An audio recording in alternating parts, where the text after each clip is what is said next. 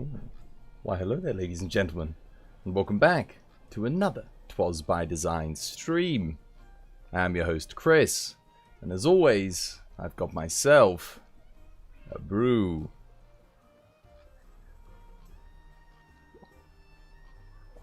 Cheers. That's a pretty good brew. And just as well, episode 500 today, guys. We made it. I know I lost count somewhere along the line when I was noting down the numbers on my pieces of paper. But today is officially episode 500 of our Monster Hunter World series playthrough. It's kind of crazy, actually, that we've done this 500 times just for Monster Hunter over the past 2 years or so. So hopefully you guys end up enjoying today's stream. Nothing particularly special planned. I guess we're going to probably talk about the new content that's coming to Monster Hunter World, because there is a new quest, a new armor set, and new layered armor based on the Monster Hunter movie that will be coming to Monster Hunter World. So despite Capcom's saying there are not going to be any more updates, there are going to be more updates. Exceptions have been made. So yeah, it's going to be exciting. And so there's 2 quests that are coming, I believe. There's the Black Diablos quest.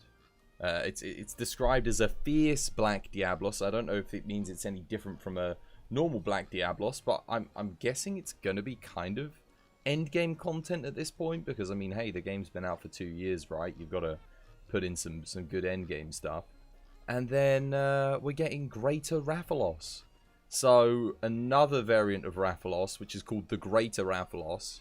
And they said there's going to be something different about the fight, but they didn't want to spoil it, so they didn't actually say in the post, the devs, what's going to be different about Greater Rathalos. I'm assuming it's going to be bigger based on what I can see in the image, and it looks like we're going to be fighting it in the Ancient Forest, and conversely, Black Diablos will be fought in the Wild Spire Wastes. So yeah, it's going to be exciting. I'm looking forward to it, guys. How you doing, Xander? Welcome back to the stream. Hope you're having yourself a lovely, jubbly day today. Thank you very much for hitting the like button. Matthew, thank you for hitting the share button. Much appreciated, guys. Thanks for helping support the TBD stream. I appreciate it. And thank you for helping support us for a lengthy period of time as well, Mr. Xander. Yeah, thanks for being an awesome mod on Facebook.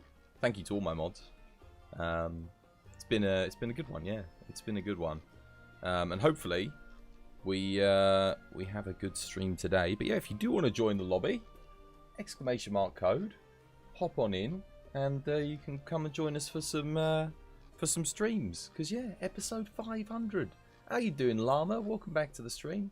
Hope you're having yourself a lovely, jubbly day today. I apologise, by the way, guys, if I do look a little bit tired today. I am feeling a bit tired. I did an 11-hour stream on Monday, and I'm still trying to catch up on sleep. I felt sleepy yesterday. I feel even more tired today. I was up all last night, kind of, getting stuff done.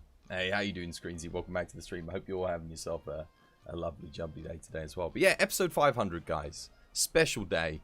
Special day. 500 episodes of Monster Hunter. Not 500 streams. I think we're up to about... we're probably close to 2,000 streams now, I think we've done. But episode 500 of Monster Hunter, still a pretty good achievement. You're not too strong to join me. Well, dude, if you want to come join and you need help with any quests, if you like going through the story and whatnot, we can help you complete the story and stuff. That's always fun. You're just reading some manhwa. Manhwa? Ooh, I'm not sure what manhwa is, but I'll have to look it up. Interesting. Bow is really fun, apparently. Bow's amazing. Bow's amazing, Llama. There's a reason why I've got like 1,800 hunts in bow, and I follow Mabs intensely on how to use the bow. Mabs has like, I think, over 5,000 hunts with bow. It's got a couple of world records with it. Definitely one of the best bow players out there. Korean manga, basically. Ah, I see, I see. So it's just, yeah, manga, but pronounced differently. I get you. That's pretty cool. I'm just having a look here, because I feel like my frame rate's running a little bit slow today. So, not the game, the stream. So, what I'm going to do is I'm just going to make sure I haven't got any programs open that shouldn't be open. Oh, I do. Oh, where are you? Where are you hiding out? I've got one too many chatbots open. The question is, where is the hidden chatbot? Where is the one... Ah, there you are. I found you. I found it. I found it, guys. That's where it was at.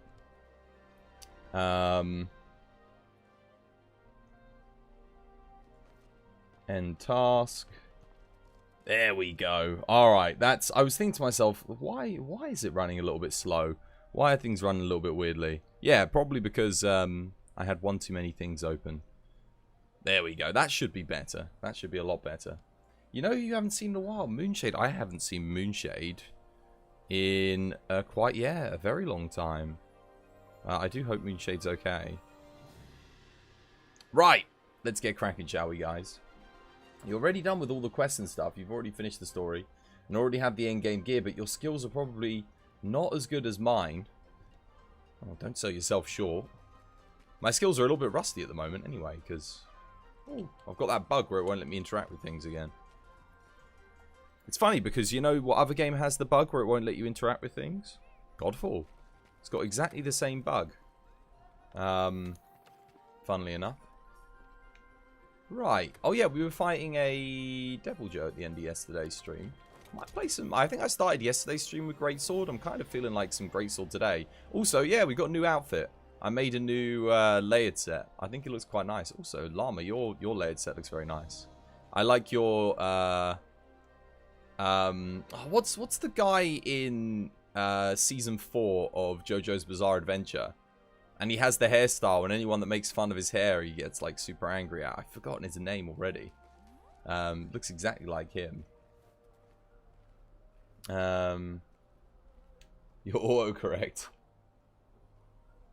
Where's Mars? Mars, you haven't seen him in a while. Mars. Oh, Mabs! Mabs, there was a flood in the Philippines. Like a storm. And Mabs has been sorting out, like the house and helping neighbors and stuff with all of that. And also, Mabs, in between doing that, Mabs has been doing speed runs. Trying to get some world records in for Monster Hunter. Obviously, that was like before the storm happened. And then the storm happened, and then I don't think Mabs was doing speed runs whilst the storm was brewing. Mabs wasn't sitting there just like, quickly, world record, guys! Ignore the typhoon! I don't think Mabs was like that. Looks like Dandy from... It does look like Dandy from Space Dandy. Yeah, that too. That too. Let's start with... We'll start with a... Should we start with a Zenoga? Yeah, why not? Zenoga gives us fuel. I'm always down for fuel. And actually, it looks like you're running Ice Bow there, Llama. Ice Bow's pretty good here. Oh, have you tried Frostcraft Bow, by the way, Llama? Let me show you... One second. Let me show you this build. You might actually be interested in it. If you're new to bow. Yeah, this build's pretty good fun. It's a really, really unique one, but it's great fun. Although the only thing is you do need Safi's Frostbow to make it. And you obviously have to get a... Actually, you don't need a Velkhana enchantment on it or anything like that. But you do need Safi's Ice Bow. It's really good, though. You basically use 4 pieces of Rhyme Guard. And then you put the Fatalis Waste on, Alpha. Oh, let me just show you the setup. Here, get a screenshot of this if you want. You don't have to make it now, but if you don't have it, it's really good. It's basically all element on the awakened abilities for Safi. You end up with like 810 ice, crit element, frostcraft, all the good stuff. You'll have to make one sometime. Yeah, this one's pretty good. I might even run this now, actually. Play a little bit of bow. Do you have a shaver charm on? Because if not, I'll put one on to help us make weak spots. Let me put a shaver on. Because if we're both running bow, being able to make weak spots in one is very, very nice. I can sacrifice 10% shot damage on normal shot. There we go. Good stuff. You think you've heard the name Mabs? No, it's Mab. Mabs. MB. MAB. You think you've played with him a few days ago, together with Lionheart and King Nikara. They're from the 6th Fleet Gang, right? Yeah, that's Mabs. 6 days ago. Oh, I haven't seen Mabs in longer than that, I don't think.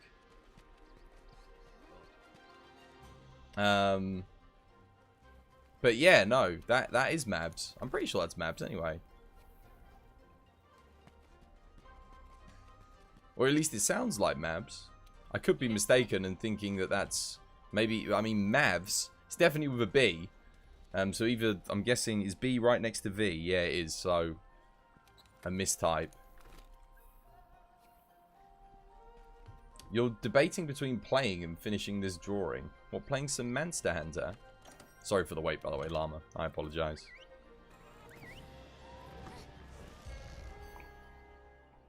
Ah. Let's go.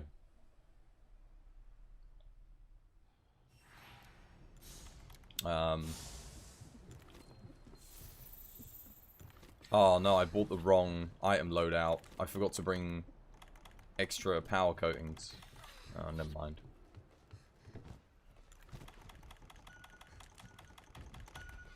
No.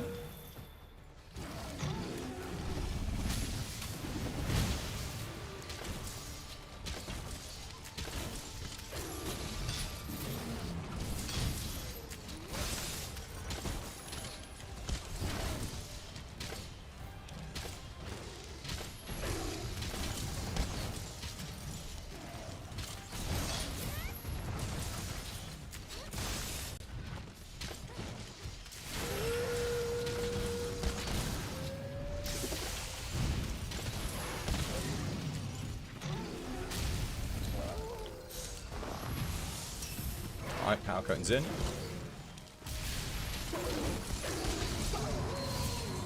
$108 I just hit there when it was, I'm a little bit low on stamina though, with this build, I will admit.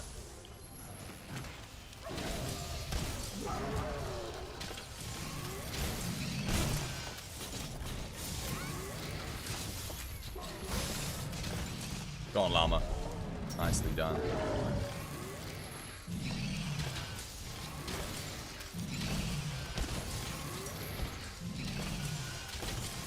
Not playing, sleeping. Oh, right, sorry, I'm sleepy, so therefore I misread.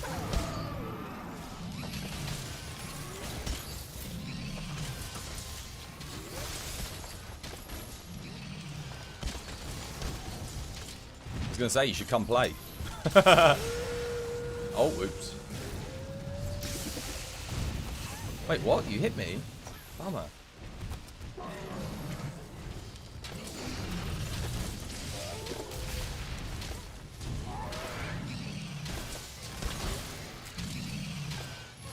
I mean, hitting 99s on Zinogre is actually pretty impressive.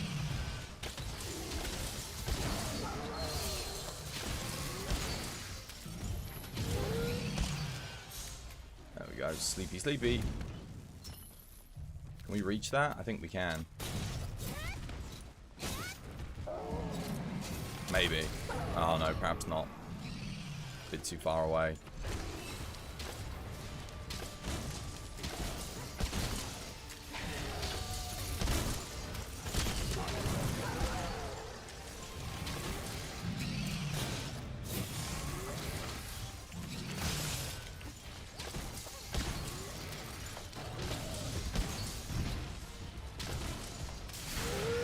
Mistimed that. Godfall has 7 new weapons. They forgot to. I read that. Yeah, I read that. That they were like, oh, by the way, guys, we forgot to add some weapons. Here you go. I think that's brilliant. I'm actually kind of like, I'm thinking like, oh god, that was a poor mistake on my part. Ooh, almost died there. I think he's probably almost ready for capture.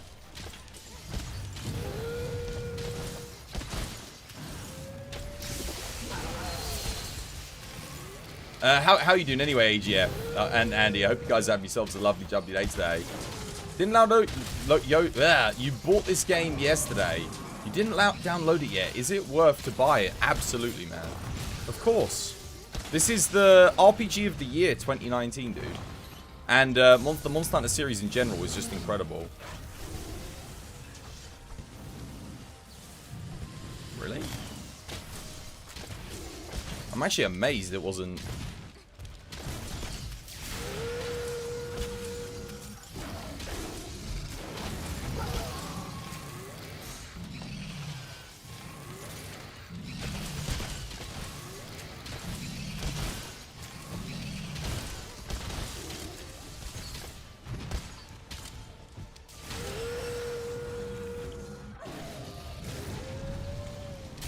Found a couple of peeps to go through with now, and it's awesome fun. Oh, what, Monster Hunter? Or Godfall? I'm guessing you're talking about Monster Hunter. Monster Hunter is, yeah, Monster Hunter is just so, too good, man. Who's looking forward to the new quest next week, by the way? We're getting a new freaking monster. I mean, or a new variation of a monster. We're getting Greater Rathalos in the game. Obviously, from the movie Monster Hunter World. And we're going to be getting a new armor set, new layered armor, and we're getting another new quest to fight the fierce Black Diablos.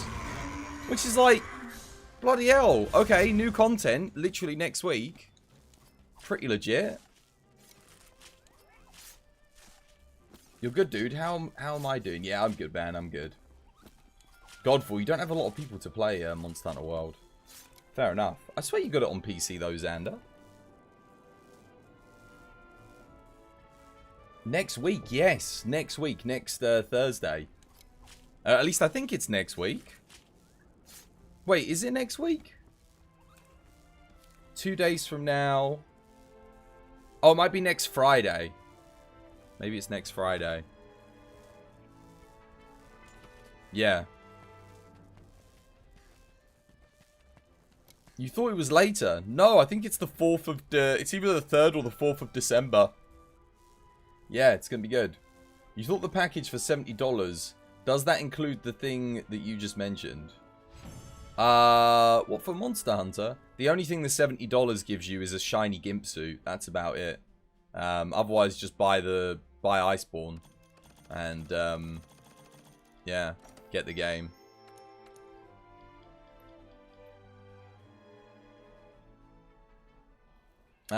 You got shit on for being excited for the new events. New events are new events. I'm not excited for the film, but man, if you're going to give me new quests to do, I'm all up for new quests. That's pretty hype. You have it on PC, but you're not very far. Ah, I see. Are you at Iceborne? Dude, if you're at Iceborne, we should play some, like, right now. Wow, so you got ripped off. For $70, I mean, this game is a year old. It's not that it's not worth $70. It's worth like $300-400. I played this game for like 4,000 hours, but you probably could have got it a little bit cheaper somewhere else. You think it's about $70 for Monster Hunter World Iceborne? I'm pretty sure it has a 30% off sale at the moment, right? Am I not mistaken? Am I mistaken in thinking that? I'm almost certain there was like a thing where it said, "Oh, there's a sale." What I'm gonna do, because Llama's got into bow, and I know a lot of people are looking to get into bow and like are new to it. I'm gonna do a quick tutorial on bow to kind of show you guys like how to maximize DPS. Because someone pointed out yesterday that my tutorials actually really helped them, like being able to see me do it live. So I haven't done a tutorial in ages because I haven't played the game in ages. So. And I know bow is one of those weapons that you think it's easy and simple to play, but actually there's a lot to it.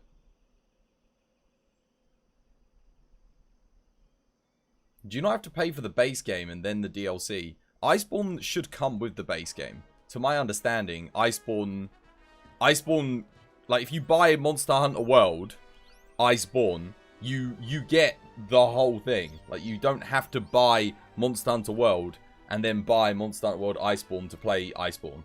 Like, Iceborne comes with it. Base game is $30, but you bought all packages on Steam. Oh, if you bought all packages, you might have got, like, a load of, like, cosmetic stuff for $70. You want to buy Monster Hunter World, just Monster Hunter... I'm pretty sure it's just Monster Hunter World Iceborne. Llama, thank you for the host, Llama. Much appreciated. Thanks for helping spread the good word of Twas. So yeah, let me show you guys a quick tutorial on bow. Perhaps you've never picked up bow before, or you're looking to pick it up and you want to know what's the best way of getting out as much damage as possible and, you know, playing effectively.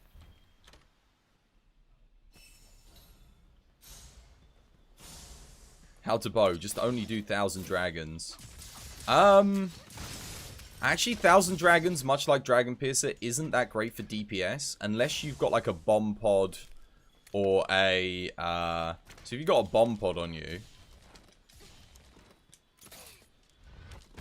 then it's decent, but it's not like, so you see there 144s, 64s, okay, that's alright.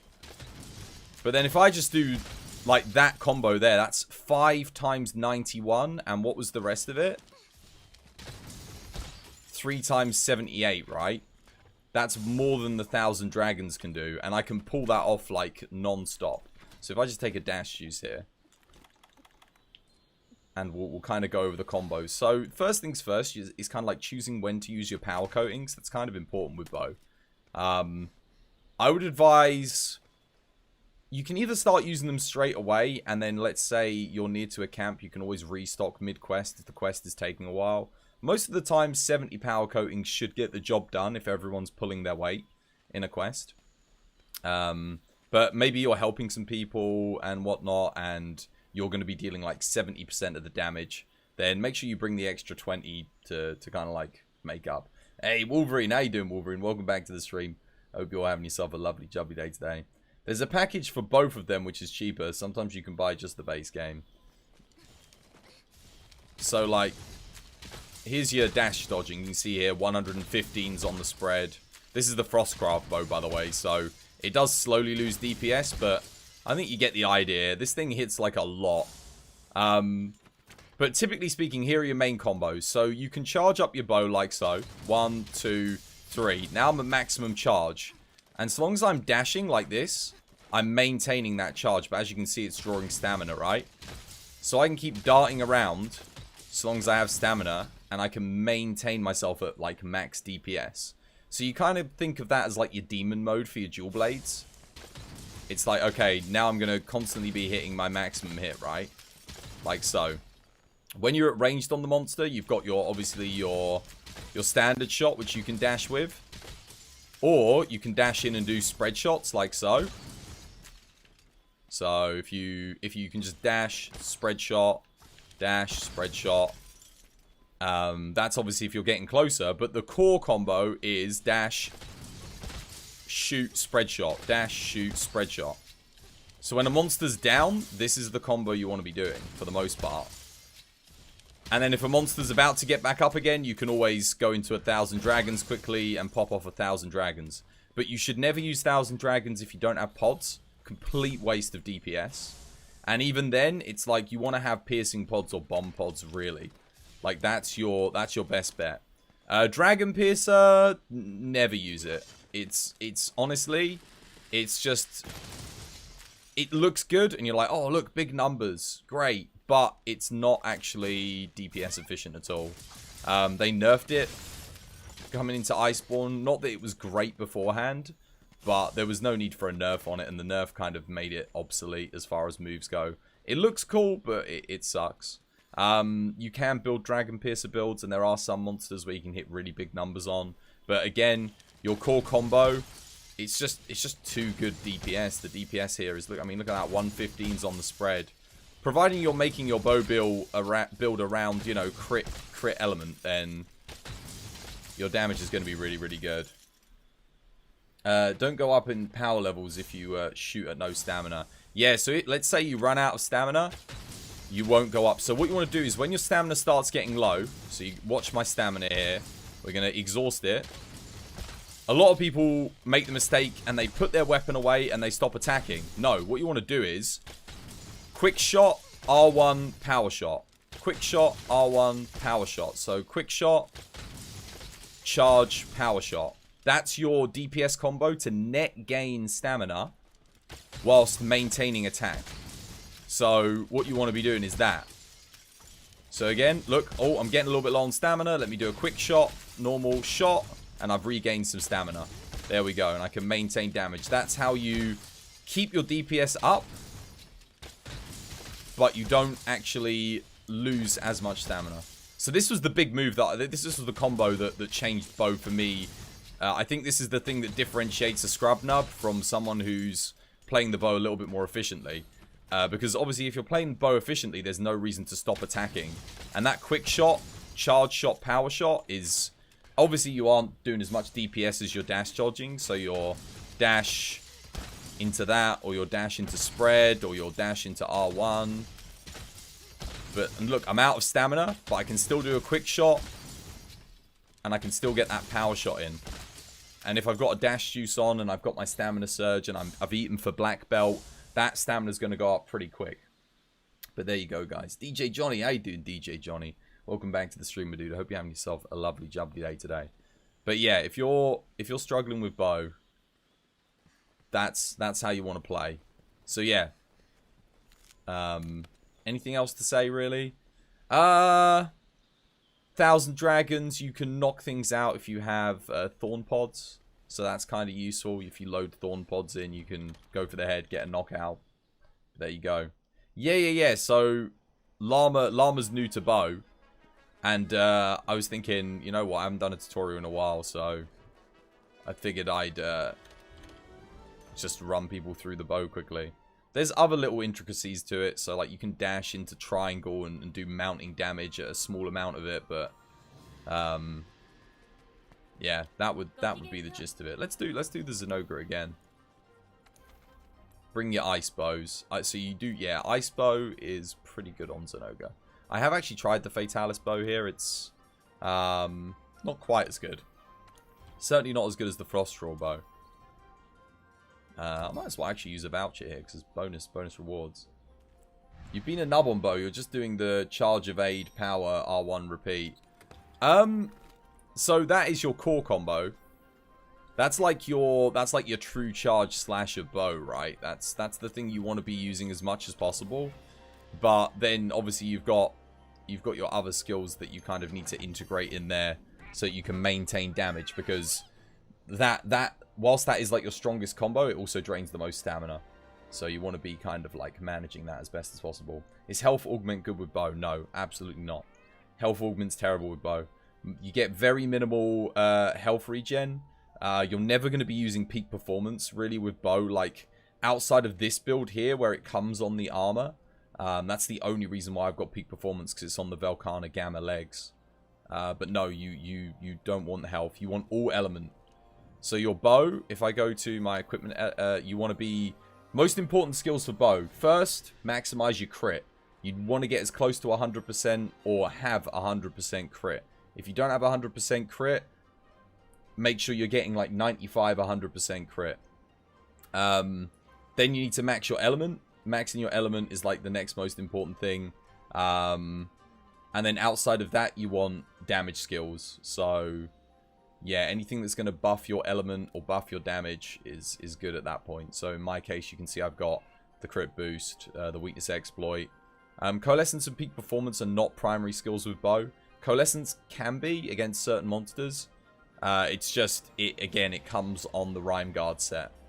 So you've got Coalescence on the helmet and that on the legs. Otherwise, you want your spread shot, your normal shot, at least one level of each, or 2 levels in spread shot. Spread shot, again, being your highest DPS. And then, of course, bow charge plus is essential. If you don't have a bow charge plus in your build, make sure you pop it in. In terms of constitution stamina surge, make sure you have at least 1 level of constitution and 1 level of stamina surge. And then eat for black belt. If you do that, you should be golden. Oh, and let me get some extra power coatings here. I almost forgot again.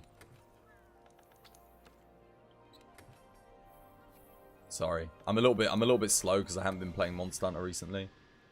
Power coatings. There we go. Cool. Traps and tranks and power coatings. Now I'm good to boogie. Always augment for element or affinity. Yeah, so if it's the Fatalis bow, you're going to want affinity. But otherwise, it's always element.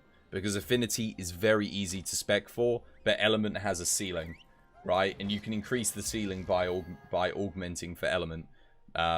Affinity, again, once you've hit 100%, that's it.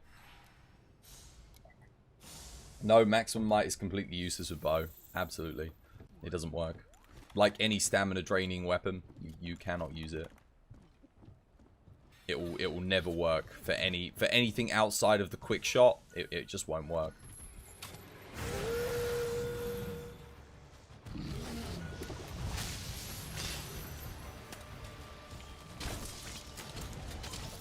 Interesting.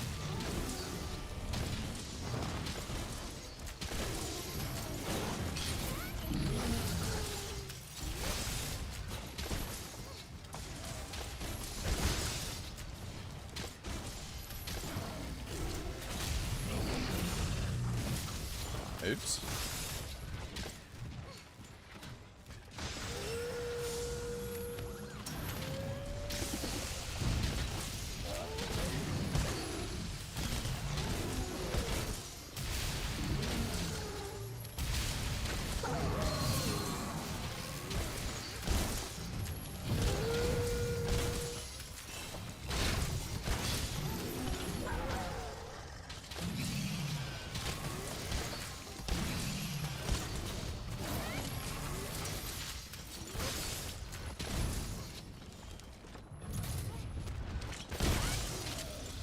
So 1,000 Dragons is okay for wake-ups as well.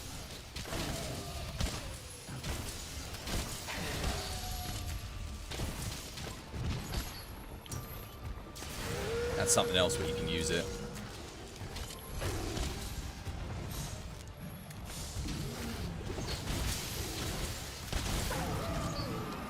Yeah.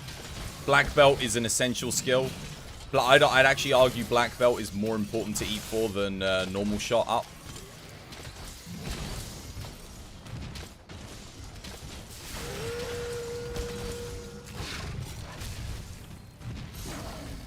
Just gonna try and put it in a trap here.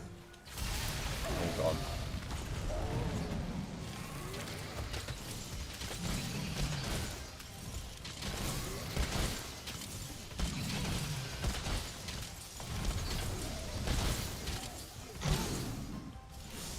Oh, hello.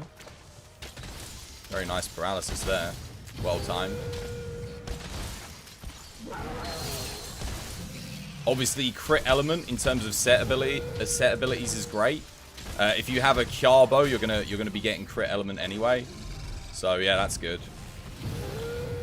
If you're using a Sapphi bow, then there's you can use like Silver Rathalos armor.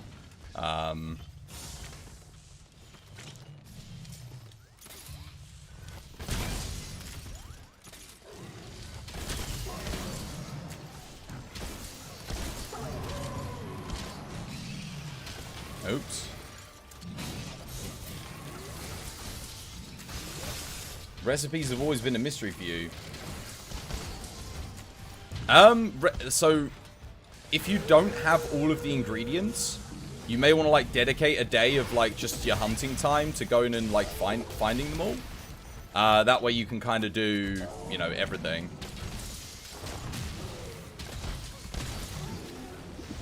Wait, did I not? I could have sworn I... Oh, I did. I just don't have them on my crafting thing for some reason. Weird.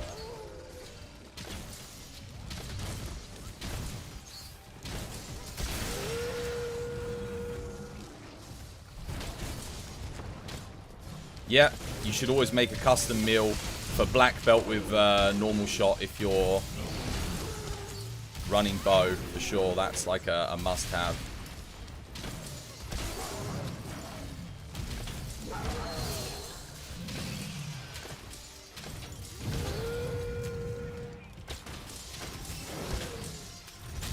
But you'll have to forgive me, I'm a bit rusty with bow, because like I said, I haven't played Monster Hunter in a few days. Well, a couple weeks. So I am still trying to... oh god, I need a weak spot. Actually, would have been the perfect time for me to make one.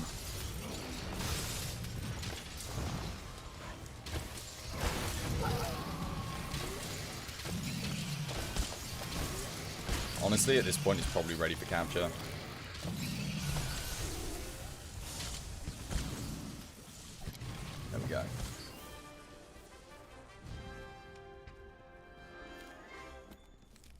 Good stuff. You took a good portion of your day finding the majority of your ingredients for Safeguard.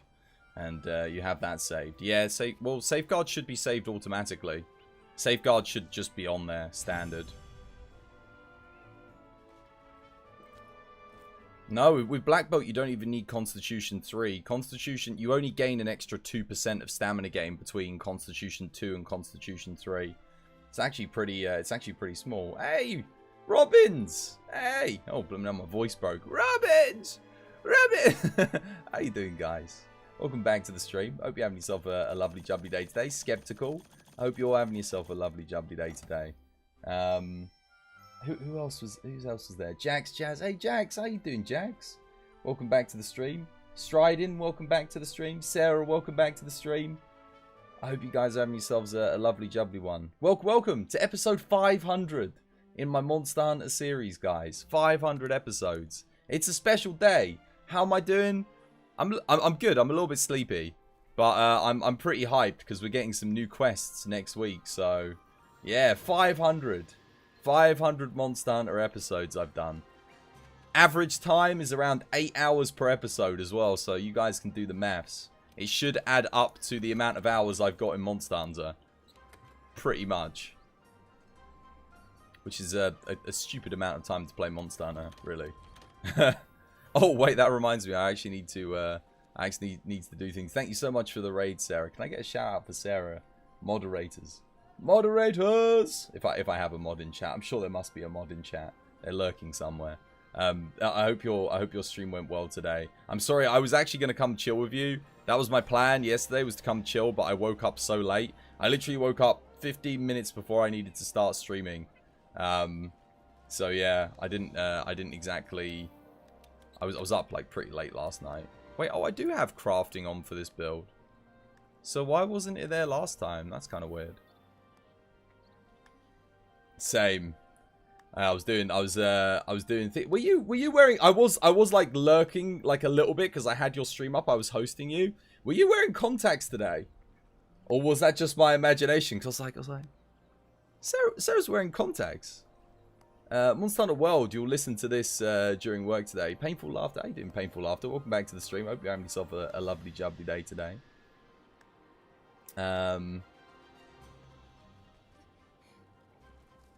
Oh, okay, Alex. Yeah. Come join me.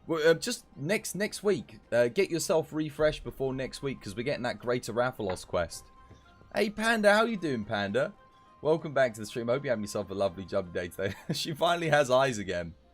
You used to wear them all the time, and you felt like going back to that. Yeah, no, they looked awesome. I liked them a lot. Looked very nice. Very nice contacts. I've never worn contacts before, so I don't know what it feels like. Yeah, Greater Rathalos. It's going to give a layered armor set as well. The Wrath better be huge. It looks massive. It looks like the greatest Jagras of Rathaloses. It does look... It looks stupidly big.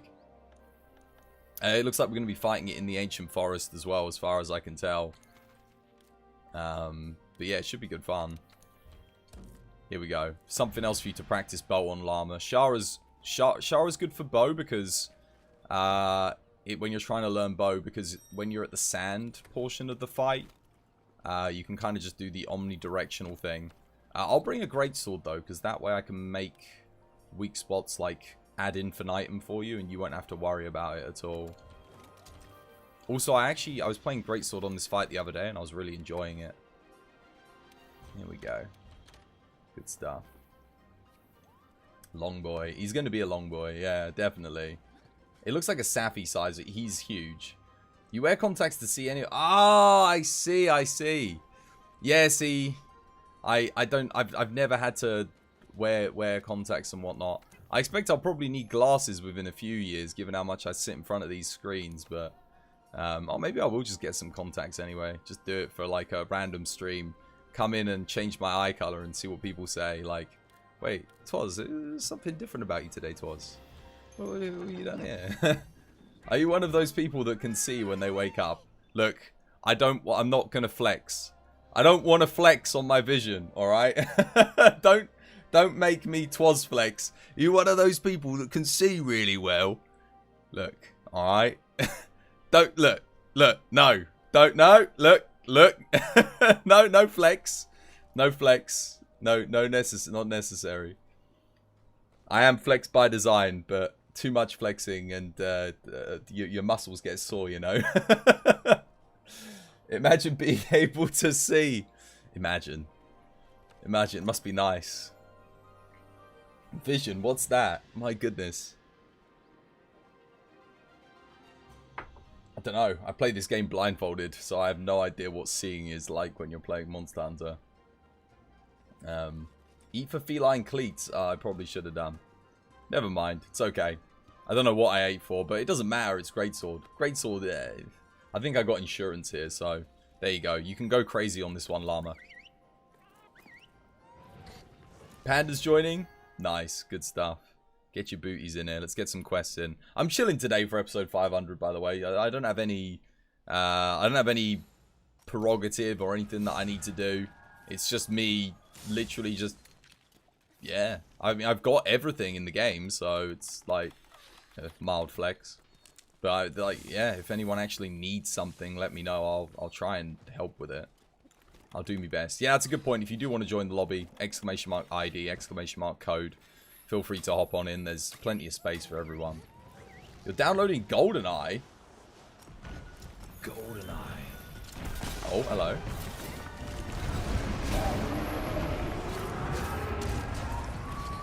That's a nice start. You know, I've got a Nintendo 64 upstairs with GoldenEye in it right now. I was playing it at the weekend. You think the bot is taking a break? Maybe. It likes to do that.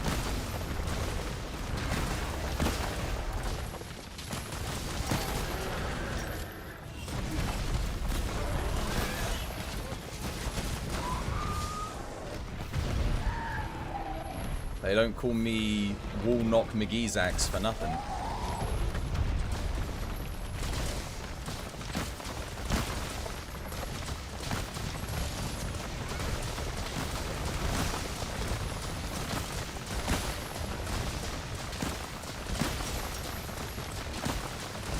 Unfortunately, I don't have any pods because I'm using them to Woolnock, but I should still... Oh!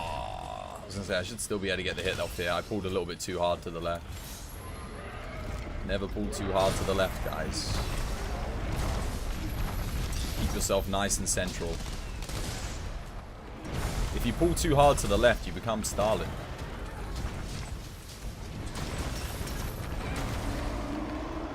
Confirmed. Do the damn thing. Do the thing. What thing? What thing are we doing? I even had bomb pods there. That was really lazy of me. I could have used them. Oh, come on. That's just being rude now. That definitely stubbed his toe, did it not? Oh, I actually can't damage it when it's doing this animation. Let's just get out of there. Oh my goodness. Hello.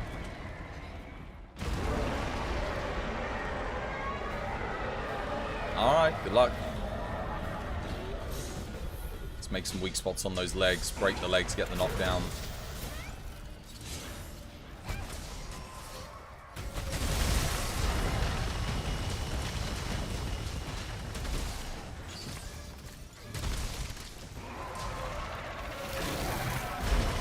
Charge up my Frostcraft a little bit.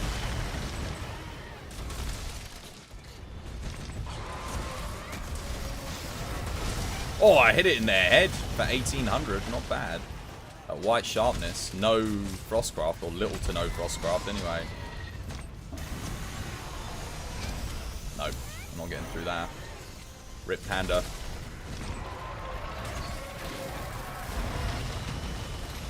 I'm sorry, Panda. I actually probably could have saved Panda there. I feel kind of bad.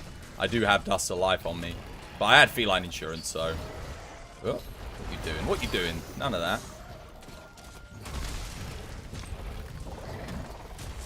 Come on. Wait, what? Oh, my depth perception was off horribly there. I should be breaking the hand anytime soon now. That's it. Varus is helping me break the hand. Come on, let's get that knocked down. We got this, Varus. You kind of want to sharpen here. Oh, God. Well, I'll tell you what. I'll just get on the head here and I'll chill for a minute.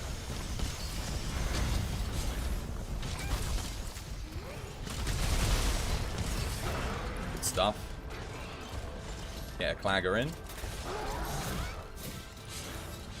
Should get... Come on, that's got to break the hand, hasn't it? No, not quite. What are your hands made out of? Grab some food. Rightio, Sarah. I shall see you back here in a moment. There it is. Enjoy your noms.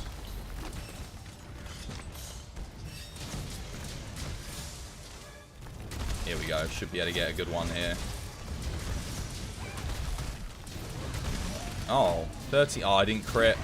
Yeah, so this build has a 95% chance to crit. 1 in 20 shots will not crit. There was that 1 in 20. That's a real shame. Oh wait, no, does it? No, this build has a 100% chance. Oh, agitator. It's not agitated. Right, that makes sense. I was just thinking to myself, it's got 100%. I actually need some thorn pods. It should have dropped some. Oh, Llama, do us a favor. Make it drop some pods, would you? Get a cheeky clutch in. I'd love some pods. Oh, I broke the hand. That's good. Yeah, Llama's on it. Thank you, Llama. Won't be able to get him right now. Let's hope we crit here. Oh, it's agitated, so... Ah, but it got up a little bit too quick. So I kind of want those pods, but they're also in a bit of an awkward position. Oh, no. That's not where I want to be. Oh. I should heal Panda here, because they're looking a bit worse for wear. Oh, easy, easy, easy. Chill, chill, chill, chill, chill. Adamantium. Arc shots won't be very effective in multiplayer unless you're all people using bow. Arc shocks?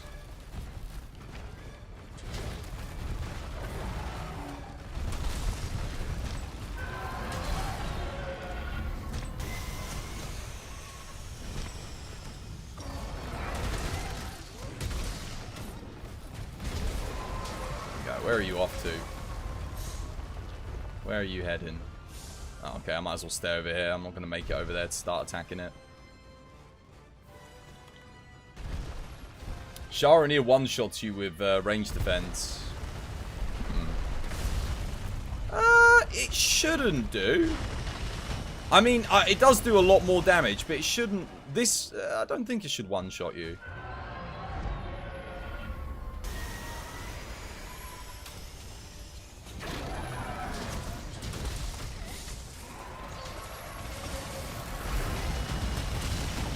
Oh. Ah.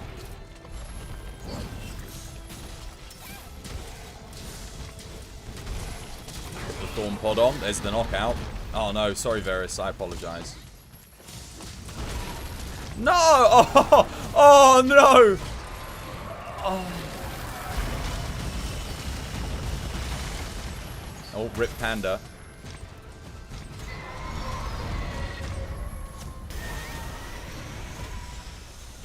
I thought that might just tickle his thumb, but it didn't quite.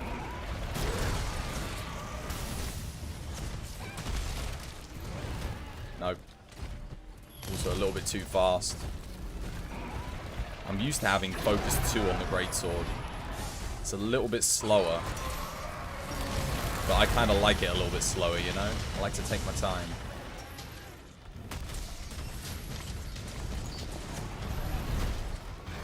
Uh-oh. Yeah, that's not exactly where I want to be. Oh, I missed.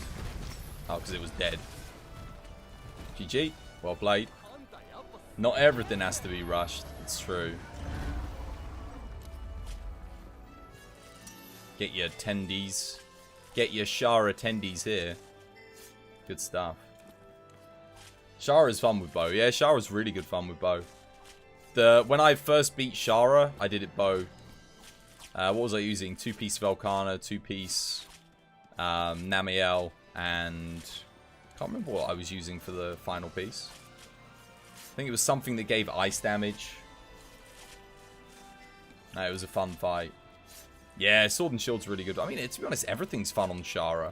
That's why I'm surprised we didn't, or at least haven't gotten an Arch-Tempered version of it. Because the fight, certainly the second portion of the fight, is really good fun. The first portion of the fight is satisfying, you know, chipping away the rocks and stuff. Don't forget to carve the brains, indeed. You got a gem. You can now make half the layered armor sets. Oh, good stuff. The Shara layered is really, really nice. I'm actually loving my Kulu and Kadachi layered combo at the moment with the Kulu top and the Kadachi trousers. Basically looks like I'm wearing like really nice fancy boots and denim jeans with I don't know how you describe the top. Nice top. I really like the design of it with the big floof, the big floofy neck and shoulder piece. Rave girl by design. Yeah, rave girl by design. I do look like I've come straight out of the 90s. Like, legit. I look like I've come from a 90s pop band. Like, what was that? What were they called? I was about to say 7 Up. That wasn't their name. Steps and... what was the other one? S Club 7. Yeah, all the cool kids know S Club 7.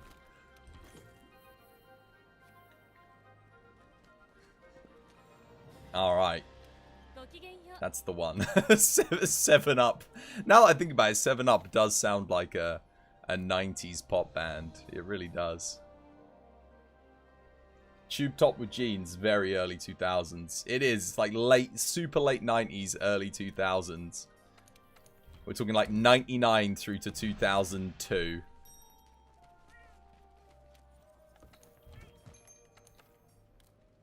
Right.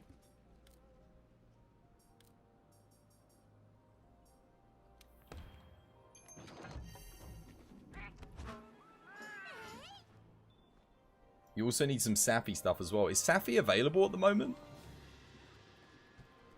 I don't think it is, right? Or does it come back tomorrow or something like that? It's a good look. Yeah, I know. I quite like this aesthetic. It looks nice. I put on the big gloves as well. Because, yeah. There's not that many gloves that, like, most things look super bulky. Yeah.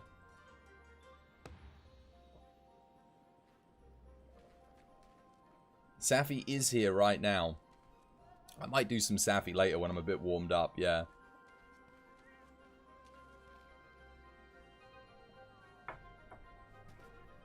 Hello. Is Varys using the Frostdraw Greatsword, or are they using the oh, they're going for the fatty Greatsword build. Yeah. I'll show you guys my one. Got a crit eye 7, agitator 5, attack 4, health boost 3, crit boost 3, weakness exploit 3, focus 3, crit draw 3, peak performance 3, coalescence 3, quick sheath, tool specialist, handicraft 2, and protective polish. I really should make use of that protective polish a bit more. Also, I should probably change loadouts a little bit here. Give myself this, just in case.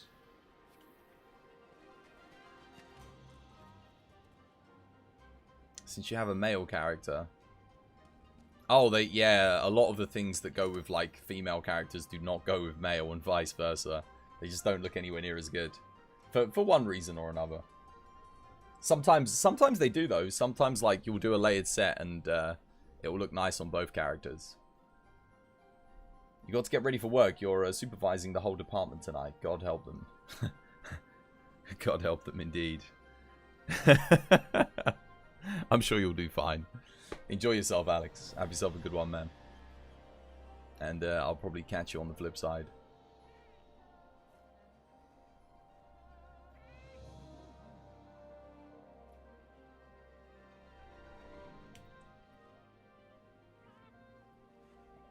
Toby Scarf, Passion Chest, Azure Era, and the remainder. Alright, yeah, a lot of people like the Azure Era stuff. You were male for 2,000 hours, you just switched to female. The female armors seem better if you like clothes, and the male if you like armor. Yeah, that's the thing. I like wearing the clothes as a hunter. Me personally, because in my brain I'm like, look, if one of these monsters hit me, armor's not gonna save me. Like, I'm gonna die. I'd much rather be agile, you know, or look like I can, you know, move about a bit. Did I take my...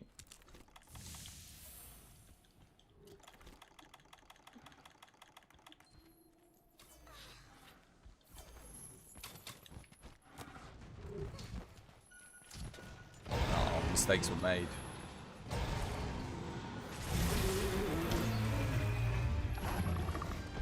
Can I pull him over here still?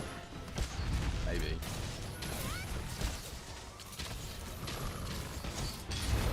Yeah, there we go.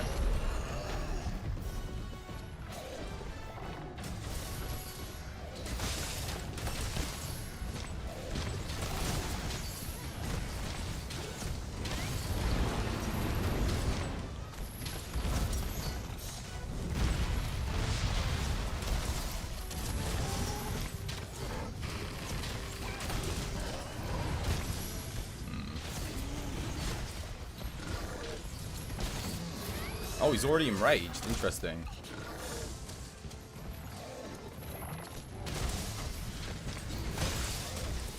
Gotta put some weak spots on.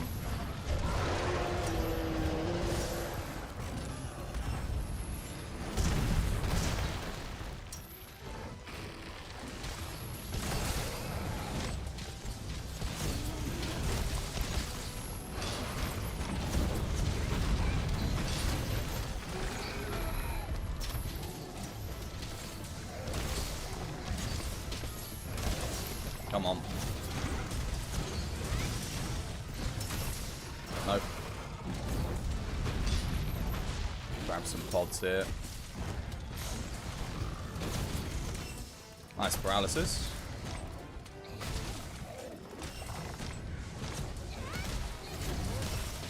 Ah, I didn't crit. That's a shame.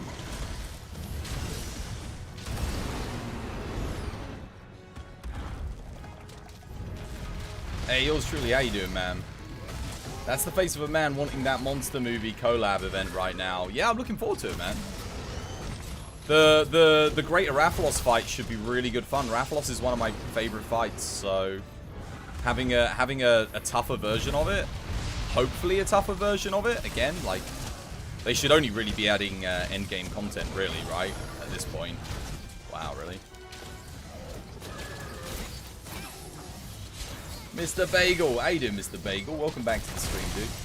Hope you're having yourself a lovely, jubbly day today. How's things, man? Oh, how did the run finish last night, dude? How did the rest of the run go? I fell asleep, I think, at about Nergigante. And the Nergigante run went pretty damn good, because he couldn't even get away from you. Why am I only hitting 904s, man? Where's my crit?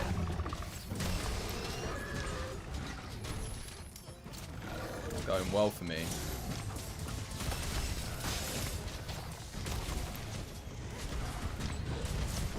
Oh no.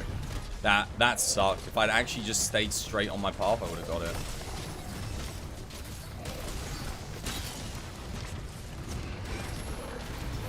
No. I don't think I've landed a single good true charge slash. Everyone that I've landed this quest has not critted. Rest in peace, Panda.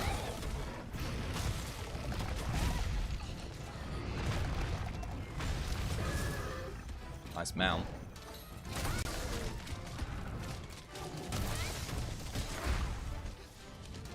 Sharpen up here.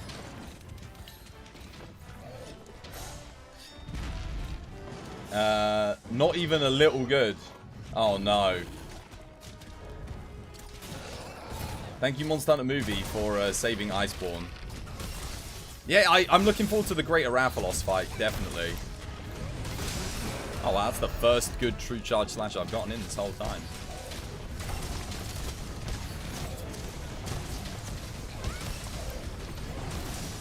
and a second okay one. Oh, rolled a bit too early there.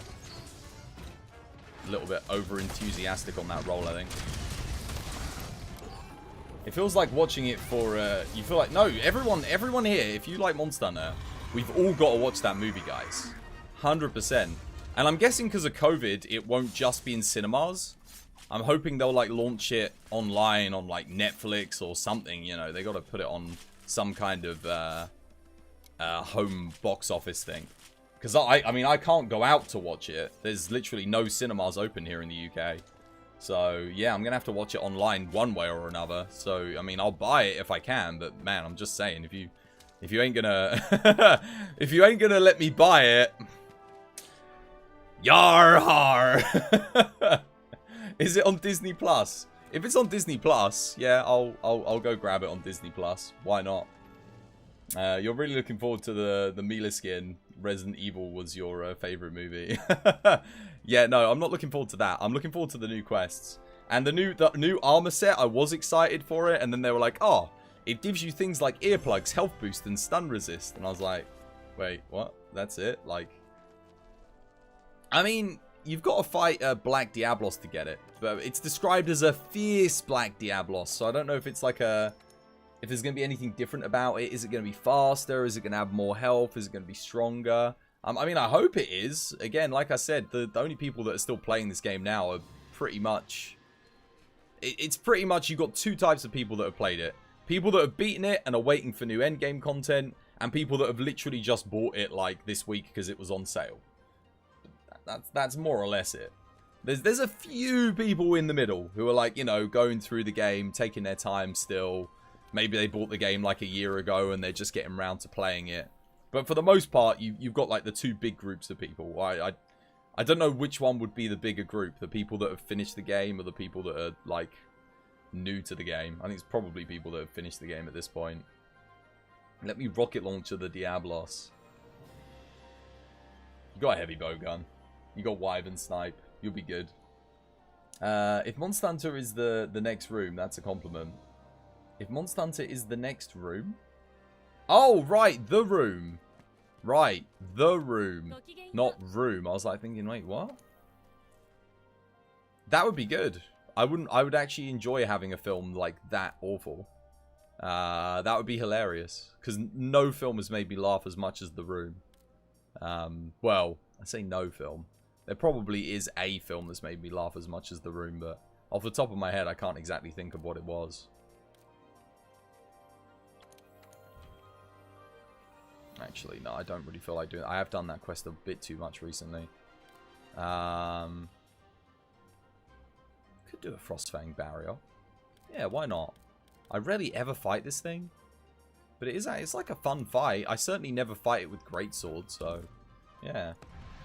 Hey, Travis, how you doing, Travis? Dixon, welcome back to the stream, guys. Hope you guys are having yourselves a lovely, jubbly day today. For Rise, are you going to stream it on Twitch? Probably, yeah. I mean, as opposed to streaming it on something else. Did you watch the new trailer with the Monster Hunter World Palico chef at the end? No. Did you watch The Disaster Artist? Yes. Did you watch every film in the world? Yes. Is your knowledge unrelenting? Yes.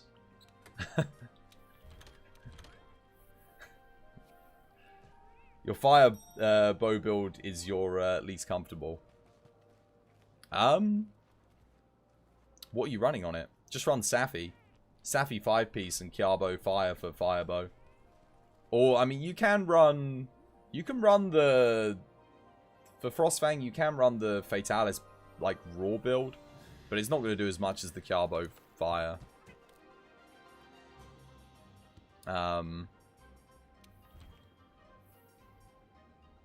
Provoker. Do I really want Provoker here? Yeah, actually, no, because I don't want him freezing me when I'm trying to build up a true charge slash. Isn't Rise and World made by two different teams? There'll be people that are from both teams that have worked on both projects, but technically, yes. They have like their on and off team for like mainline releases and then other releases. So this will be made by, I think, the Generations Ultimate team. I'm pretty sure. What did you think of Disaster Artist? You found it pretty funny. Thought James Franco did a good impression of Tommy. Yeah, it was an okay film. There was nothing wrong with it. It's not as good as the source material that it's based on. But it's good.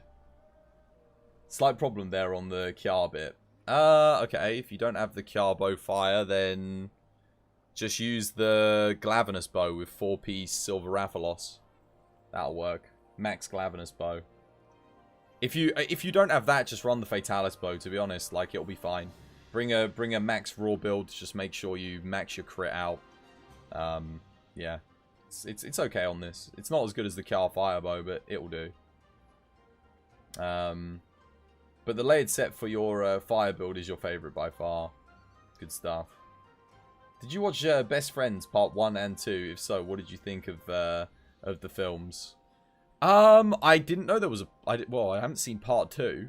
The first part I watched, it was okay. The thing was, it felt like they were trying a little bit. Whereas in the, like, what do I mean by trying? It almost felt like in the first part of The Best Friends, I need to go watch part 2, obviously, but I don't know if anyone else got this feeling, but it almost feels like they're trying to recapture the room. Like, but they're actually trying to do it, so it wasn't quite as funny. I still think the room is a beast in and of itself. Also, what happened to... Wait, did we lose? Oh, it's just the two of us. Oh, okay. Alright, let's get cracking then. Sorry, my bad. I was actually... I was waiting for other people to join.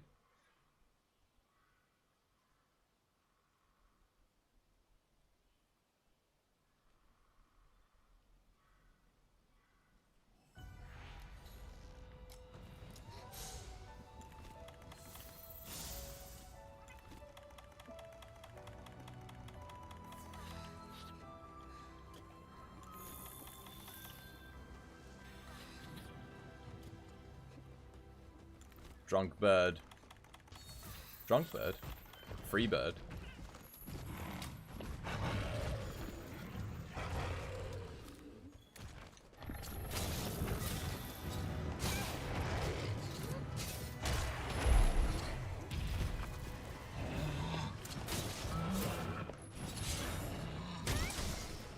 Let's see how this build performs here. Again, I never use Greatsword on... I don't think I've ever used Greatsword on Frostfang. So I don't know how it's gonna... how this is gonna pan out.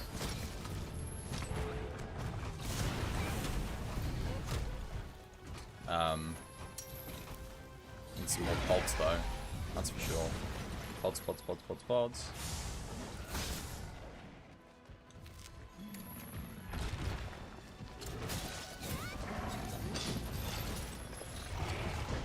Wait, what? Oh, I ran out of stamina. Right, okay. I was wondering what was going on there.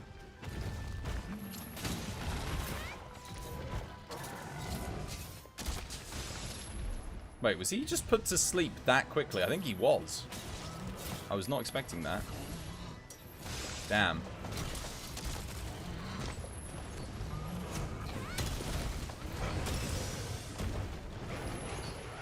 Decent. It sent you to Armosphere Land. What did? Ah, really? Well, that sucked.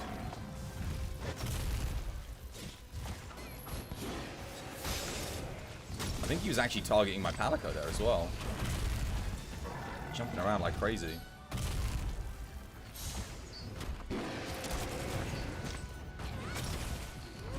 Oh. How does the short hit make contact, but the big hit doesn't? Oh my god. I really don't like those ice lines. He hit me with all three of them. That sucks.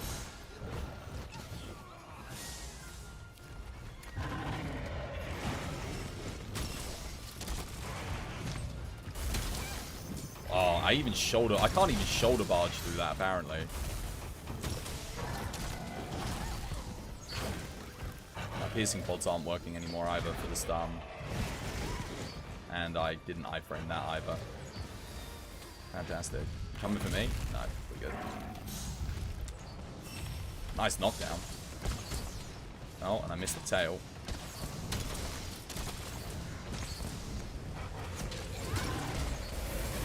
Of course! Wow! Literally at the end of the true... Did you see that, man? Come on, dude. Let's see if I can break the arms here so we can actually, like, reduce his movement. Okay, let's get the Clagger in. Good stuff. Well played.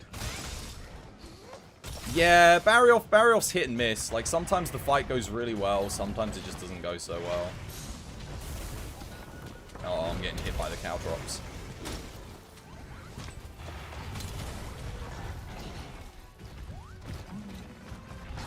Wait, oh, I thought he was going the other way there to attack Sir Reginald. Interesting.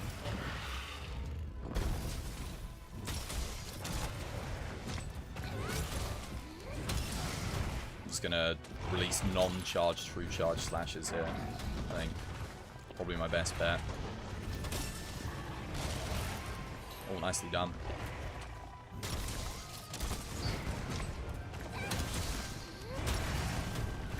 Still trying to break the wings though.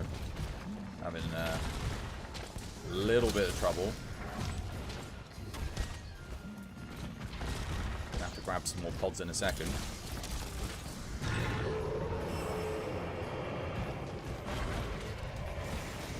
Need that wing break.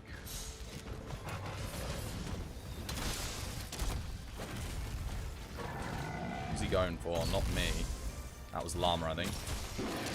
Come on. No. Oh, there's a sleep. Good stuff. Needed that wall knock. Excellent. Alright. Put the weak spot back on for Llama. Largest Frostfang? Yeah, this one's pretty big. It's at least the Silver Crown. It's got to be. Oh, we broke the legs when he was already knocked down. That actually sucks.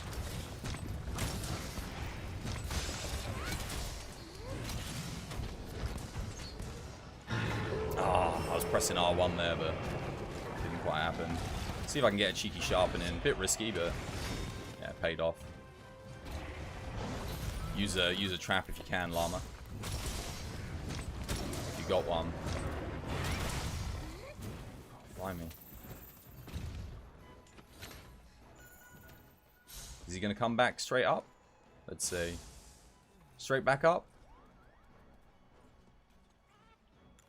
I don't think I landed enough good true charges. Nope. We still need to combat.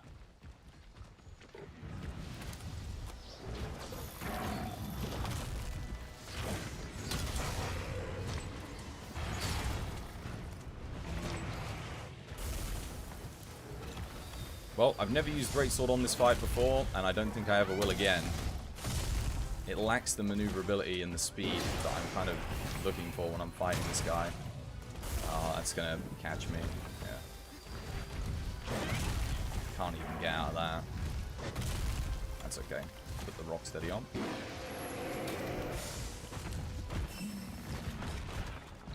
It's a roll there. I didn't want to freaking dive bomb.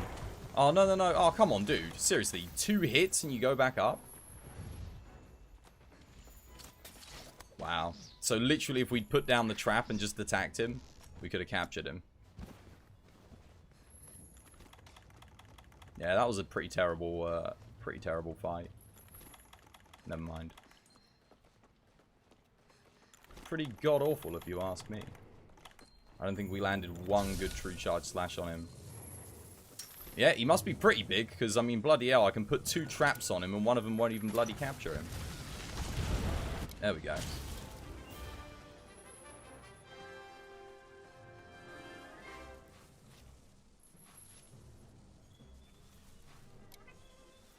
Yeah, I didn't hit anything good there. And we broke the leg at, like, the worst time, too. Or I think I broke it at the worst time. I say we. Because he was like already falling down, and then I hit the leg. I should have just gone for the head. Capturing monsters. Yeah, imagine that. Saving like 3 minutes extra of him diving around. And then 40 seconds on waiting for the rewards. Goodness gracious. I just bought you 3 minutes of extra life, llama. You can spend doing something else. What are you going to do with the time? What you going to do with it? Monster pacifist. Yeah, I also got you bonus rewards. How'd you like those bonus rewards? You liking those extra rewards? Is there a build where you use the Frostfang Barrier bow? Trying to think. I don't think so. You're going to spend that time killing a monster. Not if I capture it, you know. Traps and tranks, llama. Traps and tranks. Because even if you're not going to capture the monster, traps are still a useful tool. What should we do next? Do this.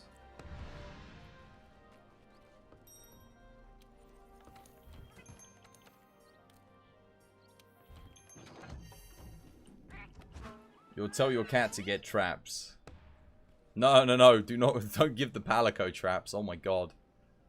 Never give the Palico traps. That's like the worst thing you can do. By far. No traps for the Palico. You don't want traps that aren't planned. Random traps suck.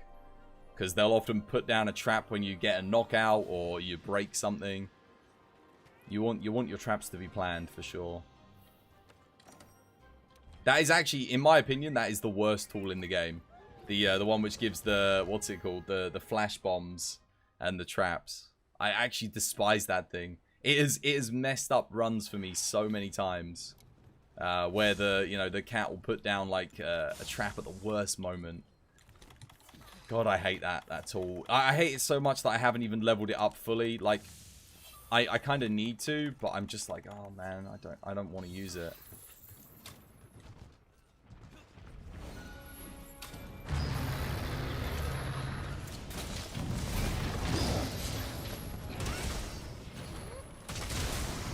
Smallest T-Rex.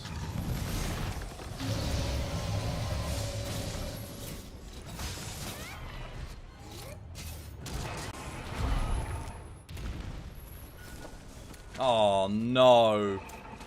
Did you seriously? I said no, Llama, why you do this? Llama!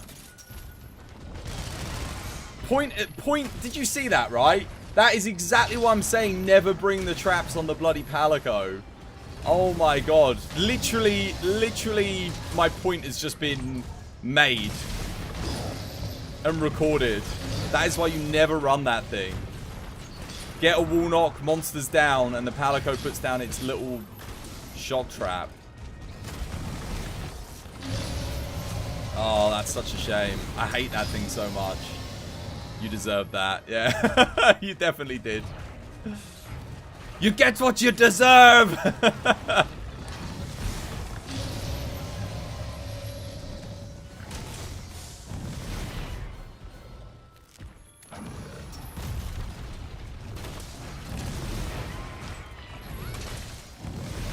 Wow.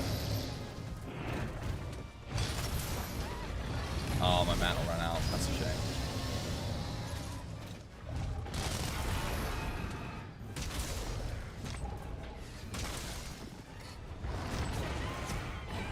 Oh, wow. That was an interesting clagger.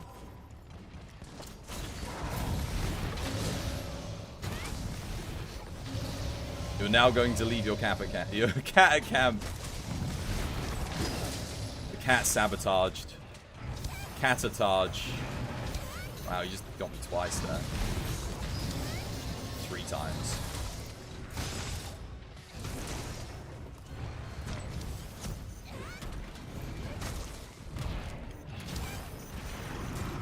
I'm really not playing this one very carefully.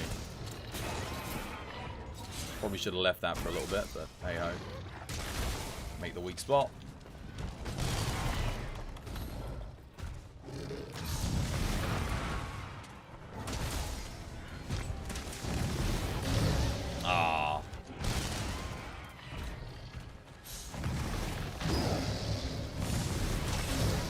Oh my goodness, I can't even. Can't even.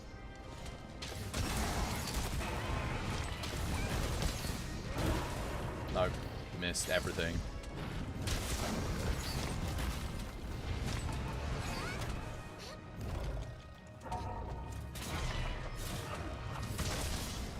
Stuff. Oh no.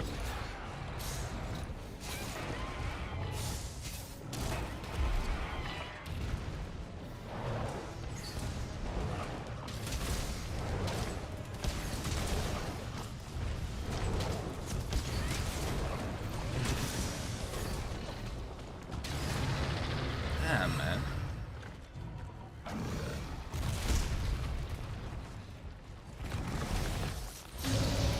Running a little bit low on sharpness here.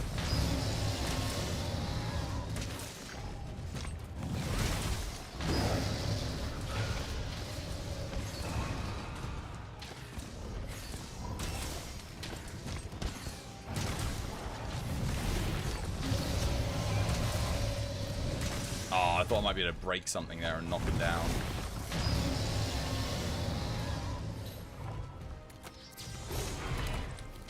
He might be ready to capture here. I know we've had a death, but let's see. There we go. GG.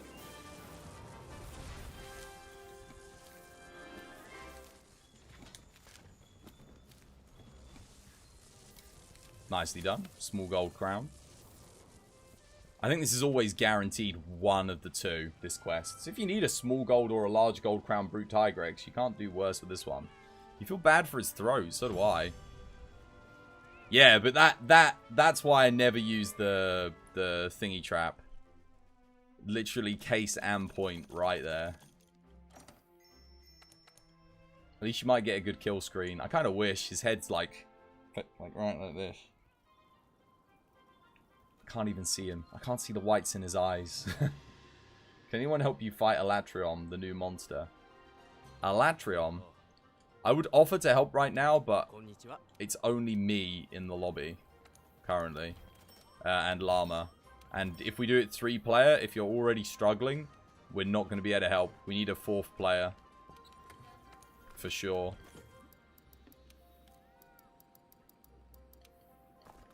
I mean, I could help you just 2-player, I guess. Speaking of sore throats, would you like some Tiger Eggs lore? Yeah, go for it. Yeah, bro, you hate the Flashfly Cage. On PS4, you're maxed out on everything. And that thing is still level 2. So I came close to maxing it out. But it literally, what you saw just happen there with Llama happened one too many times. And I was just like, you know what? Forget it. It's not worth it. You hate Alatrion. Well, what weapons are you running? What's your build?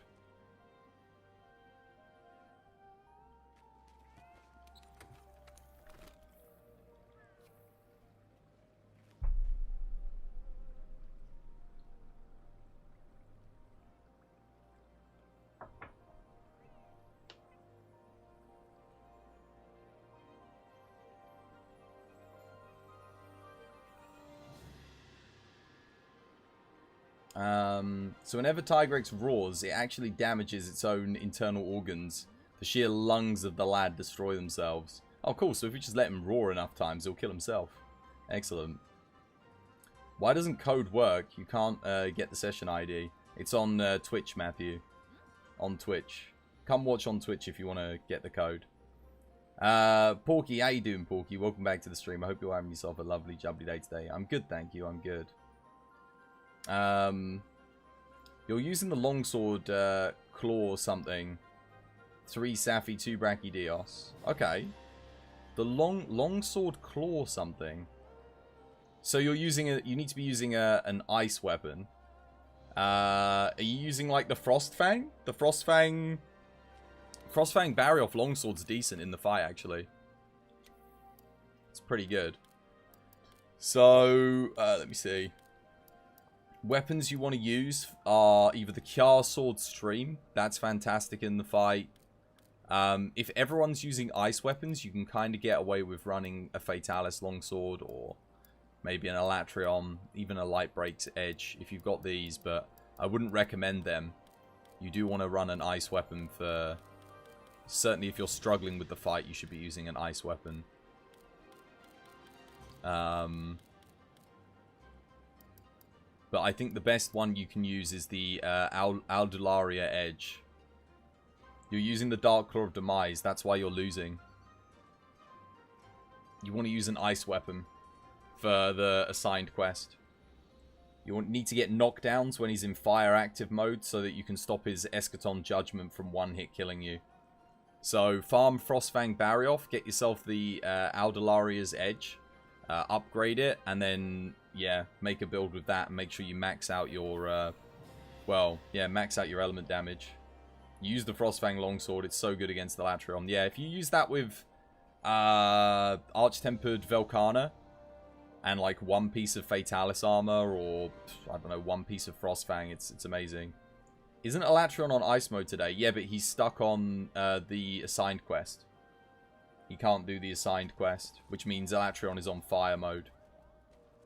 Has like 800 ice attack with max skills. Yeah, the ice attack isn't going to make you hit that much. Like, it's, you don't put it in for damage, but it will let you get 2 knockdowns on the thingy, which will help a lot. Because the actual ice damage doesn't scale particularly well with Longsword anyway. Your box died? What, your PC? Bummer.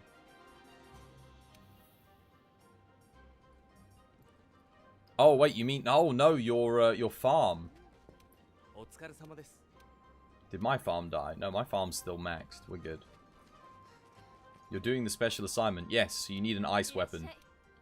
That's what you should be using. Not Dark Claw of Demise.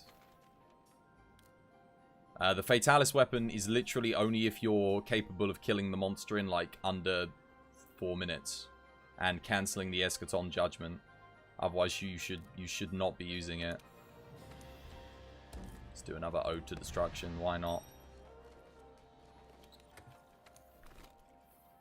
If you're struggling with the fight and you're using Fatalis weapons, you're just going to struggle even more. So what you want to do is you want to farm for an ice weapon and then try and make a build that works with ice element. That should be pretty good for you. Stream Raiders today? Yeah, I usually start Stream Raiders on my first break. You want to know, what are your favorite themes for this game? Favorite themes? What, like music themes?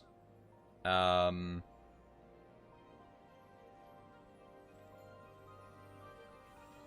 I love the Zenoga theme. I love the Fatalis theme because it throws back to the original Rathalos theme in the original Monster Hunter. Well, it was just the original sort of Forest Hill hunting theme. But I always associated it with Rathalos because the first time you hear it is when you're fighting Rathalos. I like the Guild Hub music, like the standard one. I love Celiana theme. And the original theme in Monster Hunter World for the room. Like, your original room theme is fantastic. What ice weapon did you say? Aldularia's Edge. World's your first game, but you know his theme. Indeed. You should know his theme. Alright, it's Boogie. Let's go. A good bow to use on... If you've got the Fatalis bow, use it on... Nergigante here. It absolutely shreds him. The second to that is probably the Elatrion or the Lightbreak bow. I'm not sure which one's better, which sounds kind of weird because you'd be like Lightbreak bow. But actually, the amount of blast damage it procs on this guy is insane. Really does add up. So what you do is you jump down, you fire a torch pod, and you let him get close to the wall without attacking him. You always get the free wall knock. It will never miss if you do that.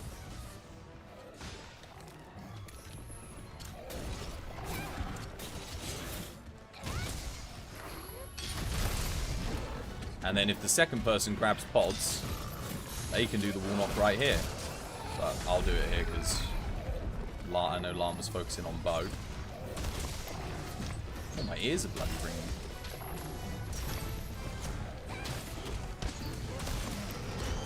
Oh, only a 774, damn.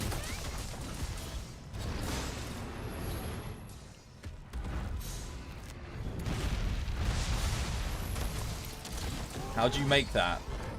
And what weapon is it for? Longsword.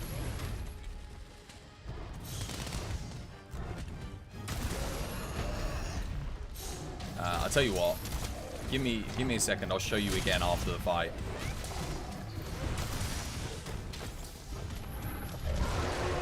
Either that or someone in chat can help you out. Oh wait, he's coming after me. It actually looked like he was going after Llama there. It did not look like he was going to face me.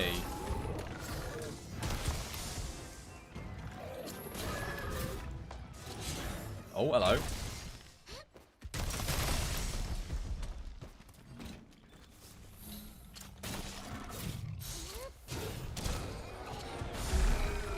Stuff.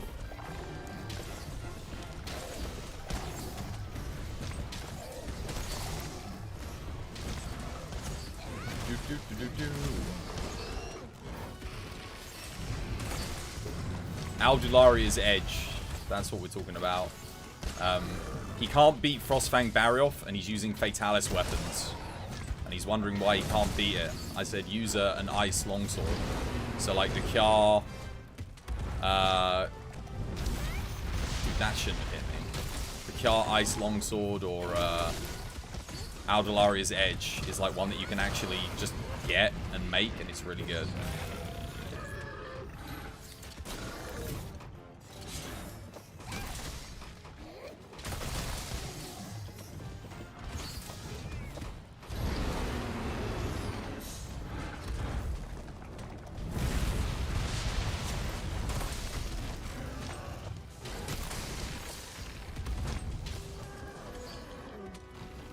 Why do you throw Dragon Pods before hitting the monster? Why do I throw the Dragon Pods? See if I can get a free stun in. Hold him in place. Cancel an attack. Helps build up Dragon Blight so that if I'm going to... let's say I'm going to do a True Charge Slash with a Dragon Pod. I might get the stun on the True Charge Slash, which gives me a free True Charge Slash. I need you to make a Pod Llama. Because otherwise I can't really do too much here. Actually, I can go grab these pods, to be fair. But more Dragon Pods would be nice.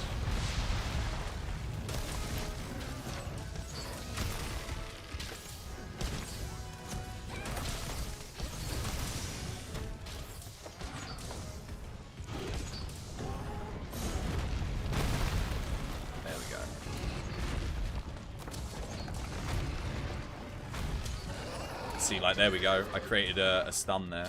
Nice little clagger opportunity. Put the weak spot back on the head.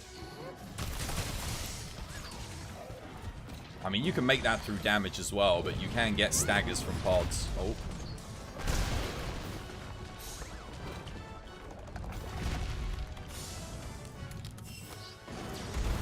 Stop him from zooming around it. Ah, that was unlucky.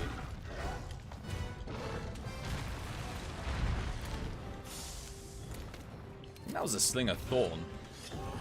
Did I get a Sling? Yeah, Sling of Thorn. That's excellent. I really want that. Might be able to get a mount here, maybe? There we go. Nice. Don't go for the knockout here, Llama, because I'm going to bring him down. Still attack him though.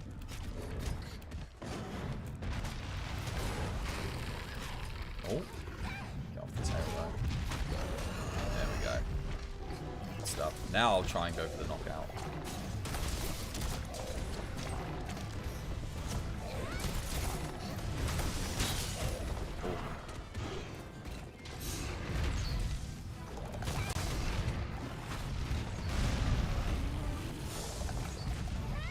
Nope.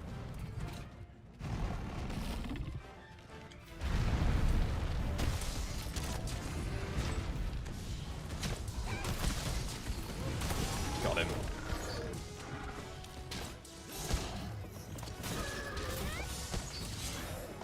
So, Thunder is not that great against Rune and Nergi, just so you know for future reference. It's actually pretty terrible. He's only weak to Thunder when he has white spikes. And you can only do it when you hit him on the spikes. He's only gonna be weak to it. You actually want raw damage for Nergi more than anything. or Dragon. He's much weaker to Dragon than Thunder. If you check Rune Nergi's stats, he is weaker to Dragon.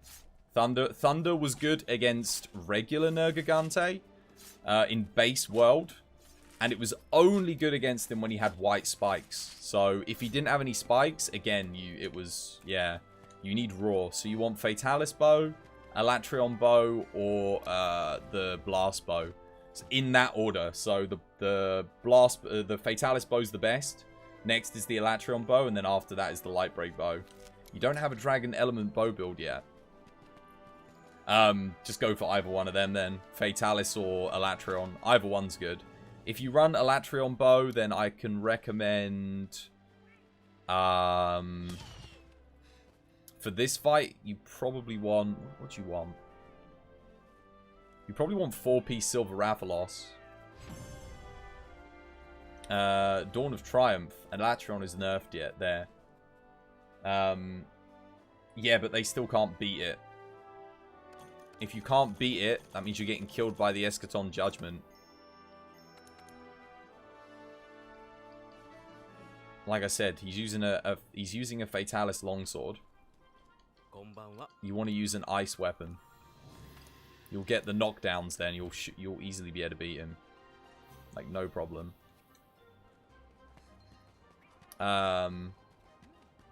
This longsword here. Make this longsword.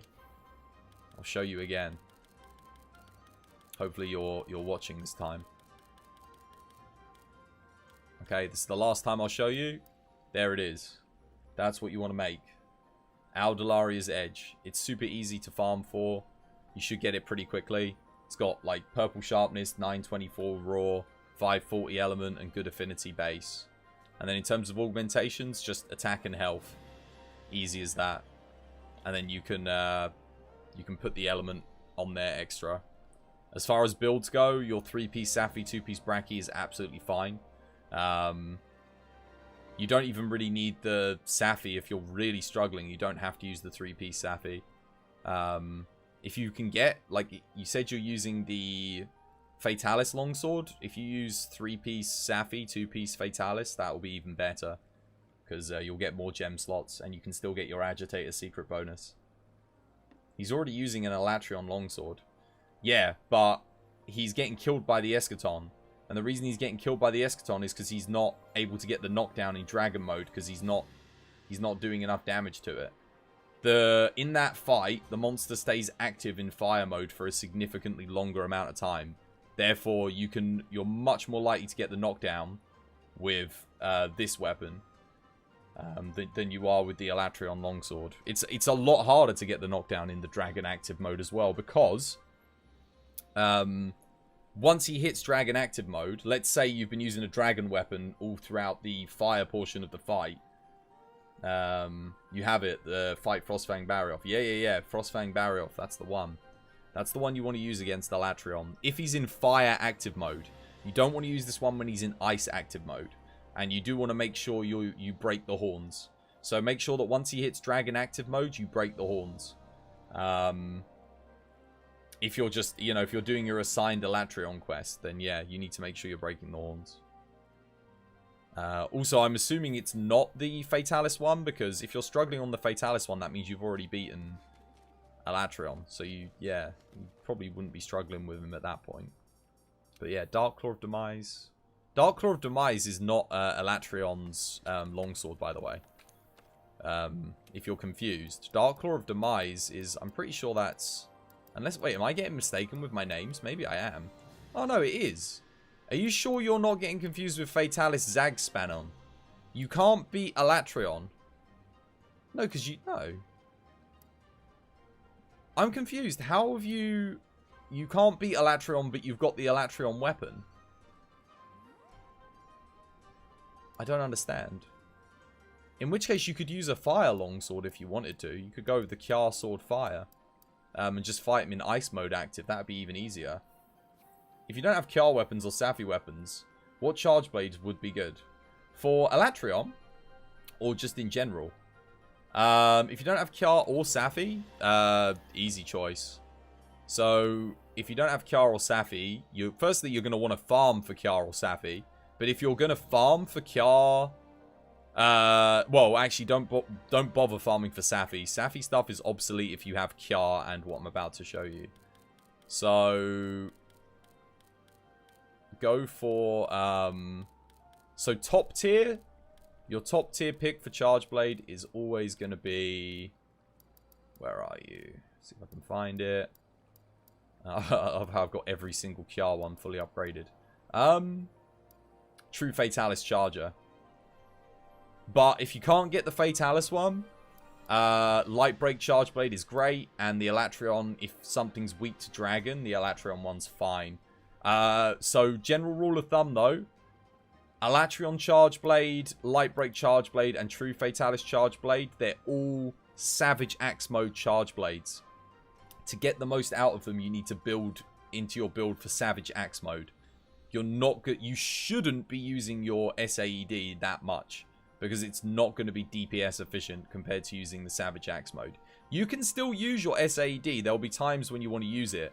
But unlike some of the Kiara ones, where there'll be certain monsters where you literally just want to be SAED spamming as much as possible. The True Fatalis Charger, the Light Break Charge Blade, and the Elatrion Morph Blade are not those weapons. I don't think there's any monsters in the game that take significant dragon damage from the SAED of the Elatrion Morph Blade. There maybe Ruin Energy might take some decent file damage from it, maybe. But that would be about it. The Light Break is through and through a Savage Axe Mode Charge Blade. It's also really good for farming Kulftaroth as well. Milky, how you doing, Milky? Welcome back to the stream. Hope you're all having yourself a lovely, jubbly day today. Welcome to episode 500 of our Monster Hunter World Series, by the way. Just a very few times that this... In general, you have the Light Break. Light Break's great then. Light Break, for me, honestly, is the second best raw, Savage Axe Mode Charge Blade. And if you're farming for Kiara, the Light Break is the best Charge Blade to use on Kulve outside of the Fatalis Charge Blade. So, it's second best. So yeah, if you want to make a build for Light Break, I'll show you a build that something you can rustle together super easy. Let's say I'm assuming you don't have Fatalis. If you haven't beaten Fatalis, then you're gonna want to use something like let's see. Here you go. This. So I'll show you the build. This should be a good build, right? Yeah, something like this would work fine. So it's Brachy Alpha, Damascus Beta, Brachy Alpha, Brachy Beta, Brachy Beta. Yeah. How's your day been, Milky? Also, Travis, yeah, how are you doing? I hope you're having yourself a lovely, jubbly day today. Yeah, Kulve was here. The only car you got was Decay. Oh, that's the worst one. Well, it is the worst one now because there's two other Charge Blades that are better than it. But yeah, if you haven't beaten Fatalis, I'd recommend a build like this. What have we got on this? Agitator 7, Attack 5, Health Boost 3, Crit Eye 3, Crit Boost 3, Weakness Exploit 3, Focus 3. Artillery 3, you can... This is for Kulve specifically. So I've got Phoenix on here, but what you probably want to do is put a... for general purpose use, I would recommend taking the Glider Mantle and chucking in... where is it? You just chuck in... I can't find the gem, but you chuck in Artillery 2 here and Guard 2 in here. So you can get Guard 5 and Artillery 2 when you're running the Glider Mantle. Glider Mantle should recharge relatively quickly. The other option would be you can get rid of Offensive Guard, and you could put Artillery on here for the whole time. So if you don't utilize Offensive Guard, you can take that out there, and you could take that out there, and you could put, I don't know, you could put something else in there, can't you? Yeah, but that should be good. Actually, I don't even think I need this. I think you can... Oh, no, because it's on the top, isn't it? Yeah, you could. I think you can also use the Brachy Beta top and it will work just as well. Something along those lines. You can't even find anyone to help with Frostfang. Are you on PC, Adele? Come onto Twitch. Search Twas by Design on Twitch. Type in !ID. Come join the lobby. And I'll help you with a Frostfang.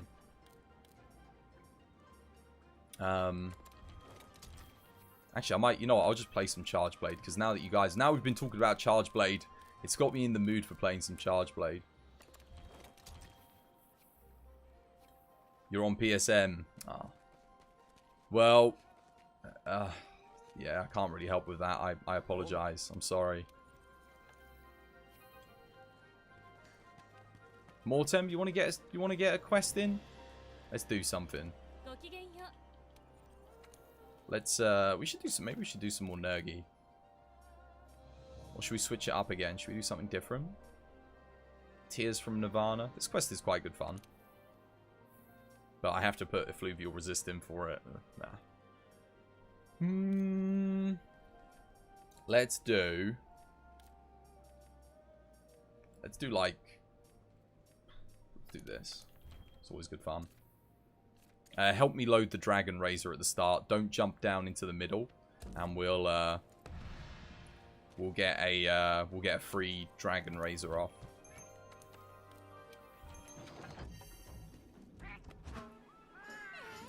Yeah, it's a shame you're on PSN. Well, I wish you the best of luck, though. I hope someone can help you. Hope you can find someone to help. Probably not going to be that many people running Frostfang Barrioth. Most people will already have the gear and stuff for it, but... Like I said, I do hope you find someone. Ooh.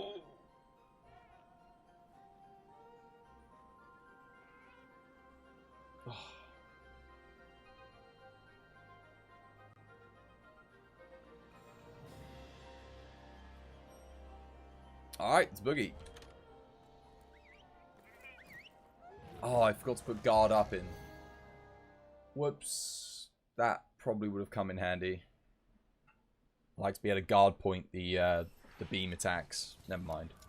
We are going to have to dodge beam attacks, I suppose. Yeah, just don't jump down into the thing. Whatever you does.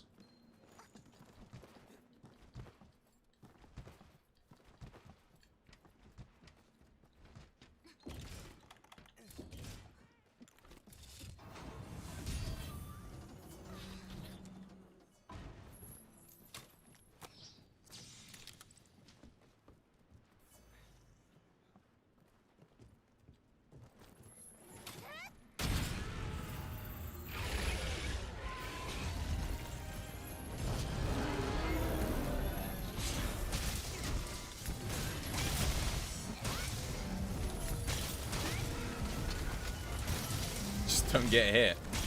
Pretty much, yeah. That's how it's going to have to be, isn't it?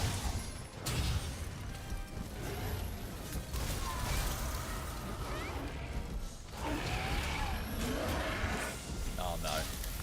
Well, that sucked. Oh, nice wall knock. Well played. Thanks for the save there.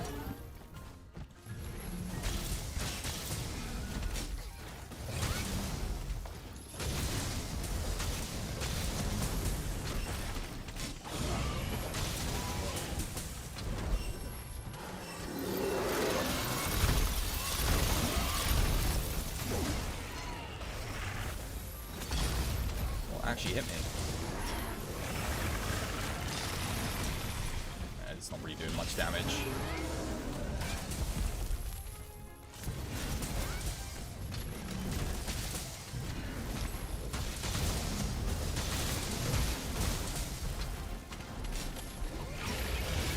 Missed. Bummer. That's a shame.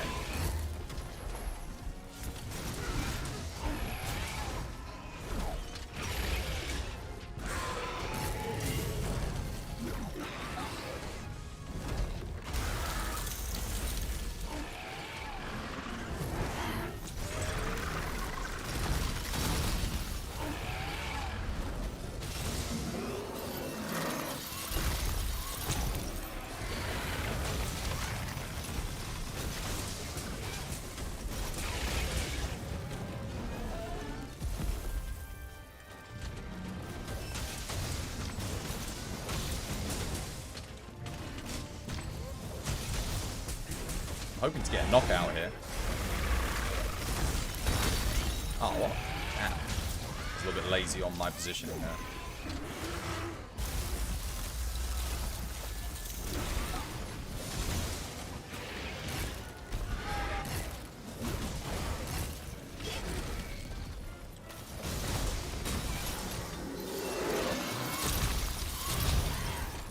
Oh.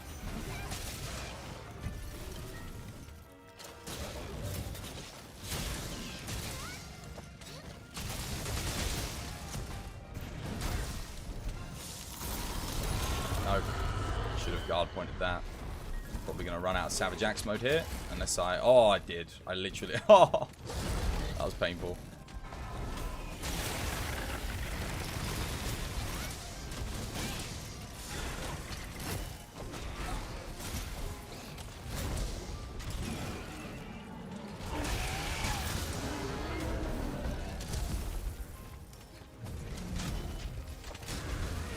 Uh-oh. It's fine.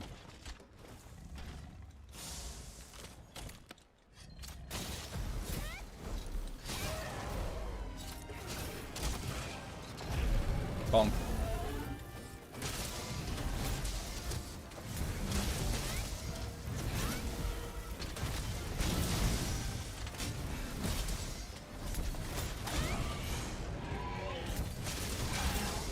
Nope. That was, again, lazy on me.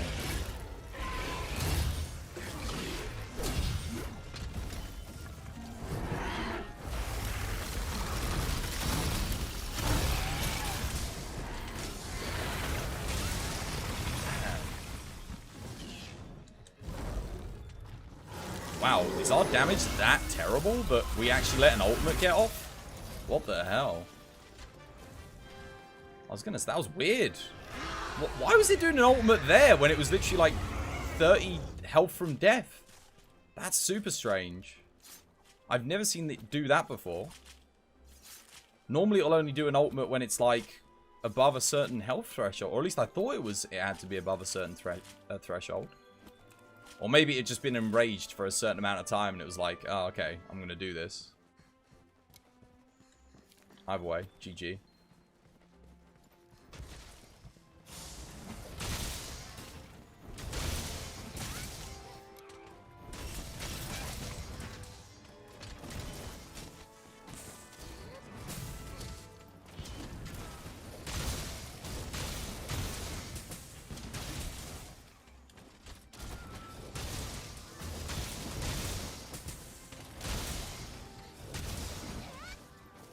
Stuff. Right. I'm gonna go grab myself a cup of tea because I am thirsty. And if the British don't drink tea, then we just shrivel up. We shrivel up in the sun like a sun-dried tomato. And we stay that way until someone pours tea on our heads. At which point we turn back to normal. But if you leave us like that for 15 days, then we slowly transform into a new queen. And we go off and find another planet to rule over. And we start an empire and, you know, steam trains and Thomas the Tank Engine, all that stuff. Yeah, it's not good.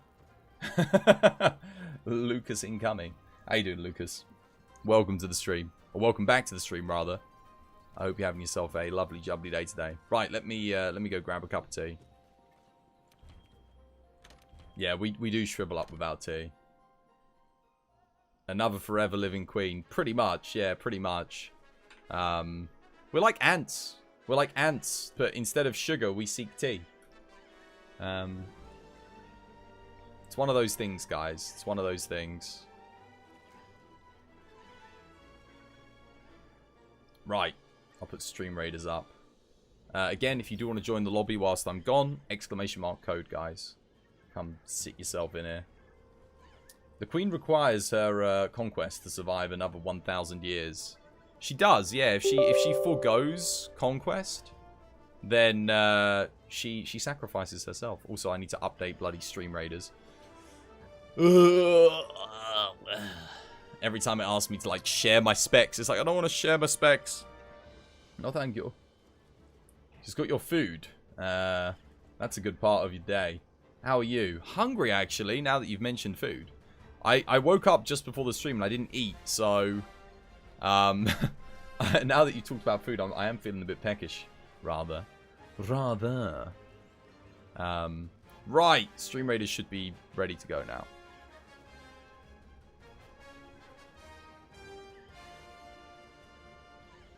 Here we go. Exclamation mark Stream Raiders in chat should take you to... my stream raid, guys, and then feel free to put down some units, level up your characters and all that gubbins, and then yeah, I'll go grab a cup of tea and I'll join you guys back here in like a couple minutes.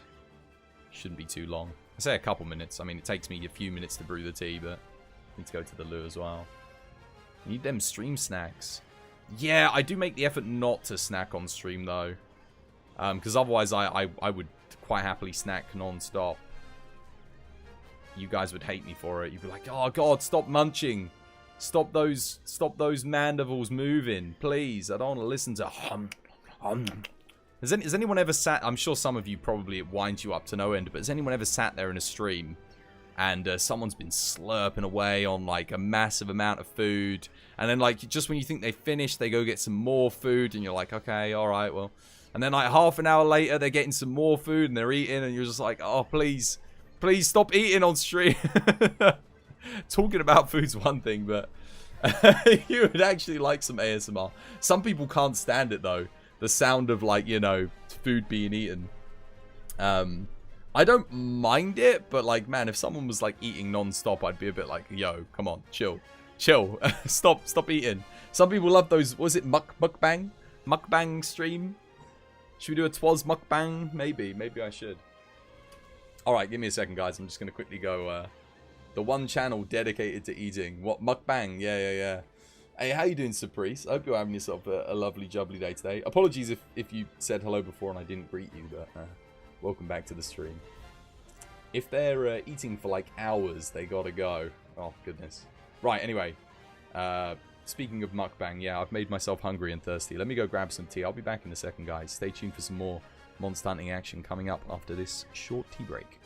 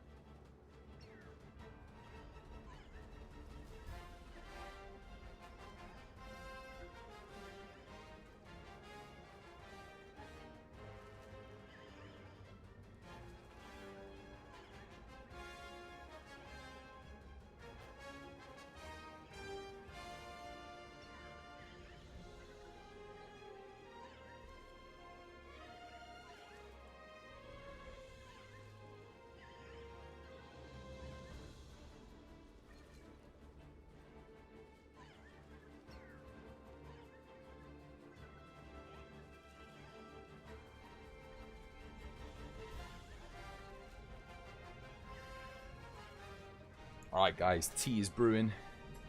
Tea's brewing. I'm going to go to the loo and then we'll get some more hunts in. Like I said, if you do want to get some hunts in on the 500th episode of TBD, exclamation mark ID, exclamation mark code in the Twitch chat, and yeah, hop on over, come join us. I'll see you guys back here in a mo again. Oh yeah, and if you want to do the stream raiders, what you see on stream now, there's a code in chat or a link in chat, or you can type in exclamation mark stream raiders and hop on in, pop down some units and join us in the raid. Awesome.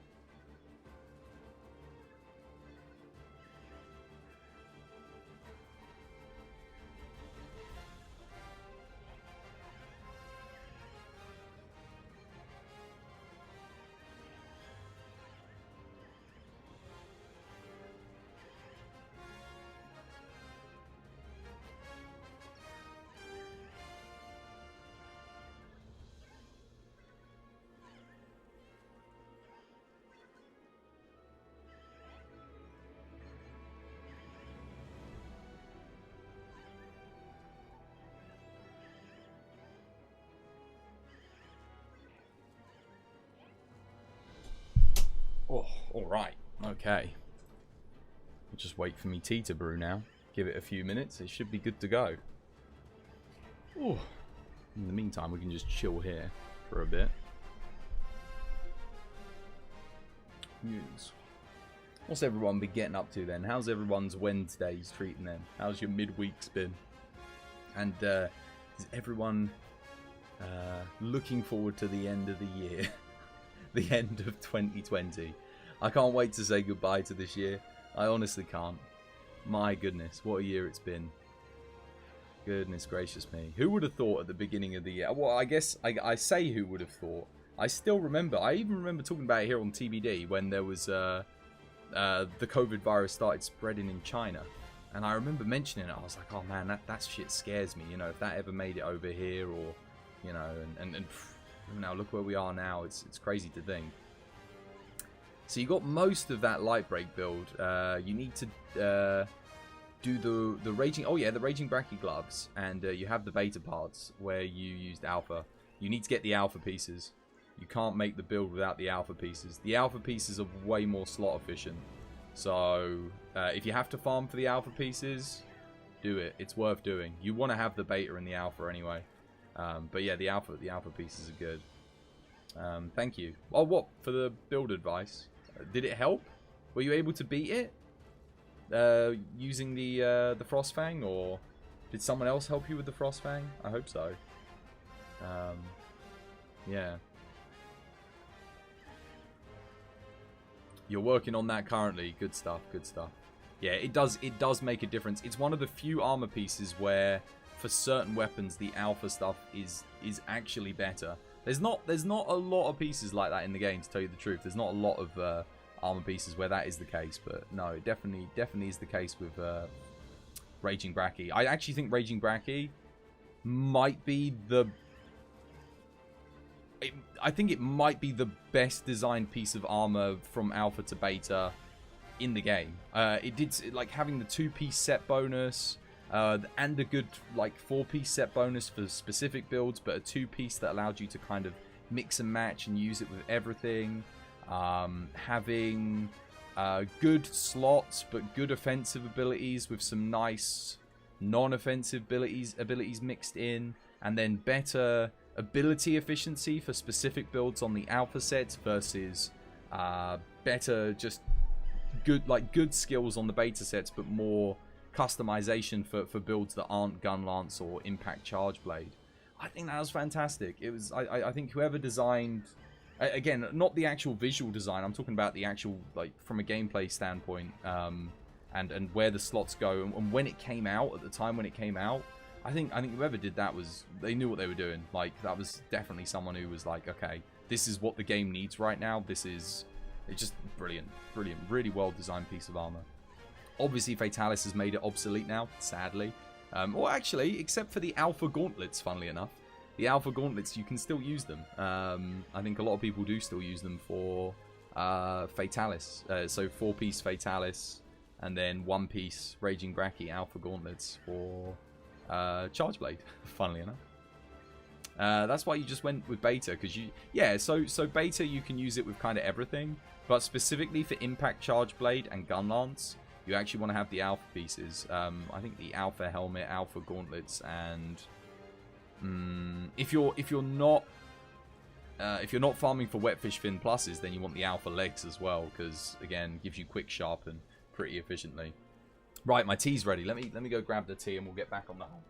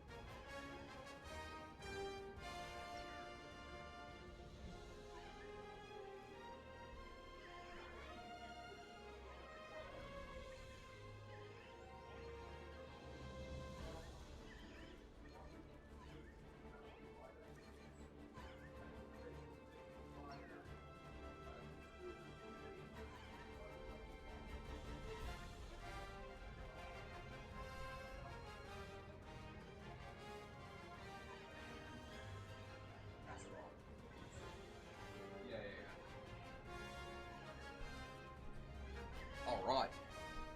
Got me cuppa. Ooh, let's get back to it, shall we? Here we go. Put this back on there. Whoop. Close that up. Get back to it.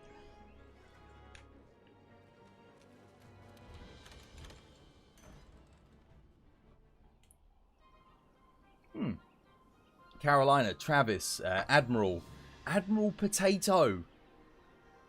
How did I miss that? Edison, thank you for the likes, guys. Much appreciated. Thank you to everyone who's hit the like button today on the 500th episode of Monster Hunter on TBD. Much appreciated, guys. A bit weird having a 500th episode in the middle of the week, but I'm actually glad we got to episode 500 before Cyberpunk comes out as well. I shared a really funny video of Cyberpunk yesterday on the Facebook page. But I don't know if the original post got deleted, but it was hilarious. It was like Cyberpunk 2077, but if it was in Russia, and it was basically a bunch of Russian meme clips, all put in there. It was absolutely bloody brilliant. I'm pretty sure someone put it on the Discord as well. But I saw it again on Facebook, and I was like, man, I have to share this. Don't know if anyone else knows what video I'm talking about, or if you've seen the video. Pretty good stuff. Cyberpunk actually coming out this time, supposedly. We'll have to wait and see, but it's meant to be in 15 days. So, fingers crossed. It will be the last thing I stream before I go on my Christmas holiday. So I kind of want to start and finish that the series before Christmas. That's my goal. If I don't finish it before Christmas, it's not the worst thing in the world. But the thing is, I want to take off like at least a couple of weeks for Christmas. I have taken no time off from streaming this year, like for holiday. Like I took I think I took 2 days off. 2 days off. That's all I took for holiday this year from streaming. And that was a Friday and a Monday. I think Mortem's AFK, so... Yeah, but there's literally, guys, if you want to come join, like I said, for some hunts, if you want to hop on in, the lobby's, like, totally free at the moment. And especially if you want to get ready for the new event quests next week. I imagine if you're ready for Fatalis and stuff, you probably won't need to get ready for them. But I don't know. Greater Rathalos? I mean, it sounds like it could be pretty difficult. Could be tough. And they've got a new armor set, new layered armor for the Rathalos. Leads me to believe it's going to be a decent challenge. I hope.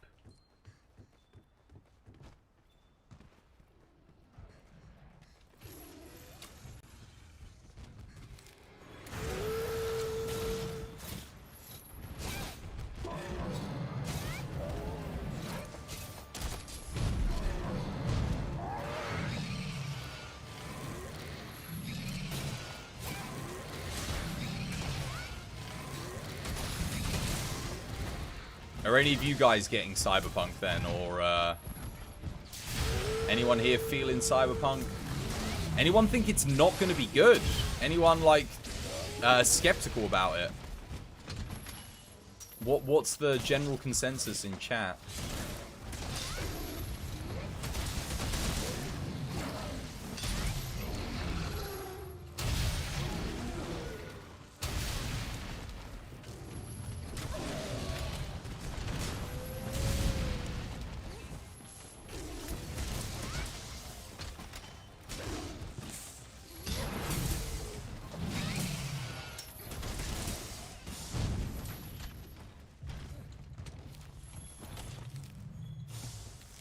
Some pods. Hang on a minute. Where are the pods?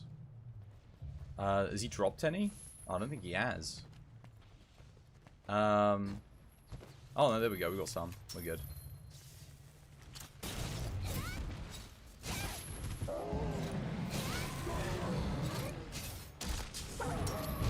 Good stuff.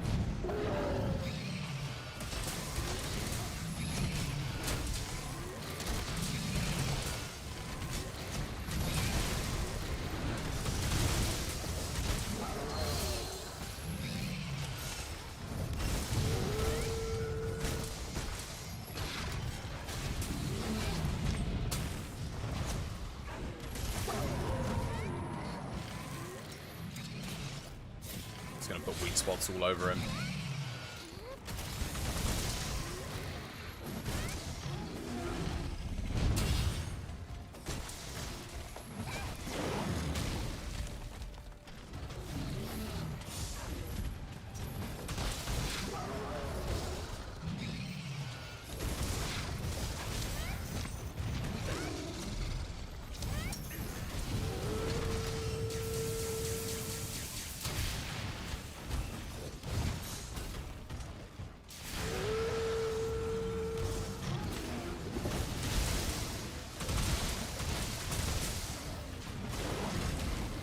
Come on.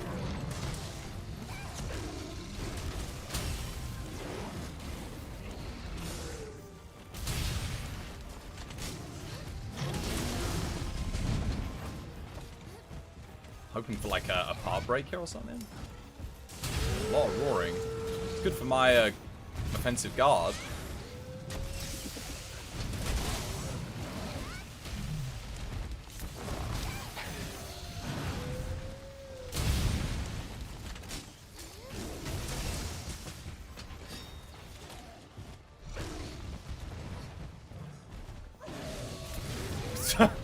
Oh my goodness, he's just diving all over the place. What's this?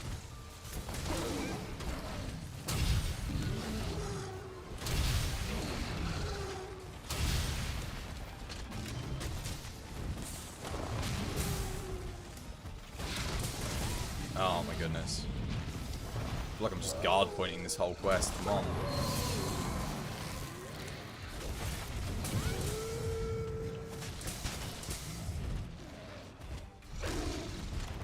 Pop him in a shock trap here quickly. Just to hold him in place for a second so we can actually put some hurt on him.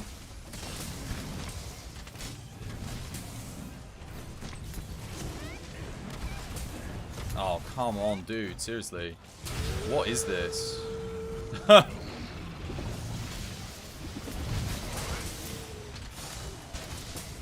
There we go. Nice wall knock. Top blade.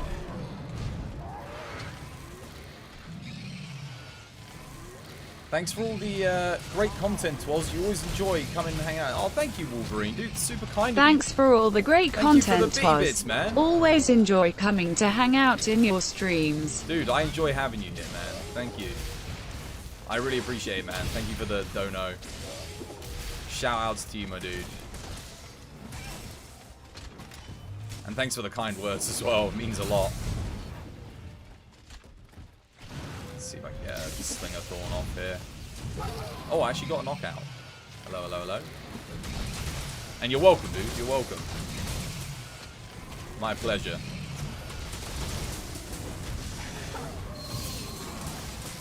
I do appreciate it very much, man. Bit hype. Come on, boyo. Let's do this.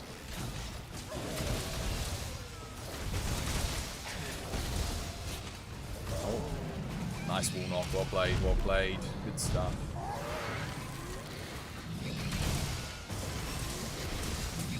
Here we go. Not quite. I really wanted to get at the head there. I probably should make some more weak spots, honestly. Because the hit zone values are a bit on the low side, but... Oh, there we go. There's my opportunity too.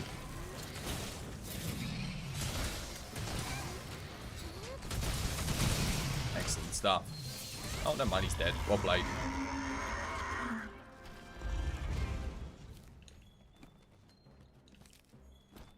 Man, I do love Charge Blade so much. It's actually crazy.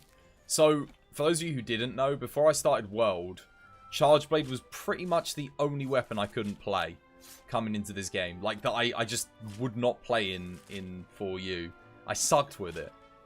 And, like, when I consider how far I've come with this weapon, I think it's my biggest improvement from the last game to this game.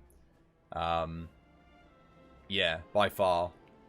And I think it is my favorite out of all of the new weapons. And by that, I mean Insect Glaive, Charge Blade. I mean, you could kind of put Switch Axe in there if you want. Switch Axe has been in the series for a long enough time now to the point where I don't consider it a newer weapon anymore. But it's newer than the weapons that I kind of grew up with. Jarl. Hey, how you doing, Jarl? You coming in for some hunts? New event quest, Jarl. New Coral Pookie. A big coral Pookie, and he's red, and he looks like Rathalos. And he's not called Rathalos, it's Coral Pookie. How have you been? I haven't seen you in ages. I hope you're having yourself a lovely, jubbly day today. Also, that was an amazing endgame screen. I should have screenshotted that. Damn. Never mind.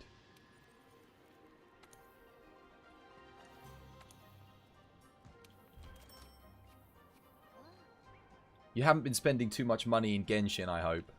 Like Paul Miguel losing $130 on skins. And that was just last week. How much has he spent this week? Did you stop him? Were you able to... Did you take his wallet from him? And we're like, no. Delete his payment informations. New event quests. Yeah, man. We're getting 2 new event quests. New armor, new layered armor next week. It's going to be good.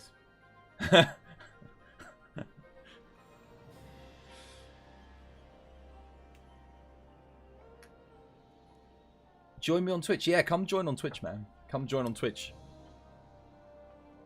He spends and not play. Oh, no. He's literally... It's become a shop. It's become a virtual shop for him. It's no longer a video game. This is what I was talking about yesterday, man. The dangers of free-to-play. But when a game no longer is a game, it just becomes a shop. Where you spend money. It's Amazon Genshin. Thanks for the runs, Mortem. It was good fun, by the way. Yeah, I don't know what to fight now. I'm like, I love it when we got all these event quests, because I really am spoiled for choice. Might just do an Ode for Destruction. Yeah, let's do this. There isn't anyone else in at the moment, is there? Nah, I'm on my Lazar. That's fine. I like Ode to Destruction. I love the... Actually, you know what? I'm actually going to do this with Insect Glaive because I suck with Insect Glaive and I need to practice it a bit more.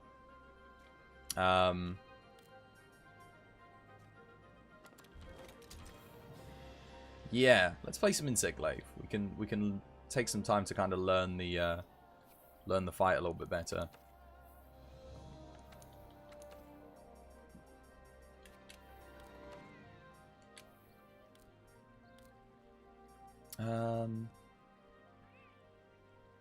Peak performance.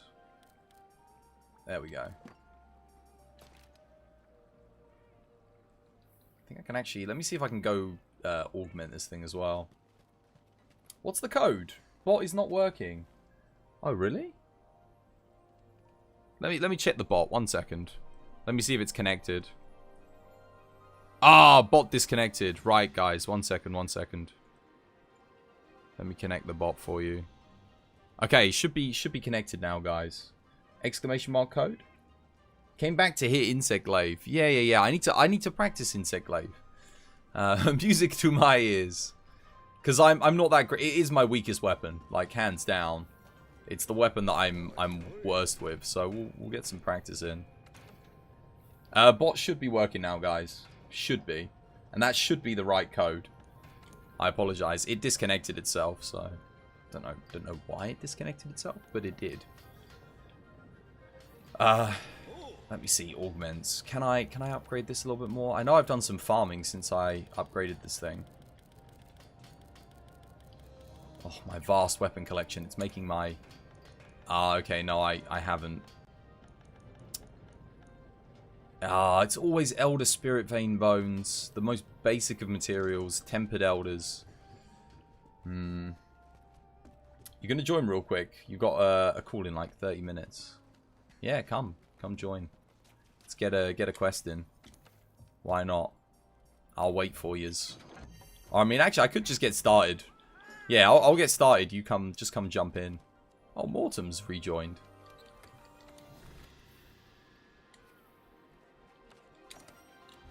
I'll let you guys hop on in whenever. Phantom218, thank you for the follow.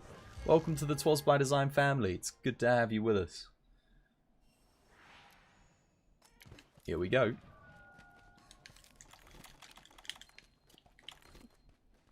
Yeah, Insect Glaive practice is much needed though.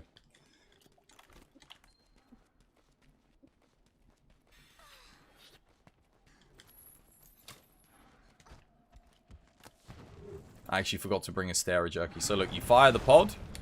He comes nice and close. And then, boom. Easy peasy lemon squeezy. Also, I probably should have grabbed this here quickly.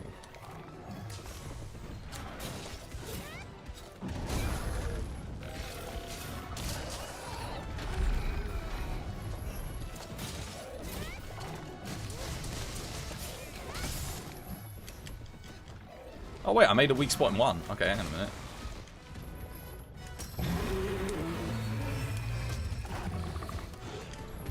Not even sure where I get the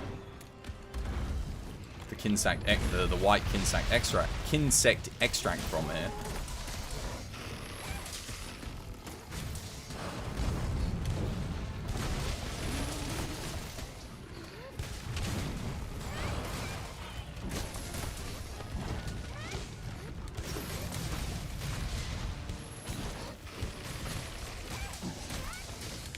Need to make more weak spots.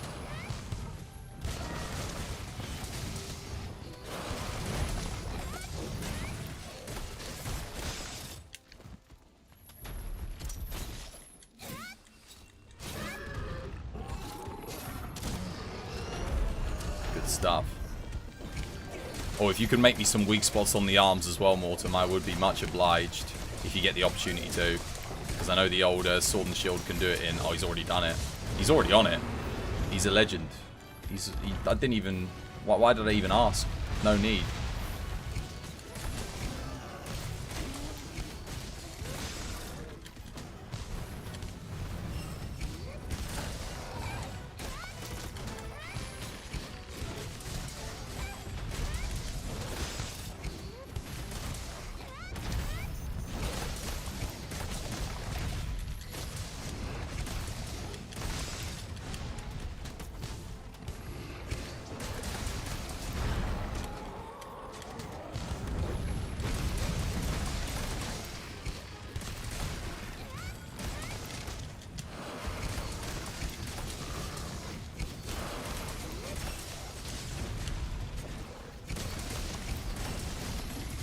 It seems harder to see the extract dust in World than prior games. Yeah, I think it's because there's a lot more particle effects going on the screen in World compared to the older games, so it is a little bit tougher to see it. Just cheekily sharpen underneath his gooch. Oh, hello. Oh, that was stream rate. Wow, stream rate has just lagged me game out.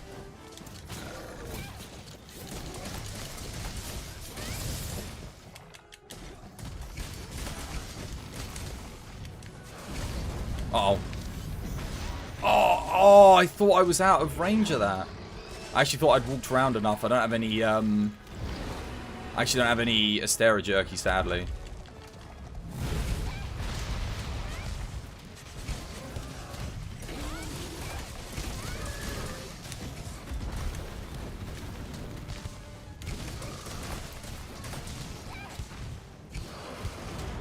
Uh-oh. Oh no. Might actually die here. Gotta be careful.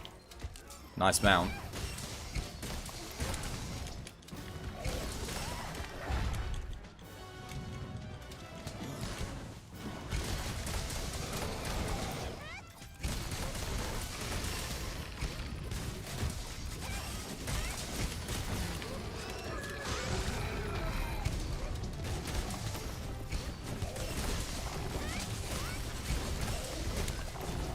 Yeah, as you can probably tell, I'm not that great with Insect Glaive. We definitely need the practice. I need some pods here. Ah, tried to roll there. You need to farm Fatty for this. The damage is so juicy. Oh yeah, no. All the Fatty weapons are so good.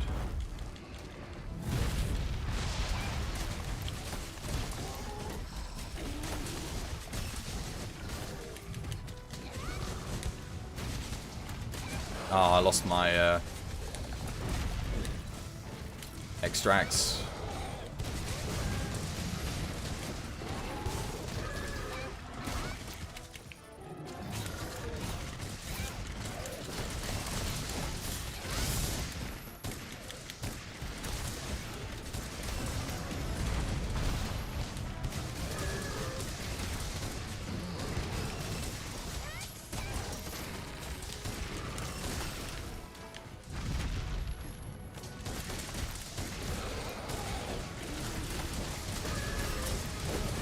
Uh-oh, ouch.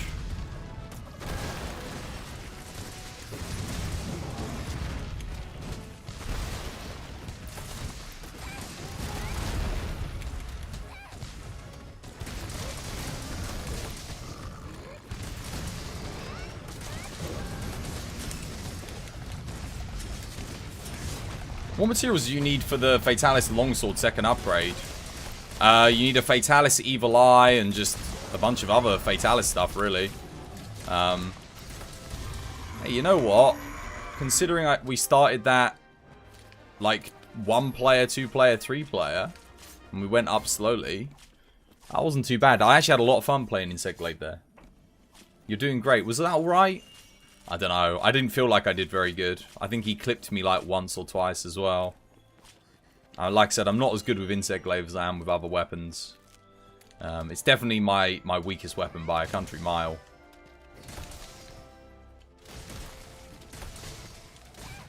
I've only got like a couple of hundred hunts in this game. I played it a lot in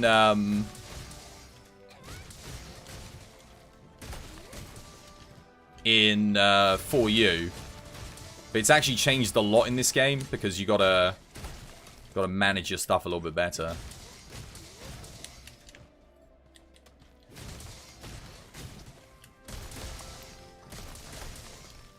Top 10 easiest battles.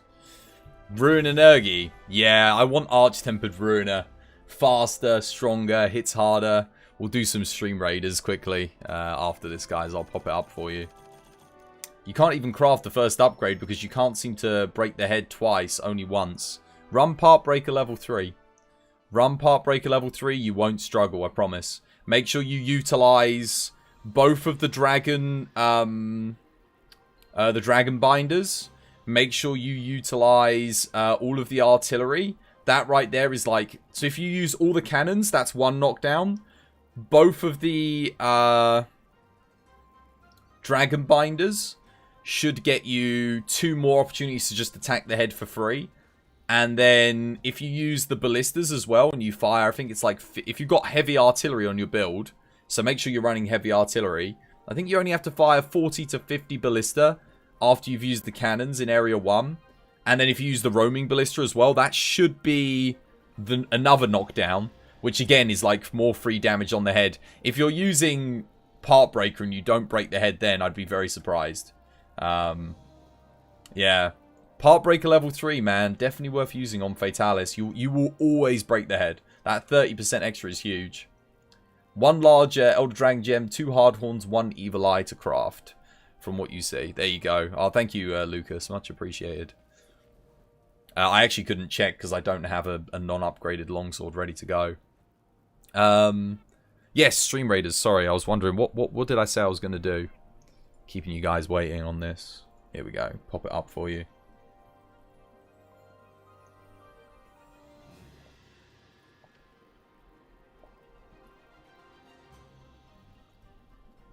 Oh, I finally started watching Haikyuu season part 2 of the latest season, or season 2 of the latest part. I'm not sure what they're calling it or what they're doing with it at the moment. But yeah, I had like a whole bunch of episodes to watch. I was kind of waiting for the whole season, but I realized it's on episode 8. There's going to be 12 episodes. I thought to myself, you know what? Might as well start watching it now.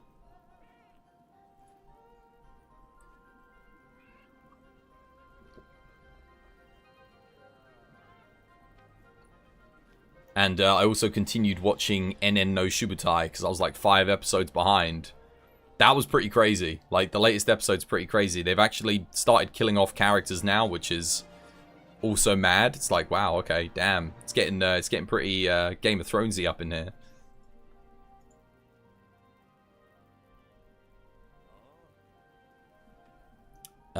You can oogle. You can go oogle. you can Google.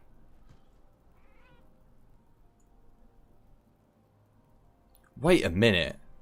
Oh god, I just had a really stupid realization. To have an oogle is to have a look, right? To have an oogle. I've just realized Google is go oogle. It's I'm gonna go and oogle. I'm gonna go have a look. Google. Going for an go have an oogle. How did I never realize that? I'm so stupid. Mind blown. What? How did I not realize that? God damn, I'm so stupid. Such an idiot. Go and oogle. Of course it is. I kept thinking, oh, it's a Google, as in like the number, like a Google, because there's lots of search results. You know, what is a, you know, if anyone knows that I don't know what the actual value of a Google is. I think it's 1,000 trillion or something like that. Anyway, a Google. It's a very large number. I thought it was that because it's a very large search engine. It never occurred to me that it could be go and oogle, go and have a little look, because that's what you do. You go and you search for it, you know. I couldn't comprehend that. Deary me. Go and oogle. I want to use some more insect glaive. I kind of want to practice on some more things. What should we do? Maybe I should try it on Val Hazak. That could be interesting. Yeah, why not?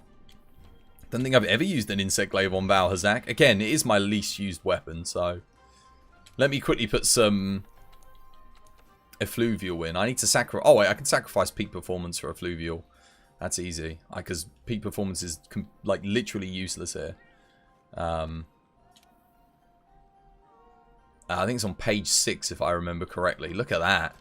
Flexing my big boy memory. Flexing my big boy memory. Or memory. Coalescence. I don't think Coalescence can proc here. So I think that's also kind of useless. For this fight. I'm pretty sure it is. So what I want is tool specialist, basically. Anything with tool specialist on it. Oh, wait. Now I might as well go for flinch free. Because flinch free will give me some buffs. So yeah, let's take brace maintenance. Brace maintenance. Yep. Nice. Yeah. That works for this fight. Peak performance and coalescence, like I said. Coalescence, there's no status. If I'm resisting a fluvial, there's nothing to recover from. And peak performance, just it will be active for such a short amount of time on Val. Certainly Black Veil. Maybe there's an argument to use it. But yeah, I don't think it'll be active that much. That's always how great discoveries are made. Yeah, I wonder if that's actually, it's got to be intentional. It's got to be.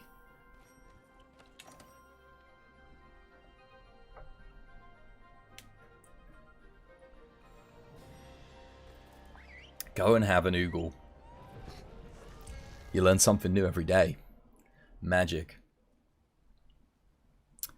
Whoa, whoa, whoa, it's magic. You know. Alrighty. You got 10 minutes, then you got to jump on Zoom. Good stuff. 10 minutes is all we need. Not even. If we don't kill this thing... I mean, actually, to be fair, I am using Insect Glaive. I'm not particularly good with it. So, it might take a little bit longer. But it looks like Surprise has brought the big guns out, so... I don't think you have to worry. Wait, is it up or down? It's up.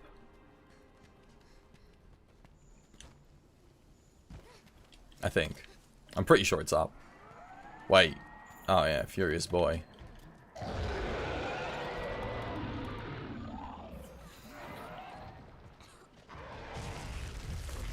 Oh, goodness. Hello there! I need to make weak spots, because its own values. Where are the... There we go.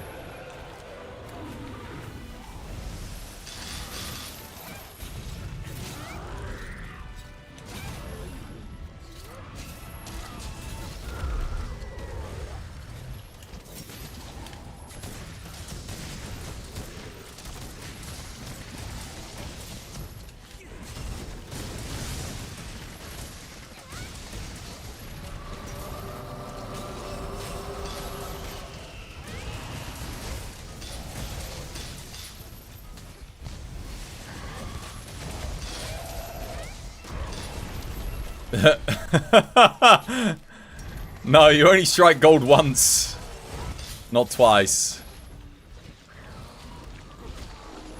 I wonder. Oh, would you look at that? That is beautiful. I'll be utilizing that a little bit more.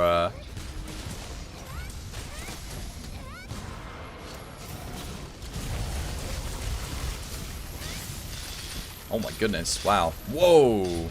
Easy there, Val. Maybe not during that attack so much.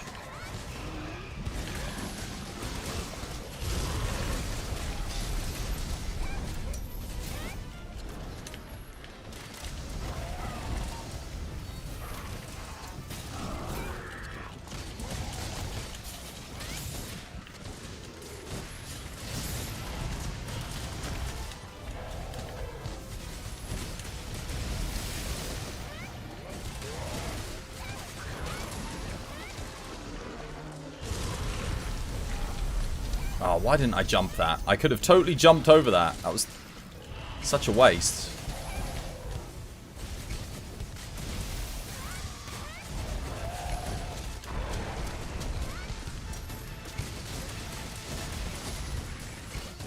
Why can Insect Glaive jump over it, but the Helm Splitter can't?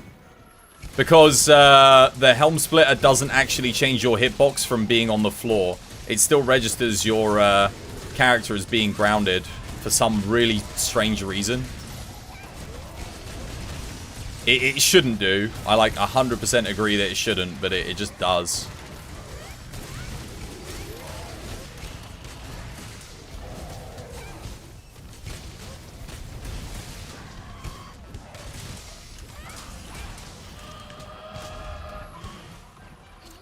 Oh, I thought I might be able to grab onto it as it came down there. I'm having a lot of fun with Insect Glaive on this fight. You know what, I'm going to quickly sharpen up here. Because I'm running out of sharpness. It is weird, yeah. Hell, I actually think Helm Splitter should be able to jump over things, personally.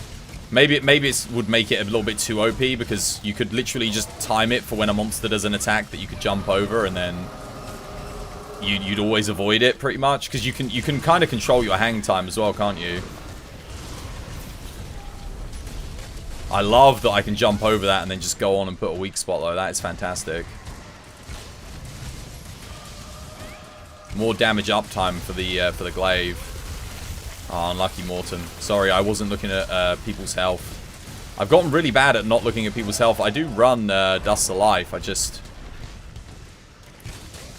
kind of just focus more on... Oh, wait, I actually... Wow, okay. I think I should start pressing L1 on, like, the second one more.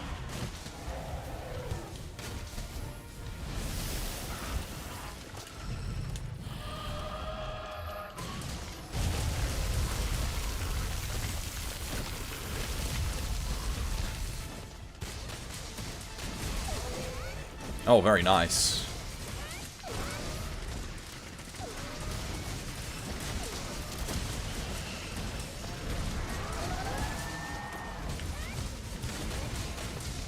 Man, we are schwacking this thing. It's got to be close to death already. It's ready for a wall knock, by the way, guys. Well, apparently. Unless it, like, immediately enrages on the next area. Oh, it's limping. It's limping away.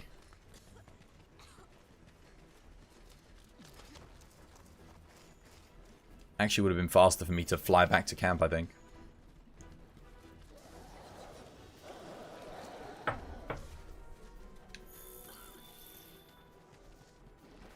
That was an incredibly quick vow. Again, we did have someone running Pierce Heavy Bowgun, but even so, like...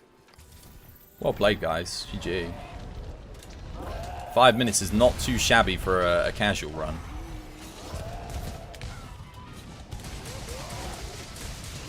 Uh-oh. That was the wrong time for me to do that. It's dead.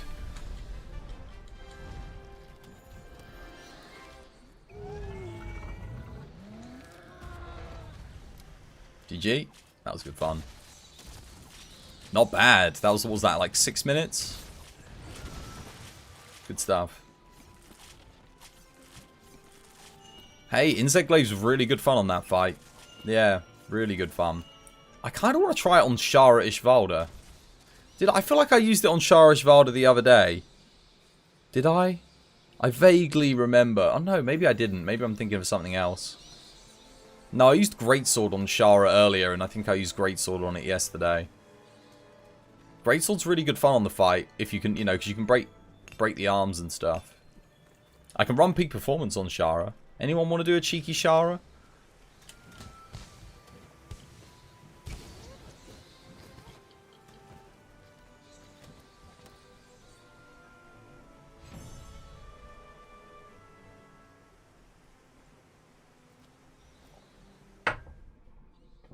You'll be back in like 20 minutes? Yeah, no, enjoy your Zoom call. Enjoy. Oh, yeah, no, guys, if you want to grab the code from chat, !code, it should work now. It takes all colours to make a rainbow.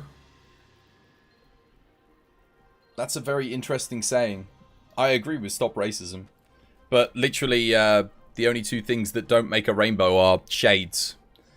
The shades of, you know, between white and black. They're literally the only two things that aren't in a rainbow. So it doesn't really make sense. But I appreciate the sentiment. I agree, Memon.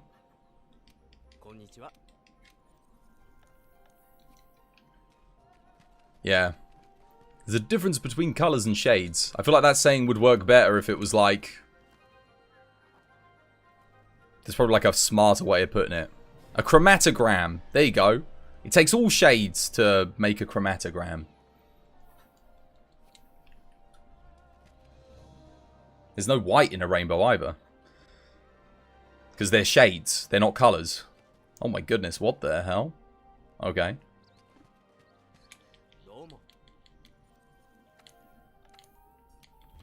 Bit random anyway, coming in here. Stop racism.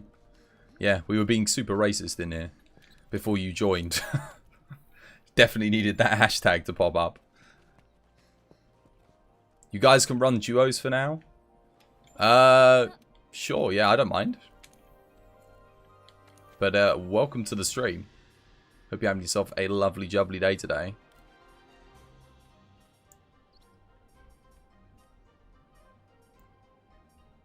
What did I say I was going to do? Shara. It was supposed to be a joke. Oh, right, okay. Sorry, that... I didn't... Yeah. I guess it is... maybe... I just broke it apart. Maybe because if I'd actually been like, oh, yeah. Now you ruined it with your knowledge on shades. I'm so sorry. I'm so sorry. Look, I apologize, man. I didn't mean to ruin your big moment. I didn't mean to. I'm sorry, dude. That was the bit where I was just supposed to laugh and be like, and I'm just like, no, that's shades, fam. Oh, I apologize. I really do.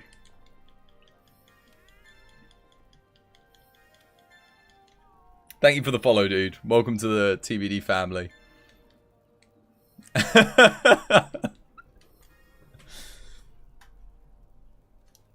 Who is black? I imagine many people in the TBD family are.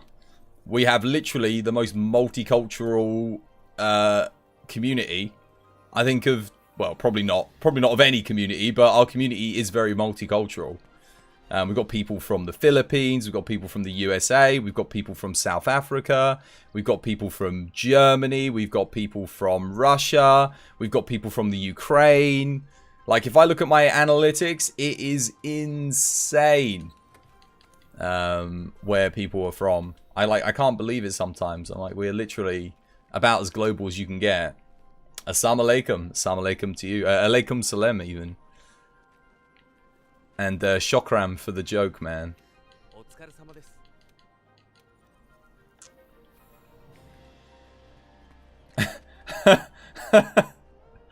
Oh, dear.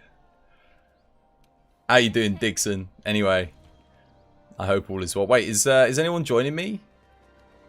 Surprise? You want to join? Or I know Yami's AFK. Mortem, you might as well join, man. You might as well come. We're going to be able to kill Shara pretty quickly regardless. And I'm only chilling anyway. I'm not really doing things for speed or anything today. You're well cultured on the Arabic, man. I'm surprised. Dude, I've traveled all around the world. Been to loads of Arabic countries, me.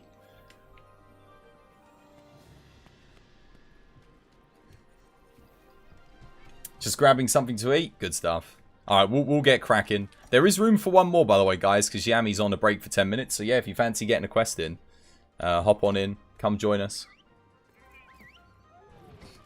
How's it going? It's going good, Puddle. How are you doing? I hope you're having yourself a lovely, jubbly day today. If you fancy joining us for some Shara, hop on in. Come get a quest in. Exclamation mark code in chat if you want the lobby code.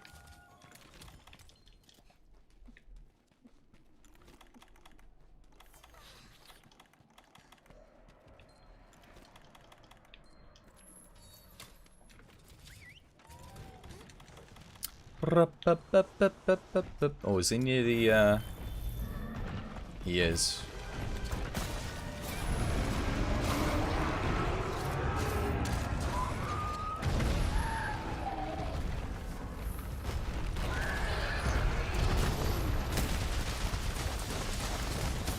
It's been good? Ah, good stuff. Glad to hear it.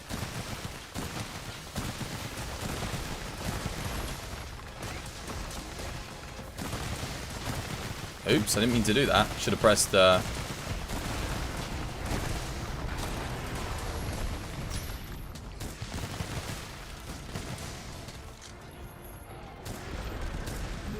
go for the second walnut.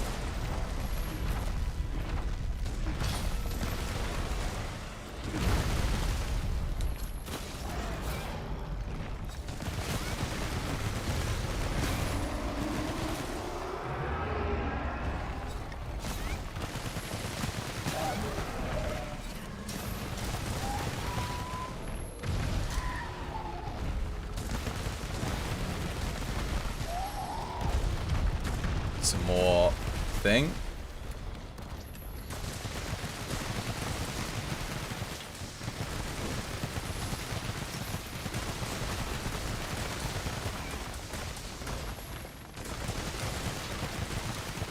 Vezi on Fruit Lab? Is that, or does that say? I think that's what it says. Welcome to the stream. Hope you're having yourself a lovely, jubbly day today.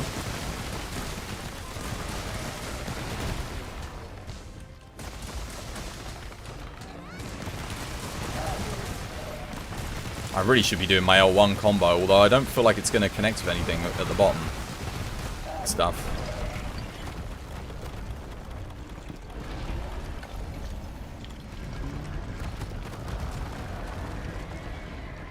Alright.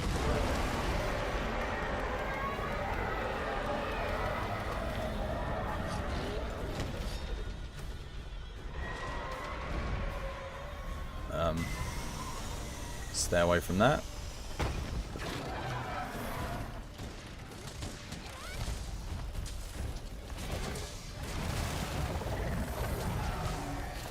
I actually need to send my Kinsect out to do some stuff. Let me do that quickly so I can... Where do I get orange from? Is it from the arms? I'm guessing it's from the arms. Or is that red? Apparently that's red. That's also red. Where do I get orange from on this guy? Rear legs? Must be. No, that's white. Tail? Tail's orange. Oh, okay.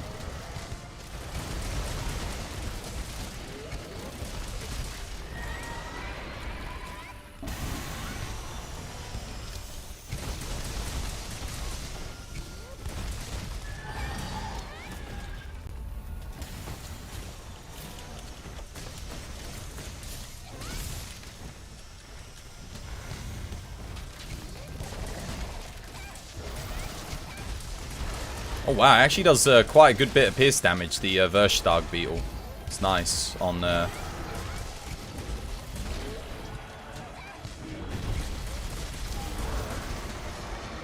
Oh wow, that has multiple hitboxes as well on the raw.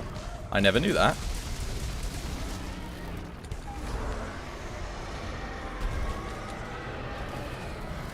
The more you know. Need to grab the slinger pods here. Oh, excuse me.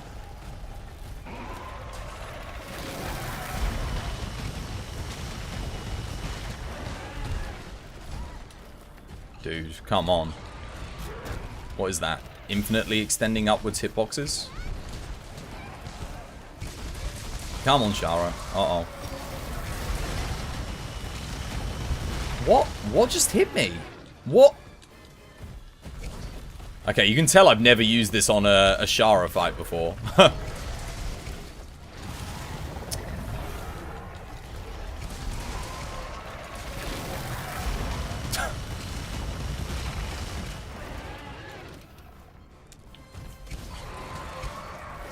Man's getting hit by everything. Yeah, by things I can't even see.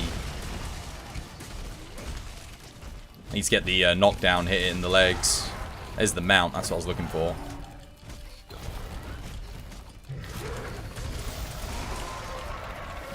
Need to hold on here.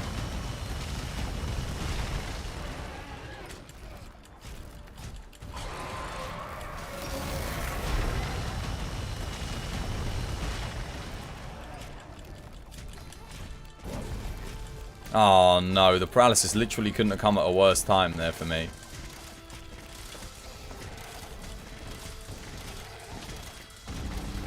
The first mount you've ever seen on Shara, really?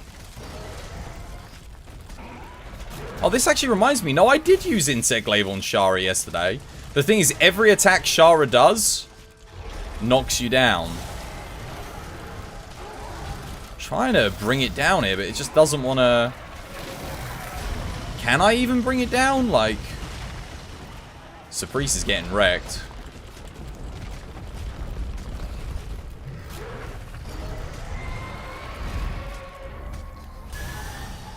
I ran out of stamina. I'm guessing you can't bring it down then. That answers my question. Alright. I actually thought I was in the middle of the thing there, but I guess not.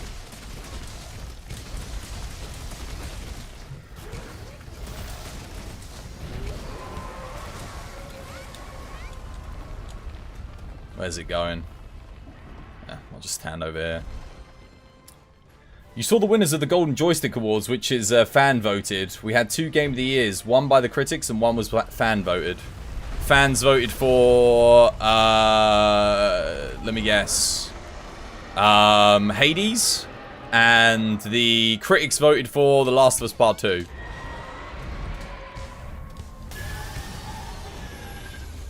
I really want to get some pods here.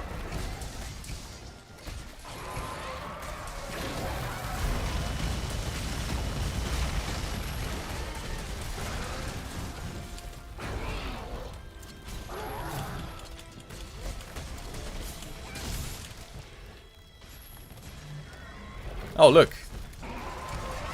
I was right. That's literally what I said the other day. Exactly the same thing. That was my prediction before it came out. It was either that or Ghost of Tsushima, but I think Hades has been received better than Ghost of Tsushima. Trying to hit it in the head here.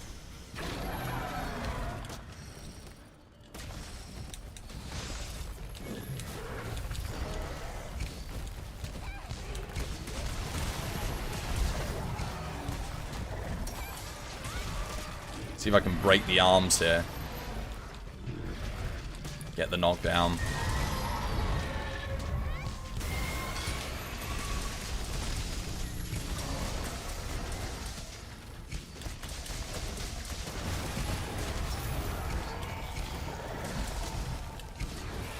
There we go.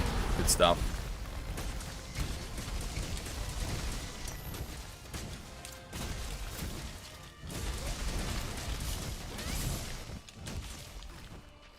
This fight's taken a while. Considering we had a Pierce Heavy Bowgun, this fight is taking a very, very long time. I mean, I guess Insect Glaive doesn't really do that much damage, but certainly not compared to Pierce Heavy Bowgun. Also doesn't help that I was spent like 5 minutes mounted to this thing, only for like nothing to happen. Not the best.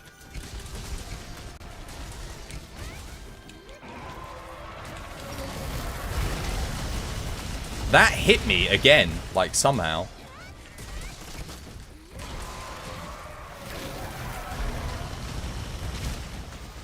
That's the end of that. Okay, so doesn't look like you can bring it down from a mount. So what's the point? Why have they put a mount in? Or does it just take a really long time to bring it down? You really want to get Hades. It looks kind of fun. I do want to get it, and I don't want to get it right now. I might get it over Christmas break to give me something to play off stream, you know? Well, I still need lots more practice with the Insect Glaive, that's for sure.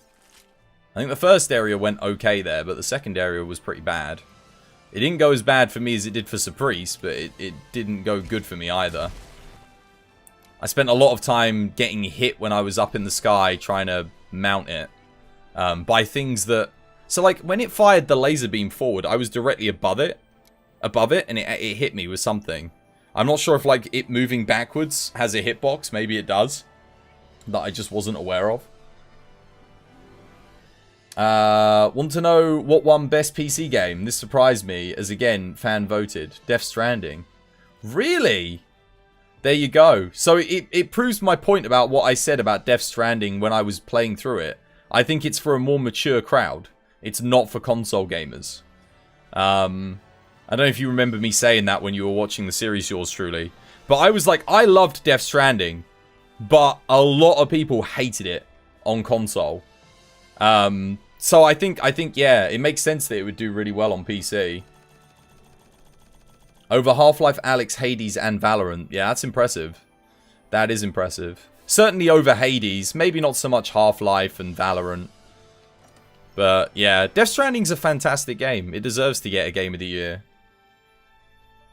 Yeah, Death Stranding was fantastic. Like, that game was brilliant. I actually think if you're the kind of person that's looking to play a game, the likes of which you've never played before, just a completely different experience, that's an easy go-to, is Death Stranding. You may hate it if you're the kind of person that can only play action games and it has to be an action game.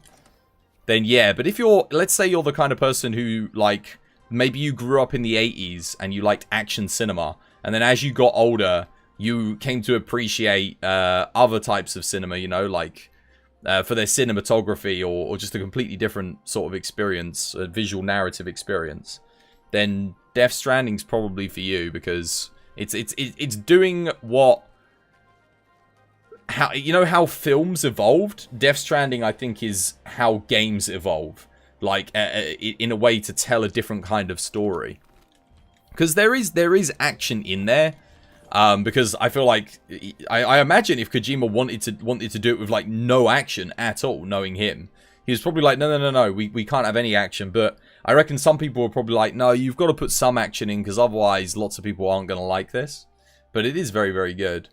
If you don't like different types of game genres, you don't consider you a real gamer. That depends, actually. I would agree with that statement. It depends on what type of genres you like, though. Let's say you only ever play Call of Duty, or you only ever play FIFA, or you only ever play one type of game within a genre. So, like, because I would consider a first-person shooter player a gamer, absolutely. And I would consider a sports game player a gamer. But if you only play one series within a genre, it's like, it's hard to call you a gamer. You like a game, but that doesn't make you a gamer. I'd say a gamer has to like, you know, more than one game. I don't think it has to be like... Yeah. There's WoW players that say he isn't a gamer. He's a WoW player. Yeah, I'd say if you only ever play WoW and that's the only game you've ever played, you could be put into you're within a subcategory of gamer. But are you... Yeah, it's like a reader. You wouldn't call someone that's read one book or one author a reader. You'd call them, oh, they like that author. They enjoy reading that author's work. A reader would be someone who's well read. They've read lots of different forms of literature, and I think probably the same definition for a gamer comes in as well. They've played many different games in many different genres. Likewise, you wouldn't call a film fanatic or a film goer someone who only watches the Expendables series. You'd say, well, they like watching the Expendables. They're not a movie fan, or what do you call a film? Someone who watches loads of films, but isn't a critic. They're what would you call them? Because we've got gamer. You wouldn't call them a filmer. Would you call them a movie goer, or a film fan, a movie buff? There you go, movie buff. That's a good one. Yeah. So yeah, you wouldn't call them a movie buff. That's pretty much for you. You're feeling sleepy after eating, so you'll just watch the stream until you fall. Yeah, Matthew, have yourself a good rest up, man. Enjoy your sleep. Exactly. So yeah, you wouldn't call someone who watches one type of film a movie buff necessarily. And I think there's, yeah, I think I agree with you in that way. But not one genre of game. Like, again, if someone only plays first-person shooters, can they be a gamer? Absolutely. Because there's so many different types. Maybe that's the only type of genre that they've found to like, found themselves to enjoy. Yeah. You just saw a heavy rumor. Kojima's working on Silent Hills and Bluepoint is doing Metal Gear Solid Remake for the last 3 years. Oh, can you imagine a Metal Gear Solid remake from Bluepoint? Like the OG. Oh my goodness. Oh, I just got shivers at the thought of that. That would be so good. And Silent Hills, that demo for PT, Silent Hills, is still one of the best marketing demo experiences I've had for any game ever.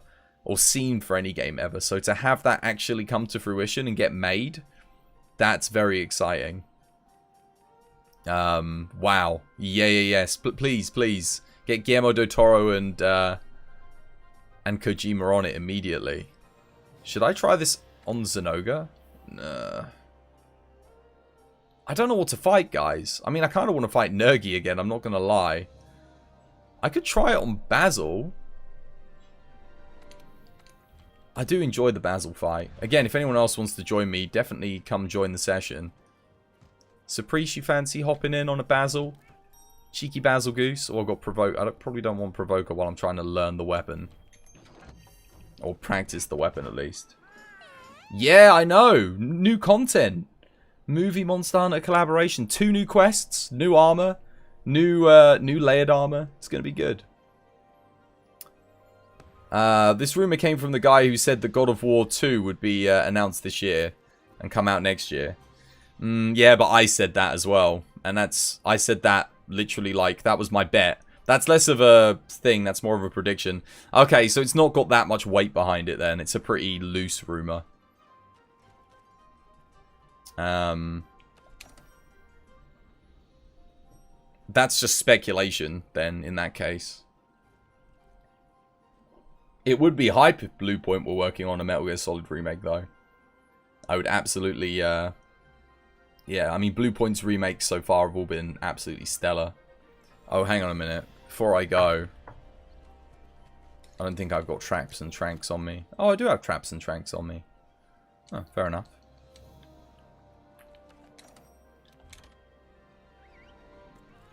I feel like the last time I used an insect glaive on Basil was high rank. And he absolutely wrecked me because I couldn't get one of the essences.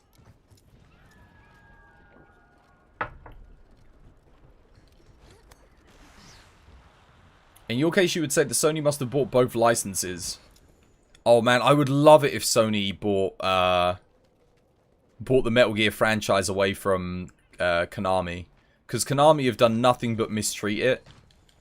They've used it for gambling machines and freaking zombie survival games, which is just so sad to see one of the greatest series gaming's ever produced reduced to such drivel. It's really, really depressing. Oh. Should have gone for the wall knock first. Whoops.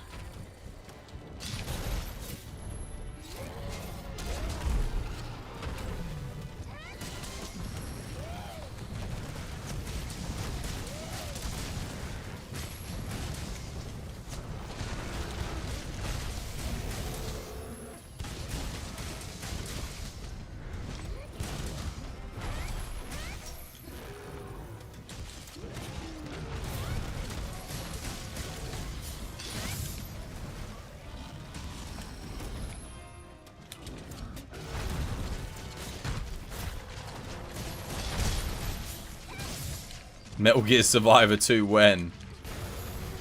I think that game failed massively, thank goodness. If that game had succeeded, it actually would have been terrible for the franchise and the industry. It would have been so sad.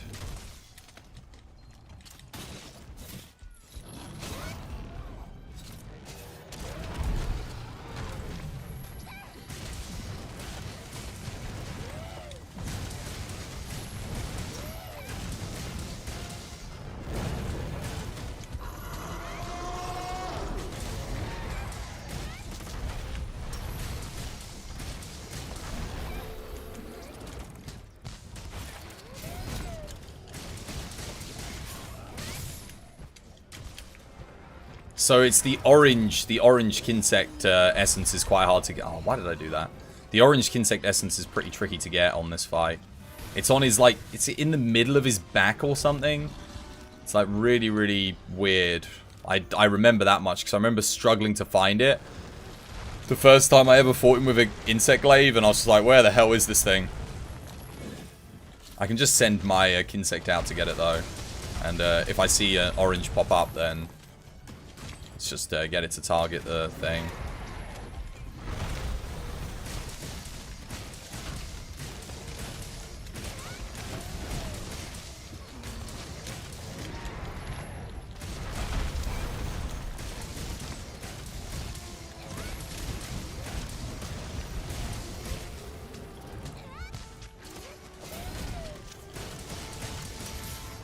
They charge you if you want to have auto save on. First they charge for save features, now they charge if you want to auto save. And if you don't want to auto save, then the save feature takes like literally like 20 minutes to load up. Like every time you want to make a save game. it like the menu just takes forever. That's a rare sight. What, me playing Insect Glaive? I know. It's the rarest sight you'll ever see on a TBD channel, pretty much. Oh god, no! Ugh. Get me out of there.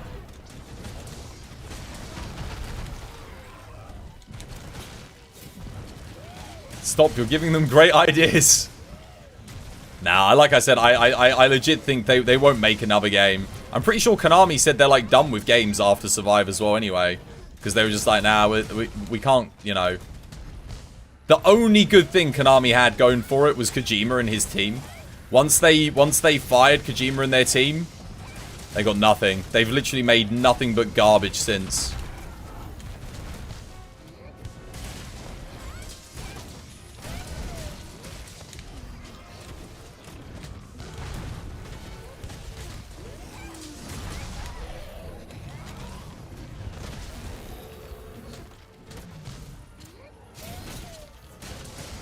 I still haven't gotten an orange, what's it called? An orange extract here. Oops. Who made Monster Hunter World? This game is surprise. This is Capcom. Capcom development team. In-house development as well, yeah. Capcom produced and developed and published it. But Capcom, for the most part, make really good games. You know, they slip on at the they slip at the hurdles every now and again. You know, you get Red Orb purchases in Devil May Cry and Street Fighter adverts, and yeah. But so long as you're not buying those games, Resident Evil, Monster Hunter, these games are really good, and they're treated with a lot of respect as well, which is fantastic. Welcome to the stream, by the way, Rationale Gaze. I hope you're having yourself a lovely, jubbly day today. Surprisingly enough, they're making a game because it's based on a new anime series. You're reading as the anime isn't... Ah, okay. So they're looking to capitalize on the Genshin Impact craze then, probably. That makes sense from a marketing standpoint of Konami.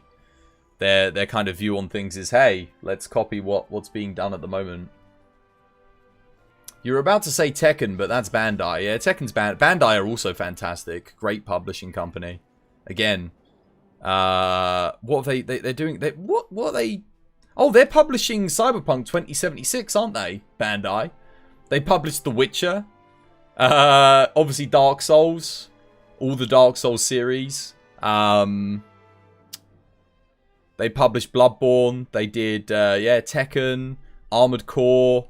Bandai you can't go wrong with Bandai games. You can't go wrong with, well, you can go wrong with some Capcom stuff, but like I said, I mean, hey, everyone makes a mistake every once in a while. I don't think they'll put pay-to-win microtransactions in the next Devil May Cry, for sure. Namco was a different company once upon a time. Well, that's back when they were more heavily into the arcade kind of business. They were a bit more exploitative. But they have changed. I think Namco and Capcom are kind of starting to understand what game I was about to say what Game Boys want. What gamers want. Hey Jide, how you doing, Jide? Welcome back to the stream, dude. Hope you're having yourself a lovely, jubbly day today. Hey Camille, how you doing, Camille? Welcome back to the stream. I hope you're having yourself a lovely, jubbly day today as well. Yeah, welcome back, guys. I hope all is well. What should I do? Now I kind of want to fight. See, things I do kind of want to... I'm tempted to make a a Guiding Lands build. Go get those dragon bones and stuff.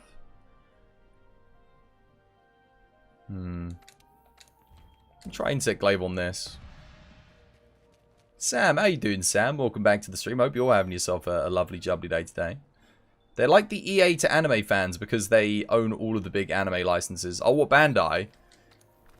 Are most of the anime games they make, though, pretty well received? Like, none of them are egregiously bad, and none of them are absolutely god tier, but they're all just good. You know, which is more than can be said for most movie games. So, yeah. You remember, you think it was Devil May Cry 3. That game was a good one. Yeah, Devil May Cry 3 is, I think, regarded as probably the best in the series to this day. Devil May Cry 4 was good, but the only downside to Devil May Cry was you do end up fighting both the same bosses as Nero and Dante. And then you fight them in reverse as Dante, and... yeah, I mean, it was okay. I think it just needed a bit more boss variety. That was the only downside to that game. Other than that, it was really good. How am I doing? Yeah, I'm doing good, Camille. Devil May Cry 1 was fantastic. I loved it. I remember... I think I played Devil May... I must have been 13 when I played Devil May Cry for the first time on PS2. I remember a friend of mine who lived up the road, he went and bought it from a bargain bin. And he brought it over and he lent it to me. And man, I loved it. And then I ended up getting Devil May Cry 2. And I didn't like it quite as much as the first one. But it was still good fun. It just wasn't as good as Devil May Cry 1. And then Devil May Cry 3 was insanely good. Like, really, really, really good. Alright, let's boogie. Devil May Cry 4 looked amazing. It was lacking some of the magic of Devil May Cry 3. I don't think the story was quite as good as Devil May Cry 3 either. And I've heard good things about Devil May Cry 5, but again, it's got pay to win in it, so I don't really want to support it. Because I would hate for Capcom to put pay to win in a game like Monster Hunter. Because they go, oh look, loads of people bought Devil May Cry 5 and it has pay to win. Therefore, we can put it in Monster Hunter and we won't have to suffer any consequences. No, I vote with my wallet all the time. And if Capcom want to put pay to win in the games, that's fine. I'm not going to buy those games though.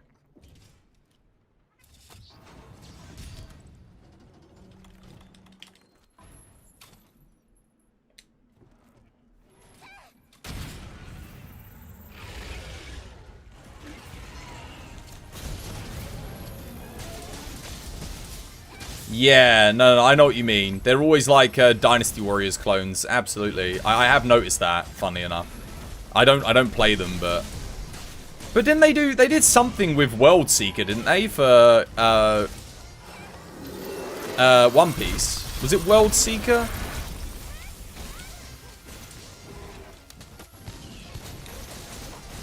Is that what it was called? Oh, my insect wanted to keep attacking. Wait, what is... Oh, I'm out of stamina. Right, it froze me.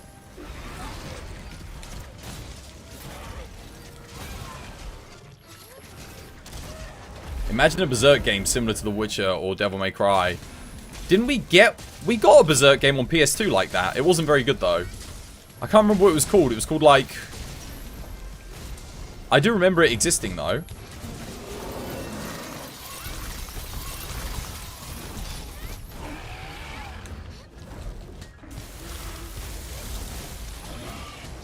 I tell you, wait, no, they made a really good Fist of the North Star video game, didn't they?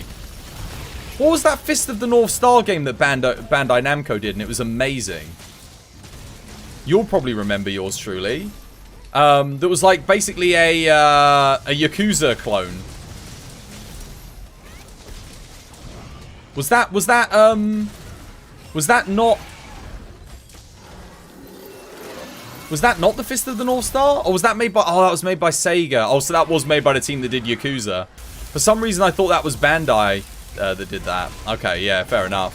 Sega did a really good job on that one, then. I keep meaning to play that. Like, I've been meaning to play it for a while. Again, I heard really good things about it. Yeah. Oh, so it's a Yakuza clone by the Yakuza team. Makes sense.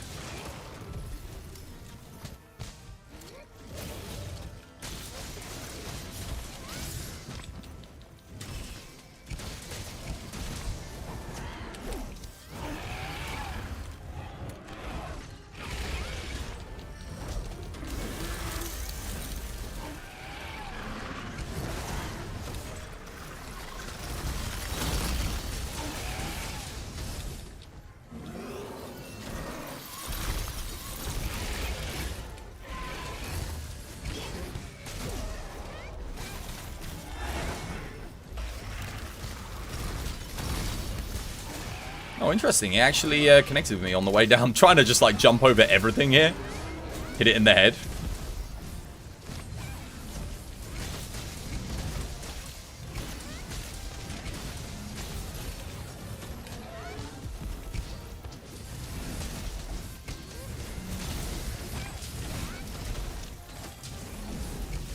Emilio, how you doing, Emilio? Welcome back to the stream. I hope you're having yourself a lovely, jubbly day today. You're playing Age of Calamity. Age of Calamity. Which one's that one? Remind me. Who was that by?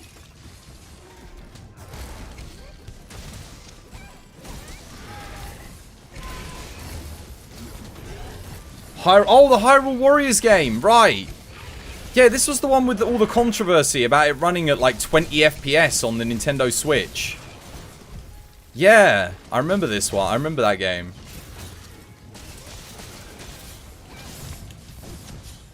It was a bland open world game that was just bloated with side quests. You couldn't play as other Straw Hat Pirates until the DLC. I see, I see. Well, honestly, like, you know what they should do? They should do a One Piece game where you literally make you're in the world of One Piece and you make your own pirate, and you have to try and find the One Piece, and you go on all the adventures. You've got, like, first you start off in like the North Blue, or you pick, you go, do you want to start in the North Blue, the East Blue, the West Blue, or sorry, you know, which ocean you pick it, you start in. Then you got to go to the Grand Line. You actually have to make your way to the Grand Line. And, yeah. And then you've basically got to, like, you know, go down all the paths to Raftel and stuff. That would be fantastic. And you get to make your own pirate ship. And you get to upgrade it as you go. Literally, that game would be so good. That would be God tier. Sounds like not an MMO, though. Not an MMO. Just a single player or a co-op experience. If it was an MMO, it would just be filled with busy work and grind and none of that. We've already got MMO pirate games. I mean, like, a well-structured, story-driven thing. Like, when you get to Alabaster, you can, like, take part in the Alabaster Rebellion, and perhaps the Straw Hat Pirates are there, and you can do quests with them and stuff. And then your pirate is in there. Like, how good would that be? You're not sure how a game like that would work. It's literally a story-driven RPG. It's so easy. You've started watching One Piece because of my referral. Dude, One Piece is so good, man. One Piece is so good. I love it. It's been so good recently as well. The story at the minute is just popping off. So you can have friends with you. Yeah, maybe. I mean, you could have, like, so let's say your pirate ship is kind of like the lobby, and you can take your pirate ship between the different islands and stuff. And yeah, people can just spawn in on your ship. So if they want to, and vice versa, they all have their own ships and you can spawn in them. And whenever you're on someone else's ship, they're the captain of the ship. So it's not like, oh, only one person gets to be the captain. It's like, no. If they're on your ship, you're the captain. And then if you want to join their game and help them with their story mode, they're the captain. So yeah, you could do it like that. But, like, wouldn't your original character get to have, like, random devil fruit? You could do that. Like, yeah, you could, like, maybe you don't start with a devil fruit, but you can discover devil fruits. And when you find the one that you like on your journey, you can eat that one. So you don't start with a devil fruit ability. And that way you can choose, if you don't want to have a devil fruit, you never have to have it. Maybe you want to be able to swim.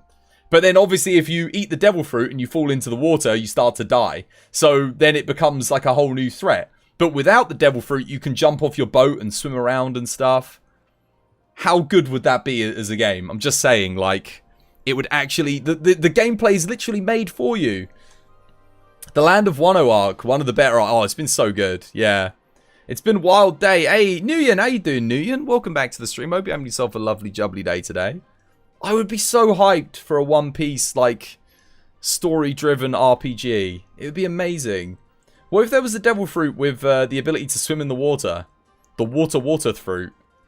Isn't that... that's already a thing. But yeah, no, you still can't swim. The thing is, it's specifically, I think it's seawater. Is it? Because they can still... Like, Luffy doesn't have a bath and start, like, drowning. I think it has to be the sea. Like, it's specifically, that's why you've got the sea prism stone that's, like, infused with the essence of the sea.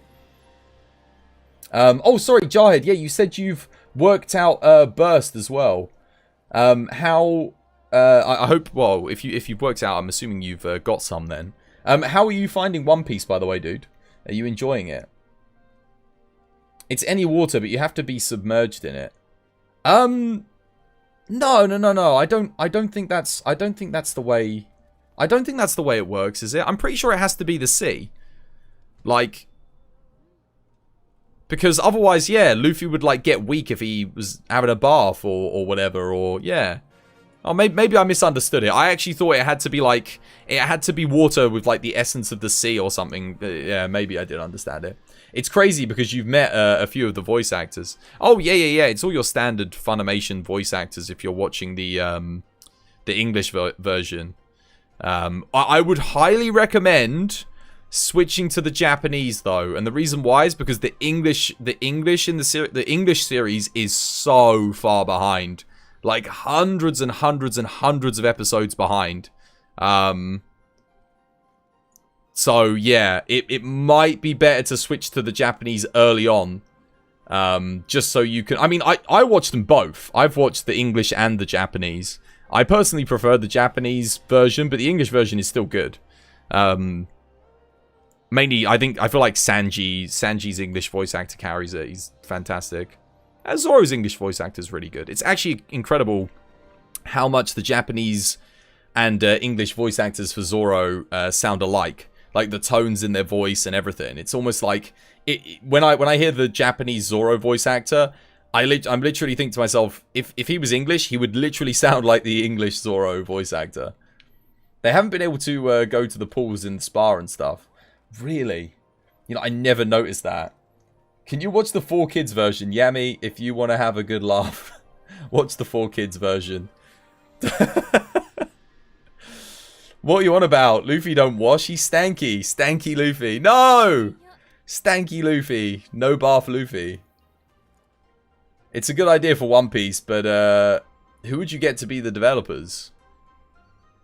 From Software. Standard. They know how to make good, narrative-driven, third-person action RPGs. They do that justice. It would need to have a lot of complex systems interacting with one another, like the Devil Fruit system, whether or not you want to pick a Devil Fruit or not. Yeah. And it wouldn't have to be super story-focused. Like, the story would be happening around you, and then you could be taking part in it. Yeah, the Thousand Sunny does have a pool. Luffy sits in, like, the spa and everything. That's what I'm saying. He doesn't get weak when he's doing that. Let's get another quest in. Kind of want to do. Let's try this within... Oh, wait, no, do I want to try that with Insect Glaive, or do I want to try something else? You know what? I might regret this, but...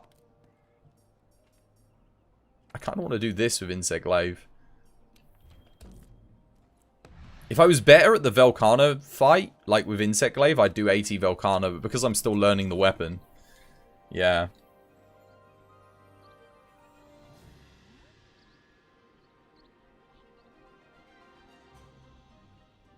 The ship has non-Devil Fruit users. It does, but there are episodes when Luffy's literally been, like, sat in the hot tub.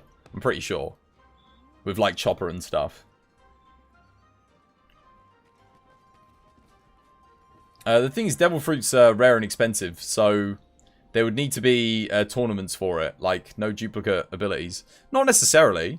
You wouldn't have tournaments in the game. There'd be all different, like you'd have quests where people gift them to you, or yeah, you could be any number of things. Maybe you could literally kill some of the canon pirates in the series and take their Devil Fruits. Because obviously, like, when you kill, the Devil Fruit, like, will respawns. Like, it doesn't respawn, it grows. Like, a fruit becomes a Devil Fruit, doesn't it? So you could, if you really wanted to make it, like, insane, you could have it so you could literally, like, kill Luffy and get the gum fruit. Like, you could then go search for it out in the world. You could have them hidden in, like, really, really, like, obscure places, or you have to go through massive dungeons and stuff, and at the end, there's, like, a tree with a devil fruit on it. There's loads of different things you could do. You could have it so, yeah, you get, maybe you can earn a devil fruit for a tournament, or perhaps, like, you save, like, a village or something, and their prized possession is a devil fruit. There's, like, you could literally have, like, the whole game based around maybe collecting them. And then once you've gotten a devil fruit, you could, like, give it to members of your crew. So you could have NPC members of crew, and you could upgrade them as well. So, like, hey, maybe you don't want to have a devil fruit as a captain. Maybe you want to be like Shanks and no devil fruit. Or, you want to be like, what's his name? Rayleigh. Maybe you want to be like the Dark King Rayleigh. You just don't want to have a devil fruit. But you want all of your crew members to have devil fruits. So when they're in combat with you, they all have devil fruits. When you first followed you didn't know you were a One Piece fan. You're glad you followed me. Yeah, of course. One Piece is like my favorite anime. Hands down. Well, I say it is my favorite anime, and it isn't. Like, there's bits about, there's a lot of things I don't like about One Piece. I love it, but that doesn't mean I'm not able to be critical of it. But for the most part, it is my favorite anime. Certainly my favorite long-running anime. You would have loved a One Piece similar to Mass Effect 2. Yeah, that's literally along the lines of what I'm thinking. But I would not have BioWare develop a One Piece game. Absolutely no way. Firstly, BioWare aren't a Japanese studio, so there's a lot of subtleties in One Piece. Because One Piece is like, it's all about Japanese culture in One Piece. That's like a huge element in the One Piece TV show. And if you had a non-Japanese studio doing it, I feel like they'd miss the point in a lot of cases. Like, they wouldn't quite get certain things, or they'd misrepresent them. Also, BioWare's, you know, they're owned by EA, so that's only going to lead to a bad game with microtransactions in it. So absolutely not.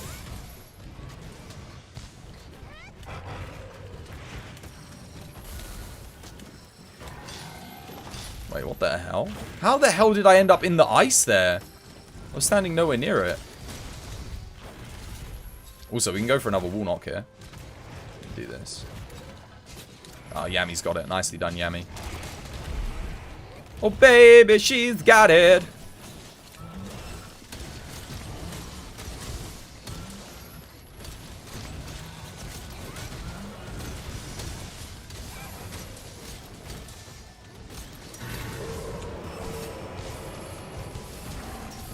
We don't want it coming out of the, going out the cave, guys. I'm gonna put a trap down so it doesn't go out the cave by accident. Try not to fight in the cave. Come and fight it on the back side for a second. Just so it doesn't go outside, otherwise we'll have to reset. We really don't want to fight this thing out in the open. Surprise. Yeah, come. There we go. Good stuff. I actually wanted to get on the arm there, but the game did not. The game did not want to let me get on the arm. Okay. I wish the game gave you a way to get out of that ice, you know, like a fair mechanic where you could break your way out of it. Because otherwise it just feels like, oh yeah, I just got to use the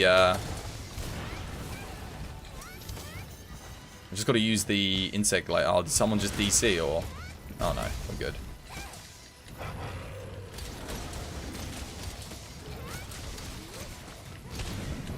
Oh yeah, of course he could have done. Yeah, absolutely.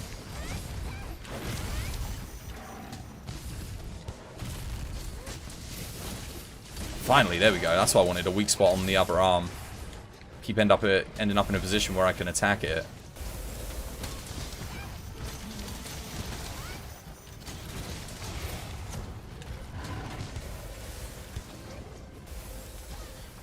Are you, dude? Did you look where I was standing when I got frozen? Come on, man. That hitbox is absolute rubbish. Trying to get some red here. All it's giving me is white. I don't want white. I want red. Come on. There we go. There we go. There we go. Good stuff.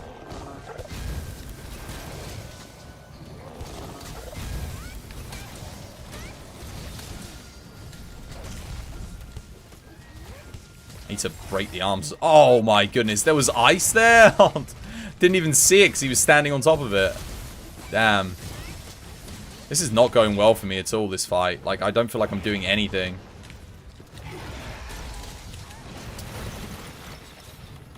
It would be really nice if someone, like, went for a... There we go. Yami's going for a wall knock. Go on, Yami. A wall knock or, like, put a trap down or something. I've got to save a trap because I need to capture him. I'm going to go for a wall knock because I don't think anyone else is going for it. I thought Yami was going to, but they didn't. No, no, no, no, no! Oh, God. Okay, well, I won't be able to get the wall knock now. Never mind. Nice tail slice, though. I think he's going to enrage here. Yeah. Straight away. Yep.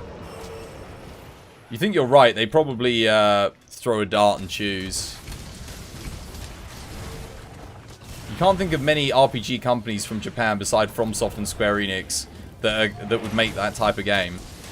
But that's all you need. You only need one company. And FromSoft or... yeah, Square Enix would be a good choice. Although, I don't know. They'd probably... There's something about... Like, Square Enix can't do... I say they can't. I just don't think they're as good at... like, the third-person action combat as, like, Dark Souls. It doesn't mean they're bad at it. It's just... I feel like if I were to have a combat system in the game, I'd want it done by From Software. Not so much Square Enix. If it was a turn-based game, like I'd take old school old school Square Enix any day of the week. Like, yeah.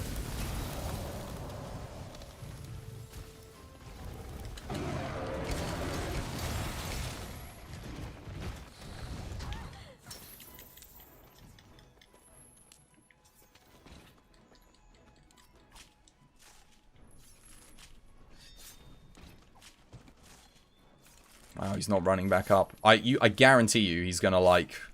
We're gonna hit him, like, once or twice, and then he'll come straight back up again. Let's go for a wall knock.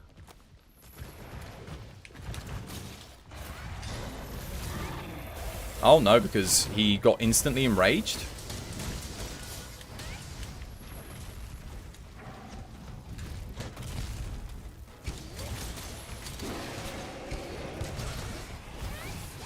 We still haven't even... I was going to say, we still haven't even broken any of the arms here. Maybe we're doing, like, a lot less damage than I'd initially thought. I mean, this Insect Glaive does feel super weak. Against Frostfang here. Oh my god.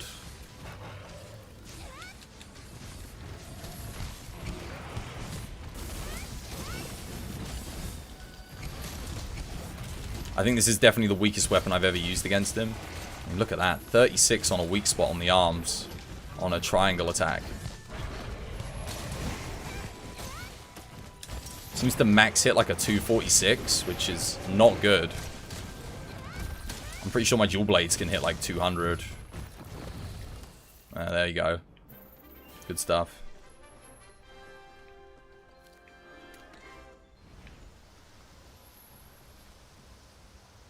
Your trap. Yeah, it was a good move. I was thinking of doing that myself, but then I was like, don't know. We've been playing this 3-player and I'm using an Insect Glaive, so it's not like I'm really doing anything. If there's no weak spot on the arms, I'm literally hitting like 17s and 24s. Yeah, it's awful on Frostfang there. Maybe if I used a Kjar Fire, maybe the Kjar Fire Insect Glaive would be better. I don't know, but I don't think his elemental weakness is that big when you take into consideration how much raw damage the Fatalis Insect Glaive has, because the Fatalis Insect Glaive's got a good amount of raw damage. Like a really good amount. And it seems to be the best against mostly everything else. There's probably some... Oh, wait. Oops. You know what I forgot to do? I left the bloody Effluvial Resistance on the build. That probably explains why I wasn't hitting as much. Herbed up. Let me put the peak performance back in here. But plus 20 attack, would it really have made that much of a difference? Yeah, probably a bit of a difference. Not substantial, but It would have increased my max hit quite a bit with plus 20. Probably would have taken me up to like a 270, 280 on my max hit. But when was the last time FromSoft made a game where you controlled a crew of people and you controlled multiple characters? Yeah, but I wouldn't... No, I don't want to be able to control multiple characters in the One Piece game. I want to be able to control one. I want to be the captain of the ship. And the only other characters that are controlled by players are people in co-op who can join your crew. So, like, they can come onto your ship. That's how I do it. I wouldn't have it so the other crew members, they all have their own agency. If you have NPC crew members, you don't control them. Like, you can send them out to do things, like you can give them tasks to do, but you're not actively controlling them. Like, you maybe when you go on a land mission, you pick like 3 NPCs to come with you, or if you've got other players, like your friends are on your ships, then you can have up to 4 NPCs with you. So, yeah. You need a Piscine for the daily. Oh, you know, I haven't done the dailies either. That's probably how I do it. What would be the story? The story would literally just be you trying to become the Pirate King. It would be you going through the world of One Piece as Luffy did, forging your own path through the world, and, you know, choosing what islands you want to go to. But whilst you're doing that, Luffy's crew, etc. are all going through it as well. And what you could have is you could have the first game takes you up to before the time skip. So the first in the series would be all the way to Eni's lobby. Sorry, not Eni's lobby. What's the place where Kuma sends them all like flying all around the world? What's that place called? I've forgotten its name. So you could have it there, pre-time skip, and then the second game in the series would be post-time skip. So you can take your character over, but you can obviously like update them and stuff. But I mean, you'd have to do it in 2 games because the game would be huge. That's it, the Sabaody Archipelago. Thank you. Yes, yes, Dixon. That's the one. So yeah, you'd have it like that, right? So then like the final bosses would literally be you versus you could have like the admirals invade like they did, and it would be you versus like you could be there. So that would be like the final destination on your thing. And then the next game would literally start at Fishman. You could like start with you. The tutorial would be you going to Fishman Island with your crew. So like, yeah, you'd all meet up on Sabaody again. And no, the tutorial would be you kicking ass on Sabaody against like all of the Kumas and stuff that beat you before. All of the Kuma robots. I forget what they're called. Then would they make DLC like $20, $30? Or no, there'd be no DLC. It would be a full game, no in-game purchases. And then you either have the second part as an expansion. So like you know, like how Iceborne was done. So it extends the game all the way through to Raftel. Or you do something else. It would be awesome. You could even choose to like ignore key events. Like you wouldn't be forced to go to Alabasta. You wouldn't be forced to go the same route that the Straw Hats took. You could take your own route, and there'd be your own adventures, like unique things that could happen. Yeah. That's what I'm thinking. That's what I've got in my mind anyway. I've got time to do this quickly before I go grab another cup of tea. You'd prefer it if you went to islands that wasn't visited by the Straw Hats. That's the whole point. It's your own adventure. You get to choose. Like, you don't have to go to the same islands as the Straw Hats, but all of those islands are there, and the Straw Hats are actively moving through the world. So, let's say you complete an island that the Straw Hats didn't go to. The Straw Hats are, like, completing their island as well. So they're going their route, and they take their natural route through the game. So they're in the game, but you don't even have to interact with them if you don't want to. They're just there, like all the other pirate crews are there going through the game, not just the Straw Hats. So it's literally like, oh, you go to, I don't know, maybe you go to like one of the islands before Sabaody and you see Trafalgar Law there. Like Trafalgar Law wasn't even in the series until Sabaody, so but you get to see what route he took, and he's on a different island, and maybe you do adventures with him. It's like your kind of choice. What are you gonna do? That's what I'm thinking. This is what I'm imagining the game would be, right? So like, yeah, you can literally like follow the One Piece pirate crew all the way through, and you can do all of their missions. And maybe that's like, hey, that's like one of the storylines is going through the Straw Hats. You think the problem will be you wouldn't be able to defeat any of the warlords because it would defeat canon. It doesn't matter about canon. It's a video game. You can do what you want. If you're the one that defeats the warlords, who cares? It's a video game. It's an alternate universe where you've been thrown into the mix. You are the like, I don't know. Again, you can become the Pirate King at the end if you want to. It's not going to be Luffy. It's going to be you. So, again, it's like it just changes things up. But you can take part in the One Piece story as it happened as well. That's fine if it's an alternate world. It would have to be, because if you make your own pirate in it, it's already like, yeah. But it doesn't. Why would it, like, if it followed the anime exactly word for word, you'd have a boring game. That wouldn't make a good video game. Like, you wouldn't do that, right? So you've got to have it slightly different. They've already proven that makes a boring video game because they've done it with loads of other games, and it's just yeah, it leads you down a very narrow and structured path, and an RPG shouldn't have a narrow structured path, right? It's got to be open. You've got to be able to make choices that influence the world in a meaningful way, right? So hey, maybe you could, like, think about this. Maybe you could be a bad pirate. You don't have to be a good pirate. You could freaking side with Crocodile and help him defeat the Straw Hats. Boom, the Straw Hats are out of the picture, like right at the beginning of the game. And you do that, and it's like, okay, so now I'm going down the Straw Hat route. Now I can be the person that picks up Chopper or whatever. Yeah, exactly. You could choose to be you could make your way to be a warlord or something else. Exactly. Like you don't have to do things just because, but then you're free to do things exactly how they happened in the anime as well. Like, you're not... Yeah, obviously you've got to have some kind of linearity to it, because otherwise the game would literally be so big it would be impossible to make. But that, for me, would be like the dream One Piece game. That would be the game that I would be like, oh my goodness, this is going to be insane. And I feel like One Piece is a big enough franchise, certainly in Japan, for like a game like that would actually be financially successful. You'll be heading off now, dude? Oh, okay. Yeah, take care, man. Have yourself a lovely, jubbly one, man. And, oh yeah, enjoy your PS5. Enjoy a bit of Demon Souls.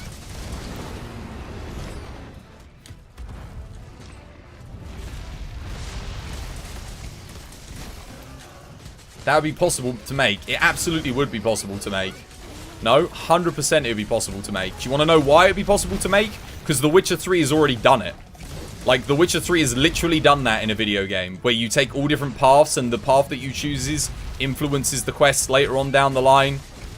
It's 100% possible to make. You just need to get a good development team behind it. Give them like 6 years. You can make a game like that in 6 years.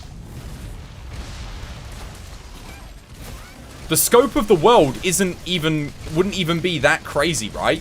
Because you wouldn't have to have every single island as like its own open world island. You wouldn't have to do that. You could still have the different islands well-structured gameplay experiences. You could even have them designed in like the classical level format. So like, oh, when I go to the island, this is what's gonna happen on that island, etc., etc. But you'd have like the sea, like the actual overworld would be open world whilst you're on your pirate ship. And then when you go to the different islands, structured events take place there, and then you can influence those events.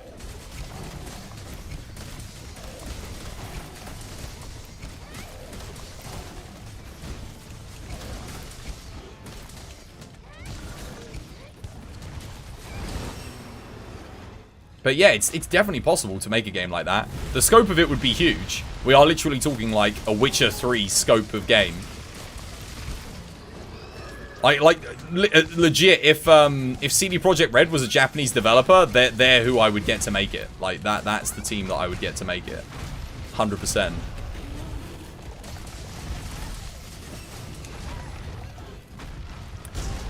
What you should have said is, I don't think it's possible for many developers to make that. And then you would have been correct, because a lot of developers just make crap free-to-play or gacha game garbage these days with no inspiration, no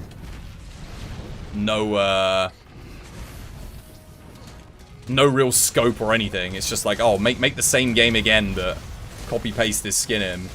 One Piece has a lot of world building, right? Well, that's the thing. You've already got the majority of the content is there for you to use, right? You already know what the islands are in the One Piece universe. You already have all the characters. You've already got the art style. You've already got all of the story tropes and stuff that you can develop. That's all been done. The only thing you have to focus on is the gameplay and the level design. That's it.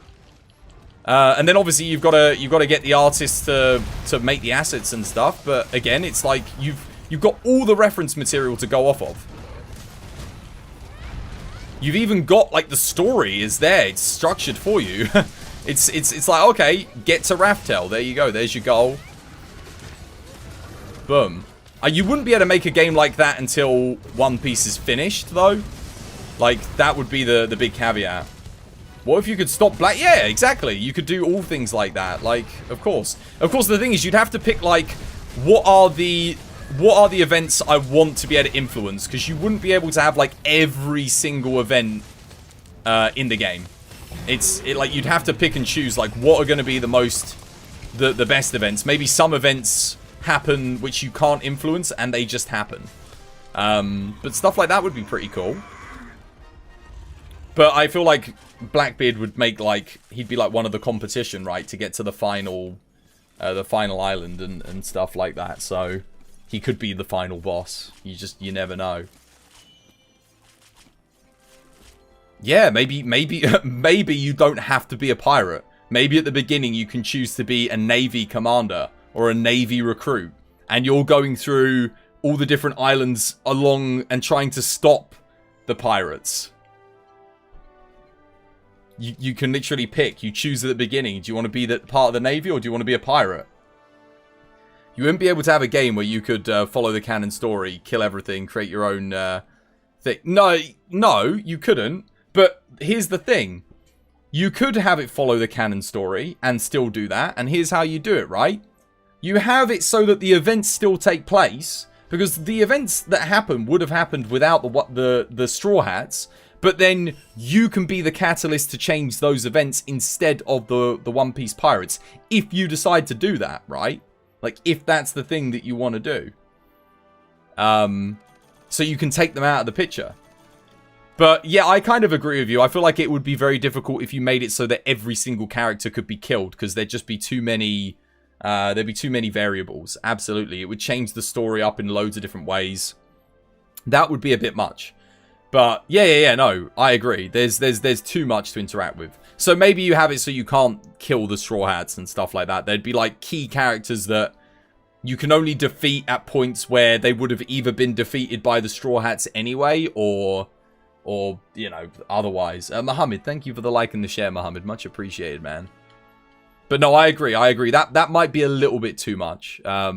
It's a neat idea. So, like, in a dream game, that would be, yeah. But on paper, if you wanted the game to happen, you'd have to have it so that the Straw Hats go along their path naturally and it cannot be influenced too heavily. Like, maybe things can happen differently, but it doesn't, like, out and outright kill Luffy or something like that. They can still keep going through their story, and you can make small changes to it, perhaps. So perhaps Alabasta does get taken over by Crocodile, but the Straw Hats don't die. Luffy doesn't die. They just escape. And they go on to their next adventure. And then that might influence the story at the end. Maybe Crocodile comes back into the story in a different light. Perhaps Crocodile's not there when Luffy ends up breaking into Eni's lobby or something along those lines. No, not Eni's lobby. Impel Down. Wait, Luffy dies? No! Luffy doesn't die. I'm not spoiling. It's probably not the best time to be on the One Piece chat.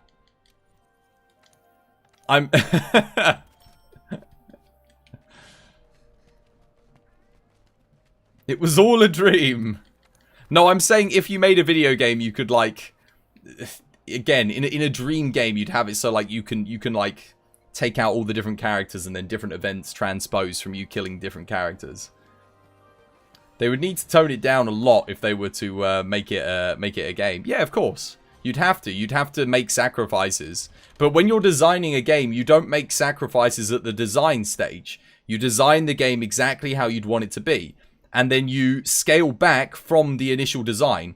The reason why you do that is because otherwise you end up with feature creep. You never underdevelop at the start and then add extra features in as you go. You add all the features in at the start and then you scale back, right? That's the most important thing about games development, because if you keep adding and adding and adding, you just get feature creep and your game takes forever to develop, like Star Citizen. They didn't set a clear goal for what the core features were going to be, and all of them were going to be at the start. So now they're in that situation where they keep adding stuff. They're like, oh, we could add this, and we can add that, and we can add this, and we can add that. And 10 years later, we still don't have a bloody game. So that's why it's important to go, right, these are the things that we want. And then as you develop, you go, well, actually, that's not feasible. We should probably cut back on that. That's how you want to develop a game. Not the other way around. There was a game that did that with an already popular anime, was there? What we're describing? What game was that? And what anime?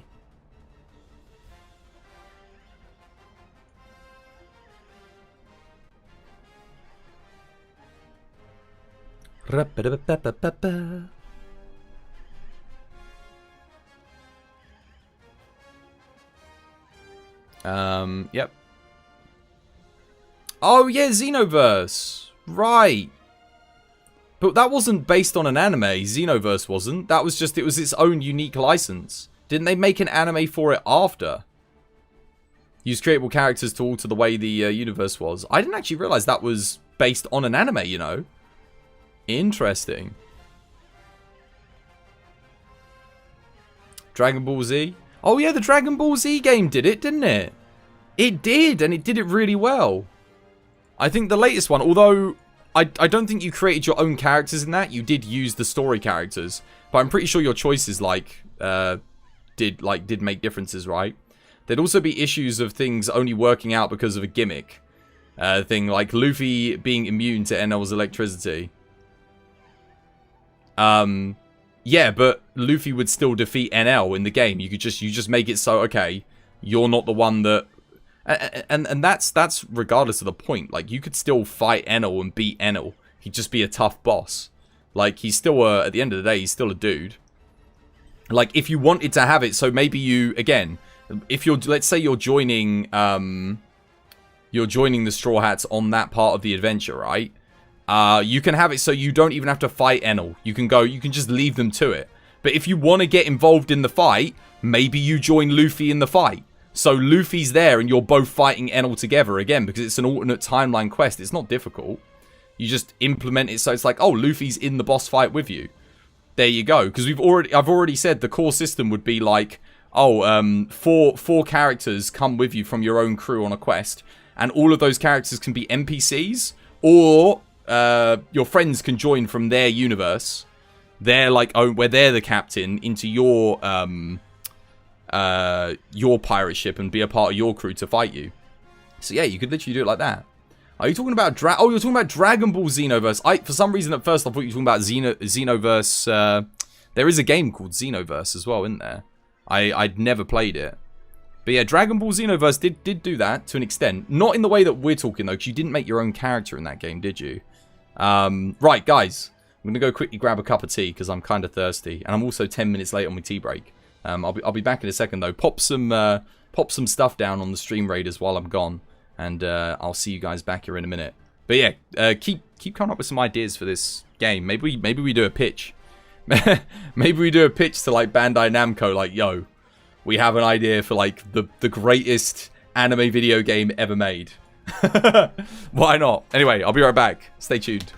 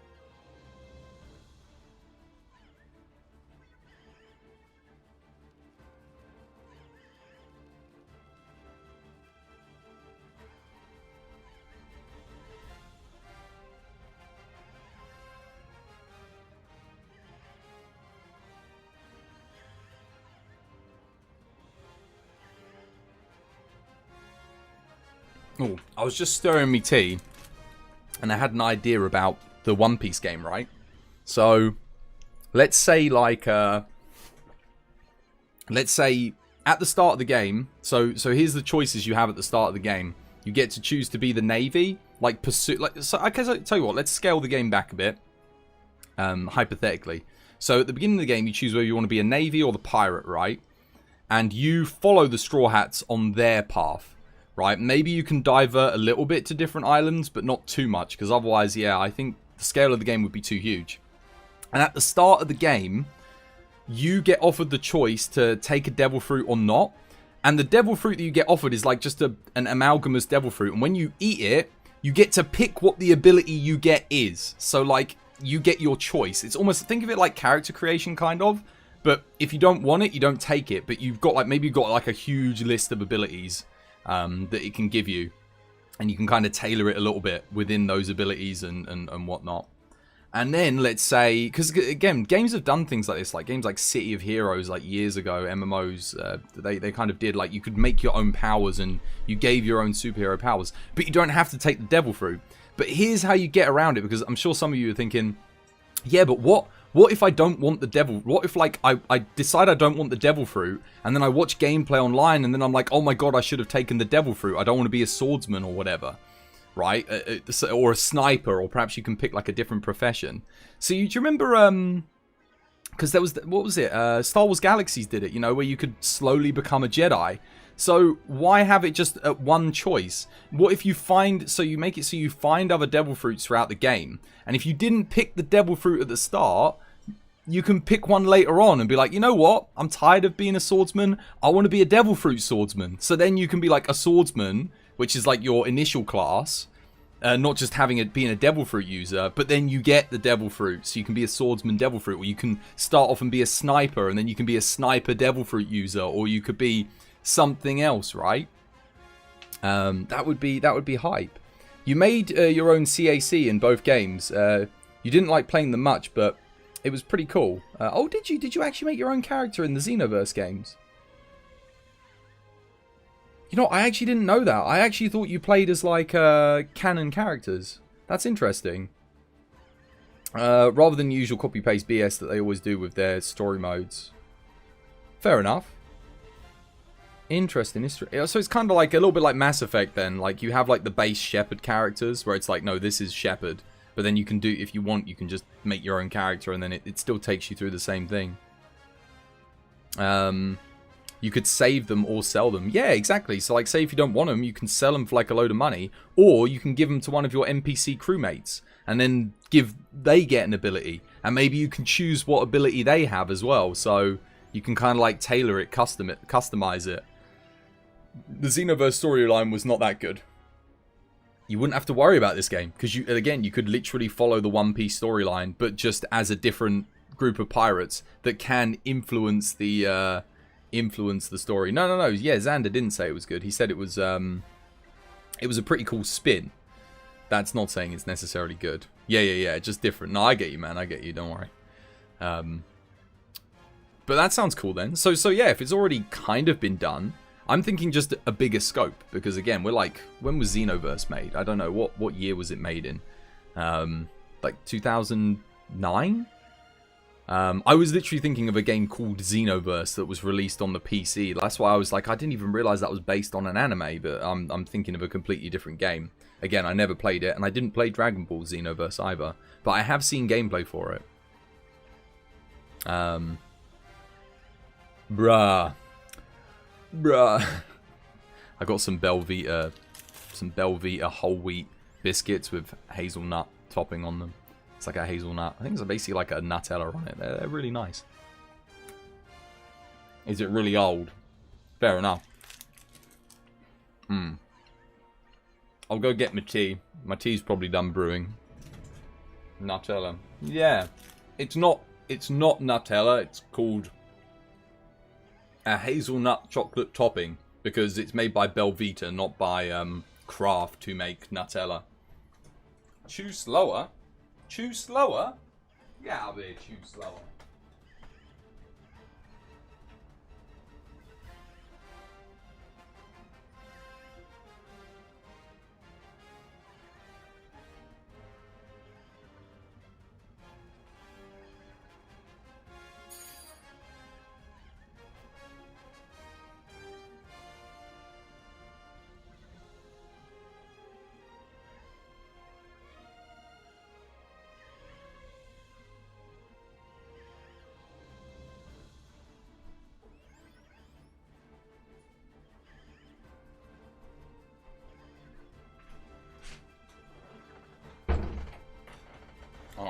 Got me tea. Take small bites. Enjoy the snack.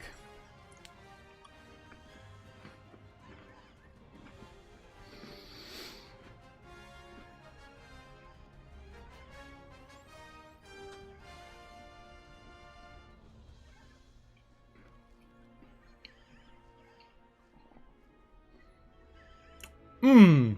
Delicious.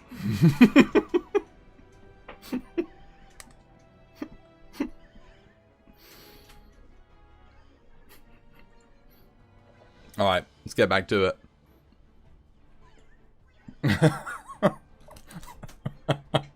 Sorry. I couldn't resist. Yeah, I'm thinking of Dragon Ball FighterZ. But imagine if Dragon Ball FighterZ had, you know, it's kind of the concept that I'm going for. Oh, Rem, you always come in at the best of times, Rem. How you doing? I hope you're having yourself a lovely, jubbly day today. Also, where have everyone got these little dinosaur icons next to their name? I've been seeing them all over the place. Where are you guys getting these? I want one. What do I have to do? Just come in at the end of Chris saying, delicious. That was GlitchCom. Oh, right, okay. Fair enough. I missed that one.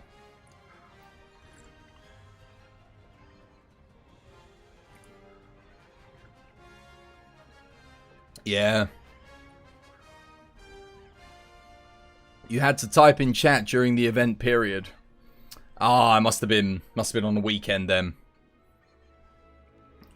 That's it?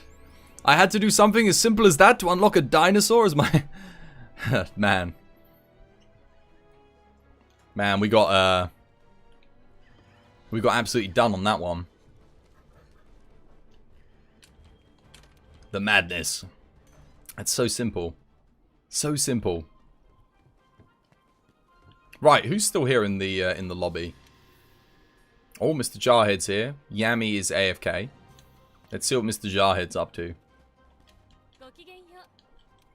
But yeah, no, I feel like conceptually we could write up a really good design document. Oh, I actually need to join this quickly because I've got to get my daily done. Hope you don't mind, Mr. Jarhead.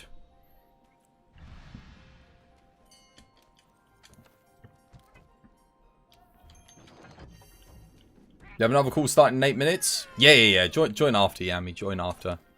Jarhead and I can do some duos in the meantime. Oh, wait, no, yeah, join this one. Yeah, if you've got 8 minutes, you might as well. Yeah, because I know you still need this.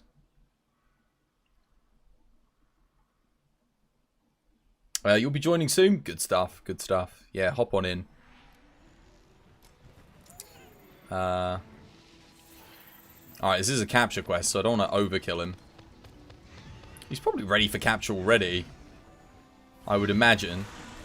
Jarhead's got to have been in combat with him for a decent amount of time, right?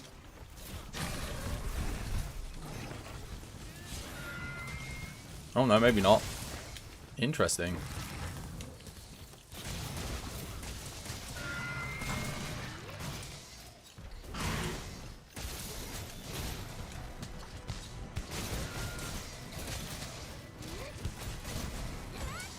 Now we're probably going to end up overkilling it because I put that trap down and I bet you he's like very close to being ready for capture. Jarhead, have you got traps and tranks? I'm going to guess he's ready again. Yeah, there we go. GG. Well played. Alright, that's... I don't know how many we have to do for dailies, but... Good stuff.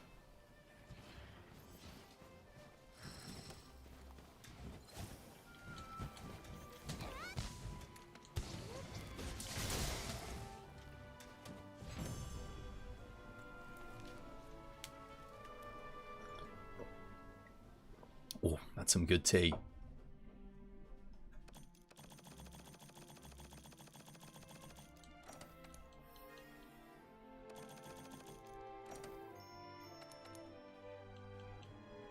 If you guys could have any video game Like, what would your dream video game be?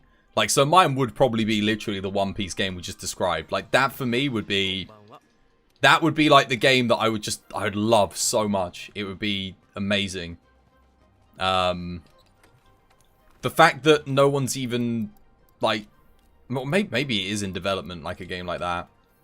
Legend of Dragoon Remastered. Oh, so you would literally have your dream game be a game that already exists, done again. Legend of Dragoon came out, like, really late in the cycle of the... Was it the PS1? Like, super late.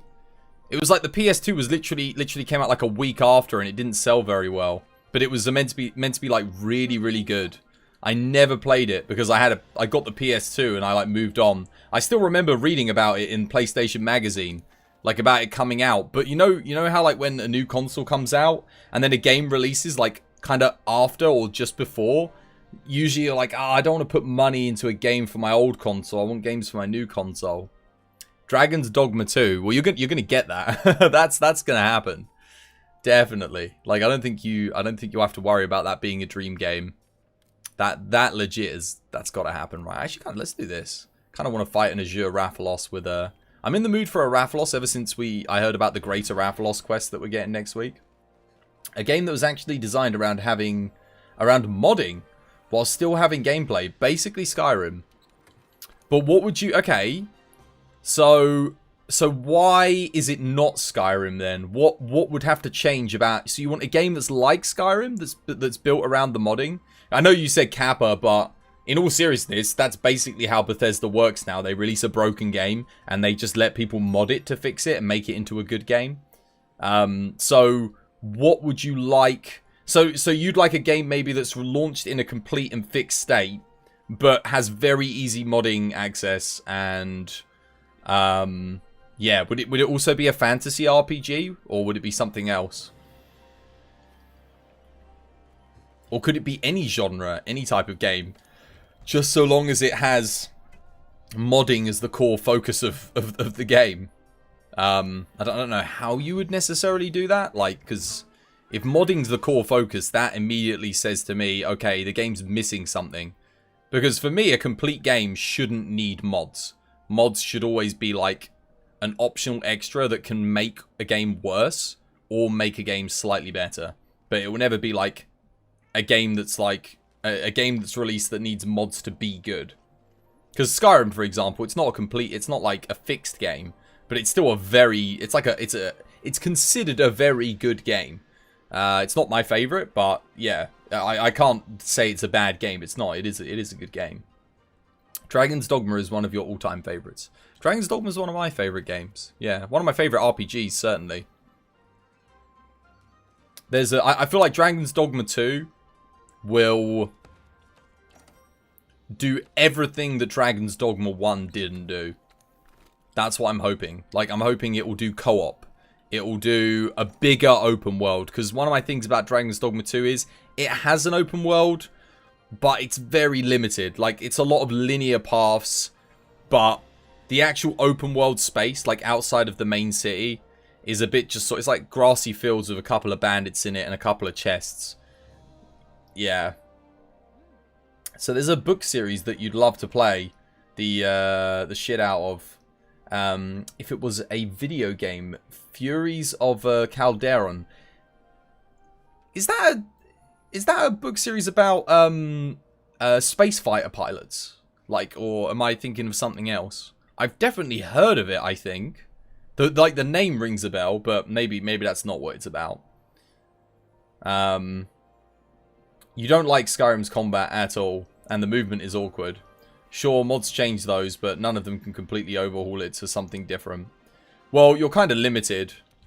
First-person melee combat's always been like an issue in the games industry.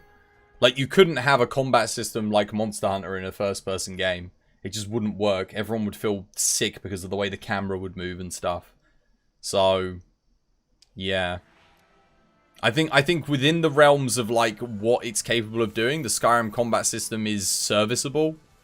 I agree with you, it's not great, and first-person games have done better melee combat systems since, but I don't feel there's ever been a game that's got it perfectly right, where the melee combat just feels really, really good.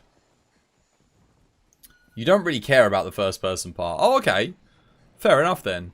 So, yeah, third-person RPG with modding its... I just, yeah. For me, I'm trying to wonder, how do you make modding a core part of the game? Like, that's a very odd thing, because that to me says, okay, so you need to purposefully omit things that the mods can then add. To be honest with you, that just sounds like Mount & Blade. Have you played Mount & Blade? Warband? Because it's like a really good game with good, like, amazing combat. And the mods just make it better. Like, sorry, it's designed around having mods. Like, legit. They literally build that game so it can be modded. You must have played the new Mount & Blade Bannerlord game. Not Bannerlord, sorry. Well, yeah, no, it is Bannerlord, isn't it? Mount & Blade 2, Bannerlord.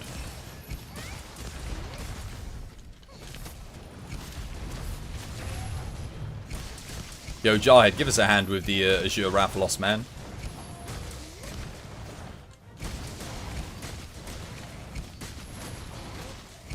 You'd be a fighter, a caster, a rogue, but you'd have the ability to summon a Fury or an Elemental.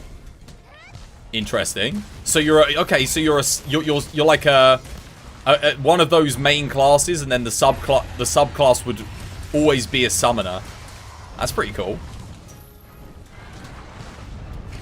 Something like having a system for custom skins and animations.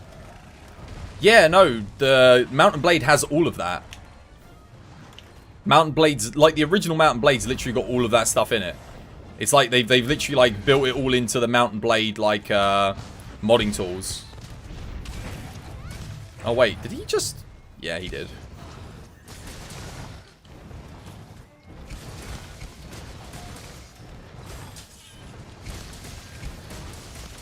The second game doesn't have any of that stuff in it yet, but I know they plan on adding all of it. That's one of the games that I was going to stream on this channel, but they released it in early access, and it's a little bit too unfinished for me to stream at the moment. Like, because you get to a point in the story, and it just kind of finishes. Like, you can't progress anymore, and the game kind of just... Yeah. So I need them to kind of, like, do a little bit more. Happy 500. Hey, how you doing, Aline? Welcome back to the stream. I hope you're having yourself a lovely jubbly day today. How's your Wednesday treating you?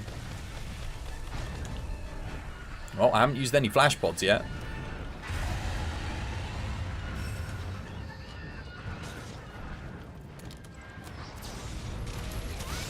Okay. It'd be nice if they wanted to work.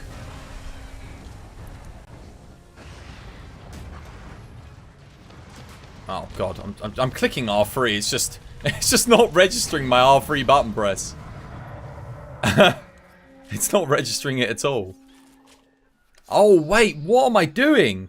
I could literally be using my PS5 controller. I keep forgetting I've got it. I can use it with Steam. The day started for you just chilling here whilst having breakfast. Oh, good stuff. What are you having for breakfast? I'm actually pretty hungry at the moment. Food talk will make me think about what I'm going to eat later. I'm going to eat after the stream. I'm going to raid someone, but I don't think I'll be able to stick around for too long because I'm going to need something to eat for sure. You said this last night too. I did? I do end up repeating myself quite a bit. I was pretty hungry last night as well. But I had eaten last night, so yeah. I did? Fair enough. Your controller. Oh, the PS5 controller. Oh, right. I thought you were talking about me being hungry. Yeah, but I realized at the end of the stream. I've just realized again, it's like, the thing is, I'm looking up at my screen, and I glanced, it's up on my shelf up there. One of your favorite combat systems, Bayonetta. Bayonetta has a fantastic combat system. Yeah, it's literally Devil May Cry's system. But a little bit more over the top in terms of its presentation. But overall, the combat feels like the button presses, the combos, the way everything kind of works. It's Devil May Cry.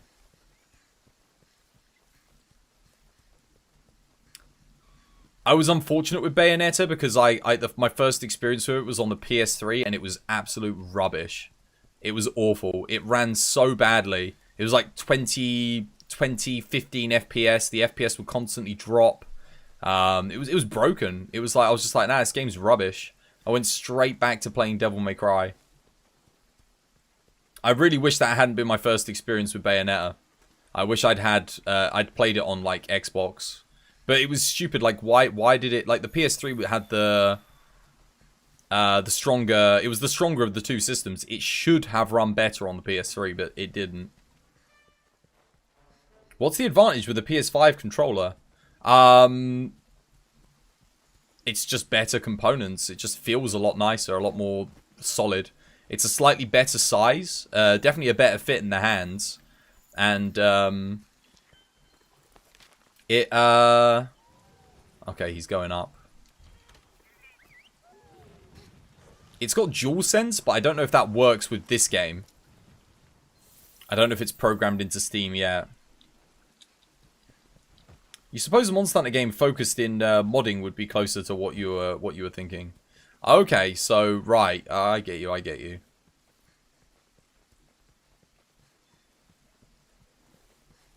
You should probably connect it. I will do, but I don't want to do it right now because if my PS4 controller stops connecting, and then I'd have to set up the PS5 controller right on Steam, and then I'll kind of be like stuck in the loop of like, oh god, I gotta get this. Wait, did it seriously go to Area 1? Oh god damn it. I thought it was coming up here, like up this way, so I thought I'd meet it in that area.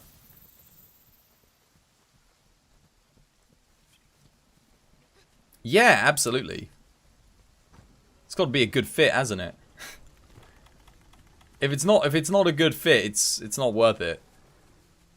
It's not something you want to be using. It's not something you want to be using. You definitely don't want a controller that's too small, put it that way. You can probably work with too big, but who remembers the bloody like the old NES controllers? They were like awful, the ergonomics of them. I mean, again, that was like the early days of controller design, but talk about rubbish.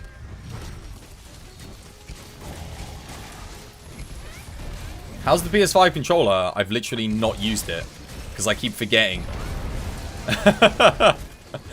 That's the thing. That's what I'm saying. Hurt my tiny child hands. I'm sorry. I'm sorry about tiny child hands, guys. I don't mean to, you know, if you got tiny child hands, then a small controller is good for you, right? Like I said, it's the fit that matters. You don't want a huge, massive controller if you've got small hands. There's nothing wrong with having small hands either. Unless, you know, you're Donald Trump, in which case you're for some reason you're very, very insecure about your tiny hands. Then clearly there's probably something wrong with it in your eyes. I really should put a weak spot on the tail.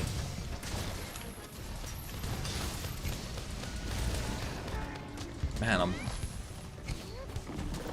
don't think Insect Glaive is very good against Brute Wyverns somehow. I need him to put his things up, his little frilly bits on his back.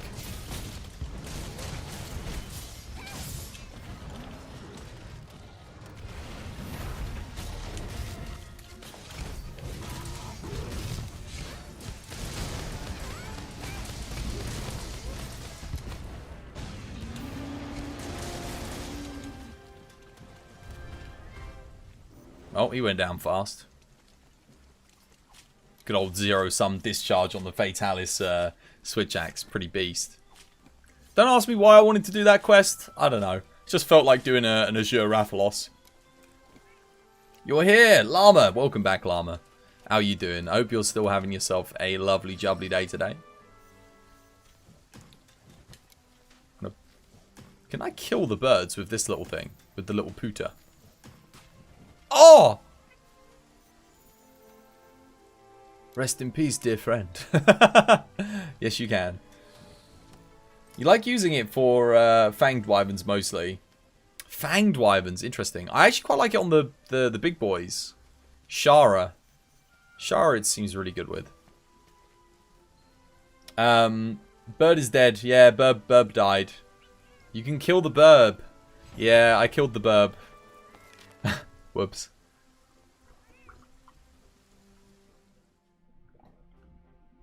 Ah.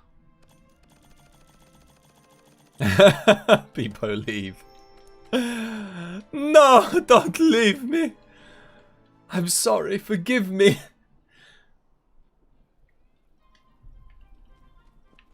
It's like that meme where they've got the... You guys have probably seen it. There's the dude and he's like at the gates of heaven and you've got the gatekeeper there and he's like, oh yeah. You can enter heaven, but first you have to like... I can't remember exactly what he says, but he says first you have to confront all of the people that you've killed. And the dude's like, oh yeah, no, like, I haven't killed anyone. I'm good, let me in. And he's like, video games included. And it like turns around and there's just like a million freaking things there. And for some reason I just like imagined that Burb like sitting there at the front like, let's get him. Oh dear. Has anyone seen that meme? Some of you are probably like, what is he going on about? Video games, gates of heaven, what's this? I don't know. If I knew what the meme was called, I'd get you guys to look it up. But it's pretty good. It's a pretty funny one. Let me see. Minigame. Here we go. Get the stream raiders up. Chris ain't entering heaven. No. None of us are. If you're watching this stream, you're not pious enough. I'm sorry.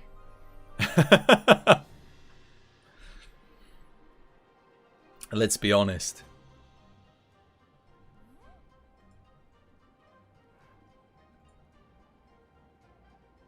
Alright. Should you make a dragon, water, or raw bow build next? Water's gonna be... If you need to farm decorations, you should make a water build next, because it's the best against Teostra. But for general purpose use, you should make the Fatalis bow. I say general purpose use, the Fatalis bow is really good on a lot of things. Honestly, you should make both. Dragon and raw are pretty much the same now, because the Fatalis bow does do dragon damage, and it's usually better than the dragon alternative anyway. So yeah, like you would just make the Fatalis bow. You guess you'll go to hell. Insert name. Oh, there's limbo. Or there's nothing. This is the heaven that you make it, guys. Life. Don't go waiting on heaven. Don't go waiting on heaven. Make the most of what you got. Heaven is a place on earth. Ooh. Who made heaven a place on earth? They say that in heaven, love comes first. Ooh, heaven is a place on earth. I love that song, man. That's like the cheesiest song, but it's great. It's got like some beefy riffs, simple lyrics, catchy. It's cat jam indeed. Do my best cat jam impression. Ooh, karaoke night. Yes, let's get all the copyright strikes. What should we sing next? What shall we sing? I don't know the lyrics to that song. I only know the chorus. Karaoke night when? We're not even allowed karaoke nights anymore, are we, on Twitch? Like, karaoke night's a band, man. It's not allowed. Naughty, naughty. Twitch would be happy about that. Seriously, I think people have been getting copyright struck for just enjoying singing. Oh yeah, Waterbow's quite good on this quest as well. So yeah, this would be a good one for a Waterbow build. But obviously Teostra, yeah, if you want to farm Teostra, that's a good one. Don't go knocking on heaven's door. Didn't I already sing that one? I feel like I did. Yangaruga reminds you of a person you know. If you say me, thank you. I appreciate it. I too am a formidable and very angry person when someone comes about my place and starts slapping me.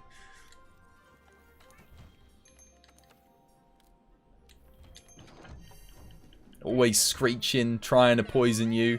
I'm trying to poison all of you with my words.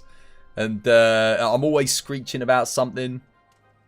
They do too many backflips. Yeah, that's definitely me. 100%. Your ex. The ex joke is the obvious one. That's the one that... Nah. It couldn't be. Llama doesn't make contrived and obvious jokes. How dare you? How dare you, Dixon?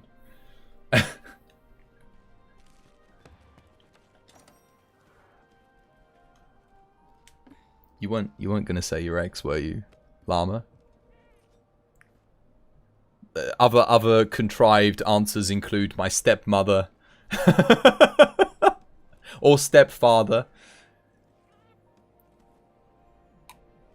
You were gonna leave it as a mystery. The worst jokes don't have a punchline, all right, or some kind of big reveal at the end. Actually, I say that. There's some really good jokes that are left a mystery, like the end of the Italian Jobs. The Italian Jobs. It's very good filmings. Yes, that's a good joke at the end. Oh, good cliffhanger. Good joke. All right, lads. I've got an idea. Gotta get a bloom in. Move on. You made a new fashion. Can I see? Oh, wow, that looks really good. That looks awesome. Look at the color transition on the Corv. Llama, you done did good. You done did good. I love the Corv top into the with the Corv. Oh, that's brilliant, isn't it? Look at that. Fantastic. Yeah, I really like that. I likes it. I likes it a lot, I does. Very nice. Oh, you've done good there, haven't you? Oh, he's done a good job there. That's great fashion. Well done. 10 out. C'est fantastique. Thank you. You're welcome.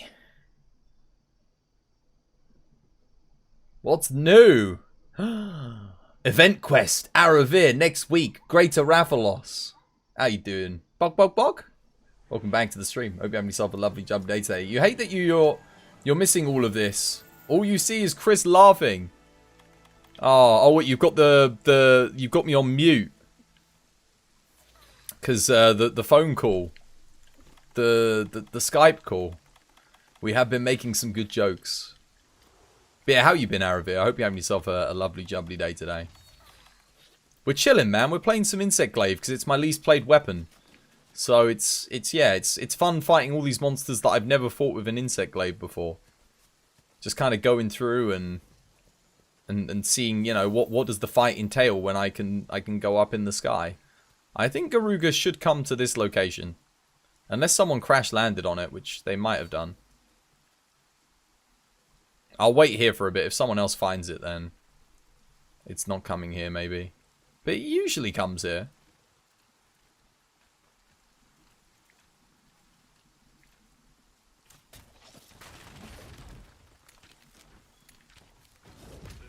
Where is it? Maybe it's not going to come here. Okay, perhaps I've made a small miscalculation. Yeah,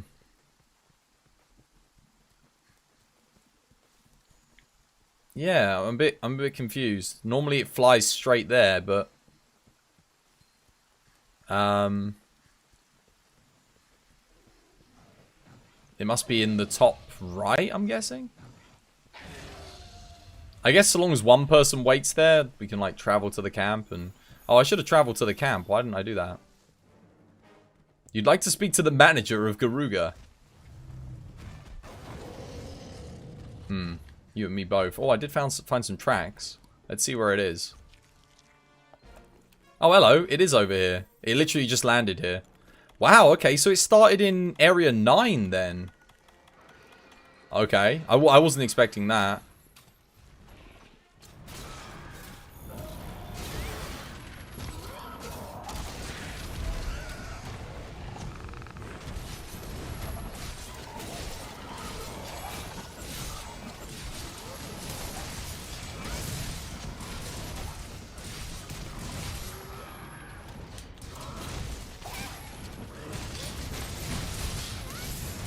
Just stopping by to give you grats on the 500 streams. The 500 Monster Hunter streams. Thank you, Wolfie. How you doing, man? Hope you're having yourself a lovely, jubbly day today. Oh, Llama's got it. Oh, Llama-sama. It only needed one more. Needed one more knock.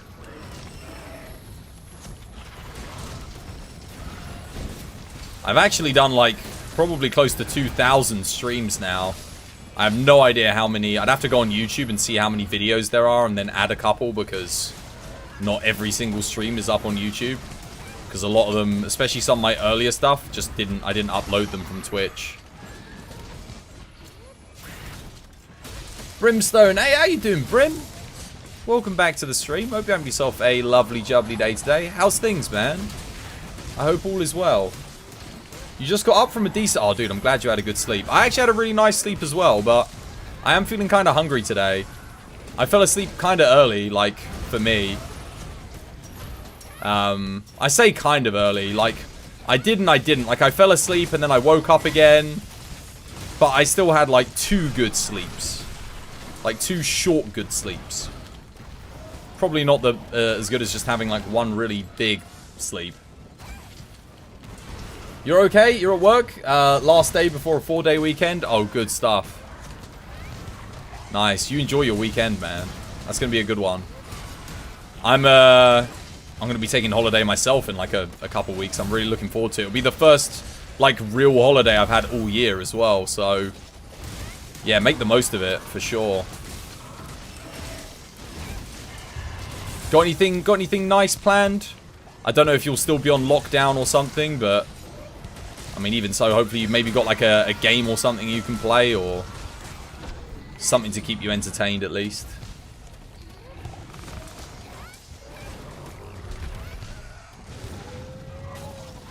Alright, happy pre-Thanksgiving. Oh, right, Bliminell, yeah, Thanksgiving. We were talking about that the other day, weren't we? Because someone was like, oh, what am I doing for Thanksgiving? But we don't celebrate it here in England or Europe.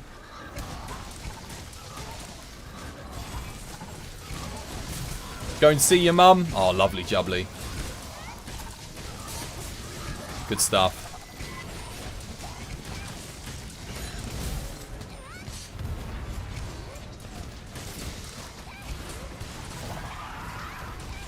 There we go. You're going to bail? Oh, take care, Aleem. Have yourself a lovely jubbly one. And thank you for stopping by. And hopefully I'll see you again tomorrow. Or I'll see you when I next see you. Either way, have yourself a good one. Ah, I thought I might be able to like stagger it there. Small chance of a stagger.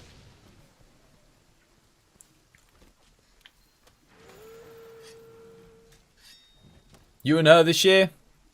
Yeah, Christmas is literally going to be me and my fam, I think. Just, like, here, for the most part. My nan might come, but obviously it's a little bit risky, because...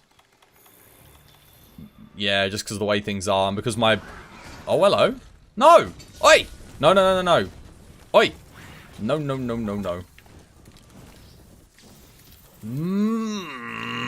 Should have hit it with another Pierce pod. Let someone else do the flash. Bummer. That would be nice though, dude. Yeah. Be good. Oh, you mean for... Sorry, for Thanksgiving, I mean. But yeah, sorry, I should have meant like I'm doing a similar thing for Christmas. I know Thanksgiving and Christmas aren't the same thing, but... I can't obviously relate to the old Thanksgiving meetups, but I can relate to Christmas meetup. No, no, Zenoga, no, Zenoga! Okay. Alright, I'll let someone else do the trap. Both of mine are gone. There you go. Good stuff. Well played. Funny monkey. Speaking of monkey, does anyone want to fight a Rajang? Should we do like the double furious Rajang in the arena? I kind of want to try Insect Glaive on it and see how much does it suck.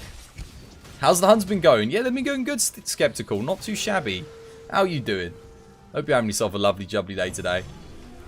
We've just been playing a load of Insect Glaive because I suck with it and I want to play more of it. I wanted to get it at least past 200 hunts. I imagine we're past 200 hunts now.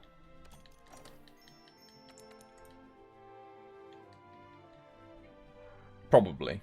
I say that, we might not be, but...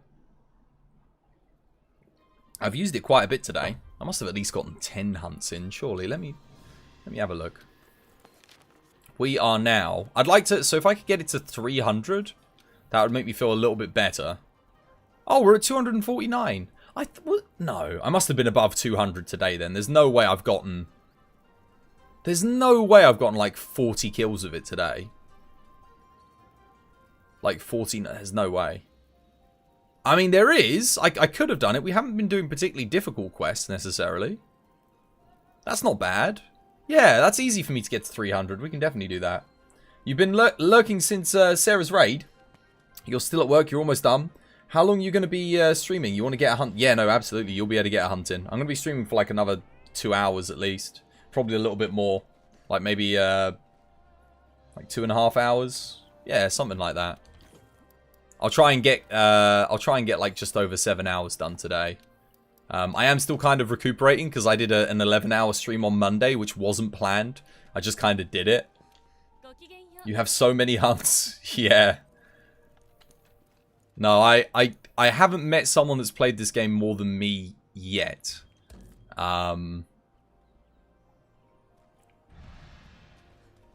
And that's including all the streamers and content creators. I'm pretty sure I'm like at the top. Not to, you know, not to flex too much or anything.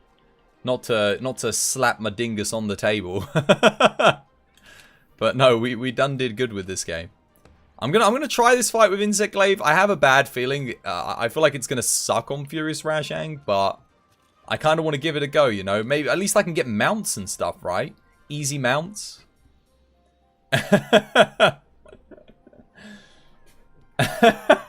It's a term of phrase. You know, like when people were boasting. It's called getting your dick and slapping it on the table.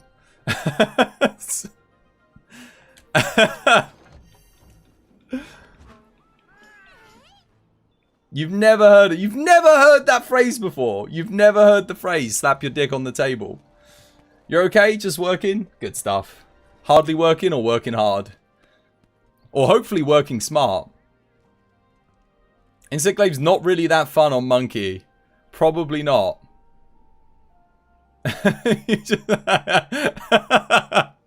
Fair enough, Llama. Excuse my Mexican. You're Mexican? Fair enough.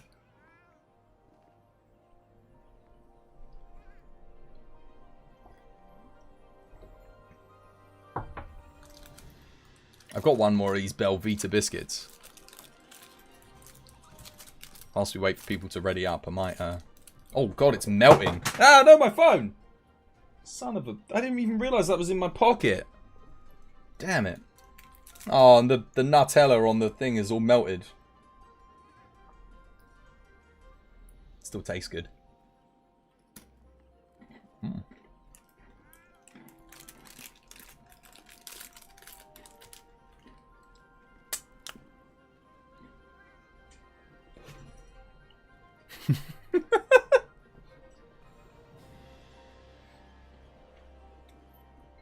Look, I'm going to call it Nutella. It is. It literally is, but it's not the brand Nutella. Because this isn't made by Kraft. Unless it is made by Kraft, maybe Belvita is made by Kraft. There's probably like a 75% chance that it is, because Kraft seem to own everything.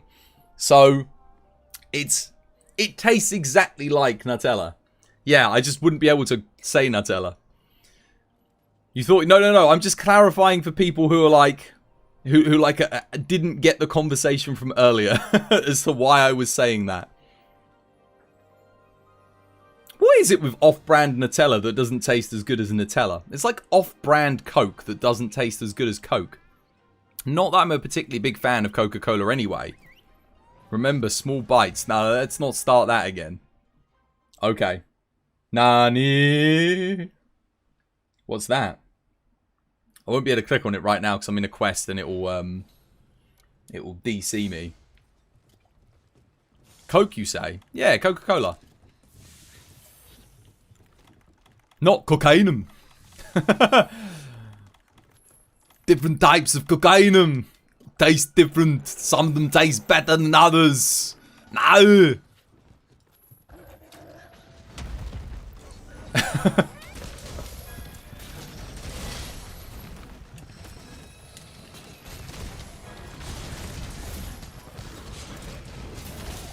I'm on the monkey.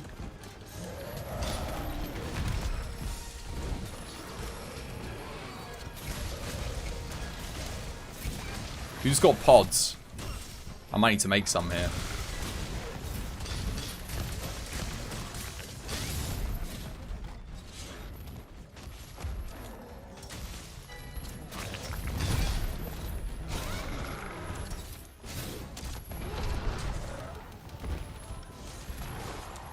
Oh man, attack up large. Oh, who's running the... Oh, Llama's running Duta.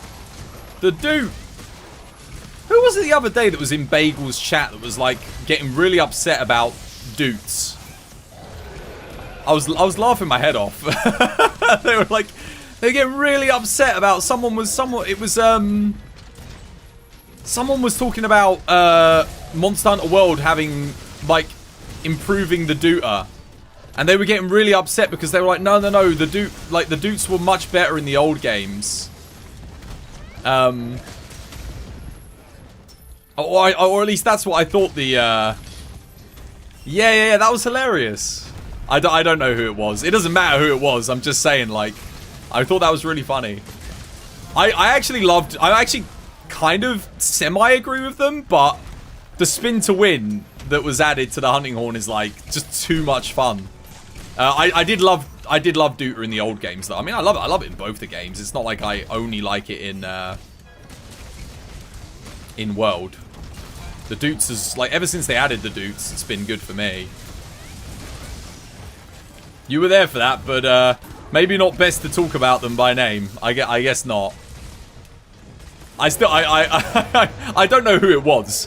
I'd never seen them in Bagel's chat until that point, but, like I said, it was still very funny.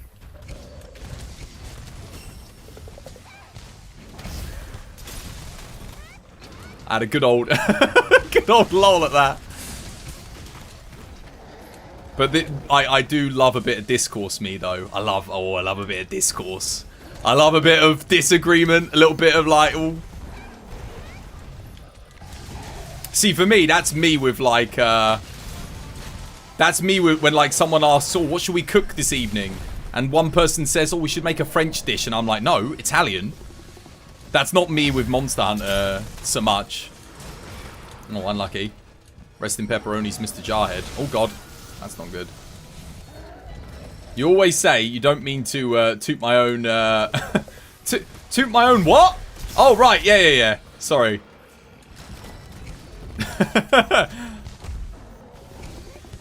Don't go tooting that.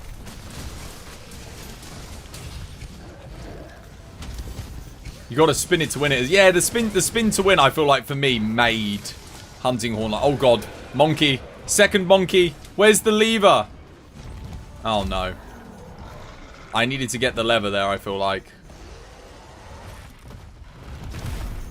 Oh, they got it. Good stuff. Very good stuff.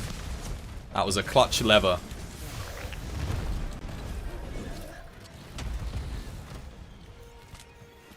There are very few things you're willing to waste energy on by arguing on the internet. Oh, I do love a good argument on the internet. Oh, I had a brilliant semi-argument about someone complaining about Godfall and that it should be more like Genshin Impact on the Facebook fan page.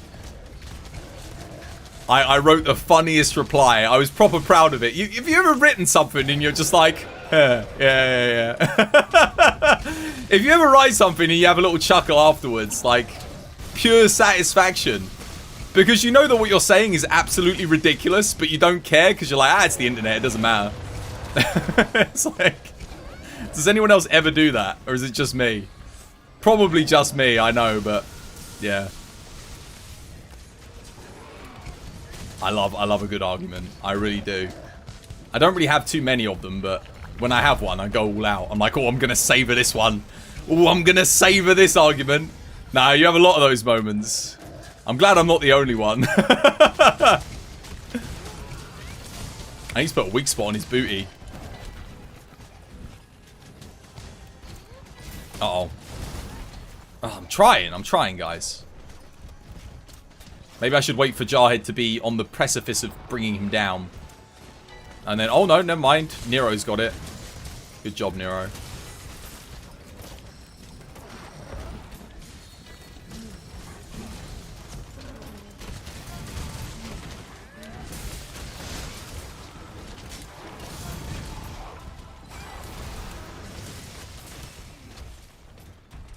I doubt I did very much damage there at all with the Insect Glaive. I'm pretty sure I saw me hit like a max hit a 19 or a 42. Good stuff. With the Hunting Horn extra large bonus. My goodness.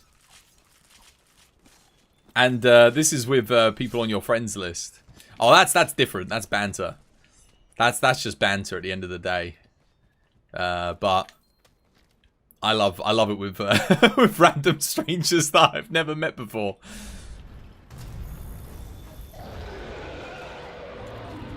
You're welcome. 20% of your damage came from you. Good stuff. Well played. Hunting Horn's actually really good on Rajang.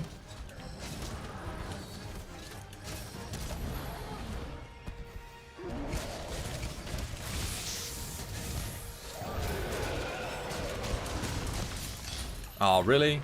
You gotta be like that? Your favorite thing to do is to ask telemarketers for nudes. Really? That's the second time that's happened in as many days in this game. Weird.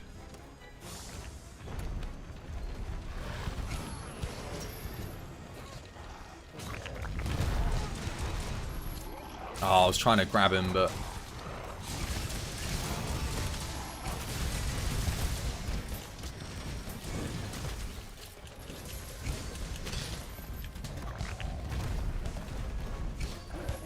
He does move around like a bit too much, I think, for some of the combos. For my liking, anyway. Seems to max hit. Okay, max hit a 229 on his head. It's not like awful, but it's not great.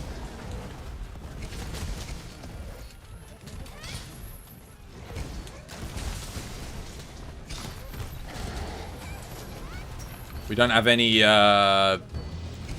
I'm playing a weapon for the first time on this fight, and Jarhead's died twice, which is not good because now the pressure's on because I'm not exactly playing great.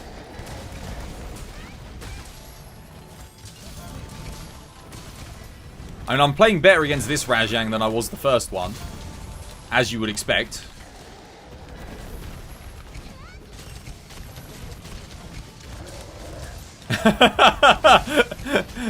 Rajang's just like, no!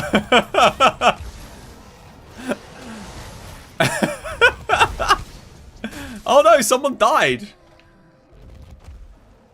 Oh, bummer. Oh, so close. Nah, it's fine. I don't need any materials or anything. I'm only doing it for practice with the Insect Glaive. I feel like it's quite good for, like, Insect Glaive practice, to be honest. Because he's a really small target and he moves around a lot. So it kind of gets you used to just, like, moving about. The only downside is I really don't feel like I'm doing any damage. Also, did my stream just crash? Like, did my stream die or something? God damn. Maybe it did.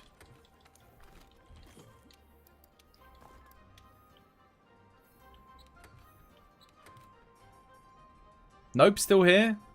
Okay, good stuff. You're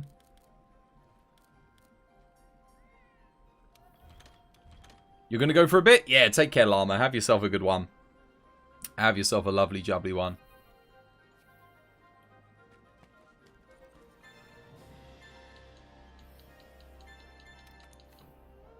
Yeah, I will do. Have we got anyone else in? Or is it just... Oh, okay, no, Yammy's... Oh, Yammy's AFK as well.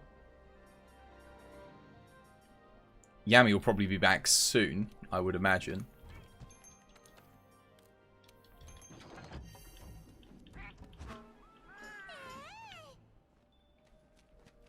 The monkey. Fight the monkey. Well, when we get like 4 players back again, we can give that another go. Should be good fun. Duo, you're going to fix up your longsword builds? Alright, good stuff. What else should I practice Insect Glaive on? Kind of done Zenoga. We've done that. We've done that. I'm kind of just working my way up a little bit. I've already done like Gold Rathian, Silver Rathlos with Insect Glaive. They're basically just like regular Rathlos Rathian, just a little bit more aggressive, so... could do Arch-Tempered Namiel. I have no idea what it would be like on that fight. I'm just thinking, like, how much damage is it going to do, though? It could be quite a slow fight. But you don't have to worry about the water if you're constantly jumping over it.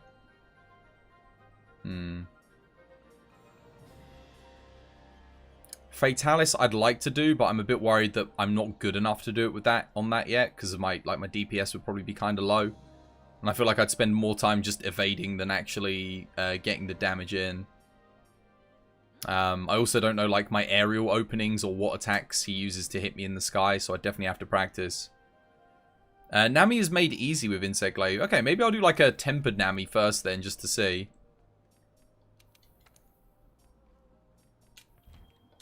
Good stuff. I've never fought a Namiel with an Insect Glaive. So yeah, let's do it.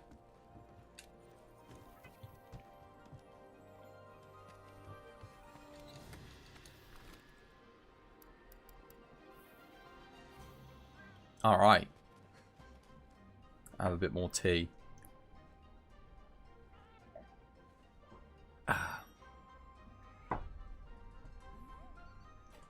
And yeah, feel free to join us, guys. If you want to hop on in and get some hunts in. Certainly, if you're a little bit rusty and you haven't played in a while, now's a good time. Because again, we're getting the new quest next week. New quest, new gear. Should be good fun. I wonder if they're going to make it like the Witcher quest, where we have to play as... It kind of looked like that's what we're going to have to do. We're not going to be able to use our own builds. We're going to have to play as Mila Kunis. Not Mila Jokovic, not Mila Kunis. We're going to have to play as Mila Kunis. Wrong Mila. Oh, you know what would be really good here? Coalescence would be better. Yeah, wrong Mila. Coalescence is better than peak performance here. For sure. Like 100%. I think. Actually, I say that, and then I'm like, well, yeah, no, because we'll keep... Yeah. No, it is better. 2 levels of this should be better. Because that's going to give plus 15 attack. Yeah. And then we get plus 5 attack when Flawless is active. Good stuff. I don't need Mind's Eye either. So I can actually put a... No, that's plus 3 attack. This gives plus 5. So we actually do want the... Yeah. We want this. Good stuff. I'll do the Stream Raiders quickly before we go. Jarhead wishes. A man can dream. Where are we going? What are we doing? Let's have a gander. That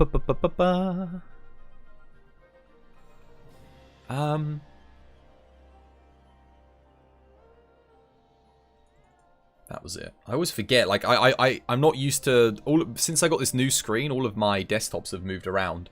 It's like the position of things is all a bit sort of muddled.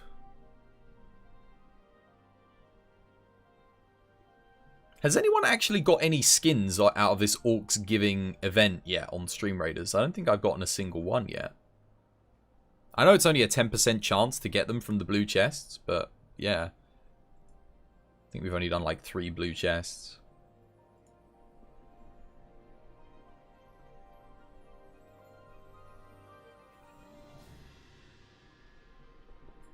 You think you got the turkey one for the wild beast? Oh, that's like the best one.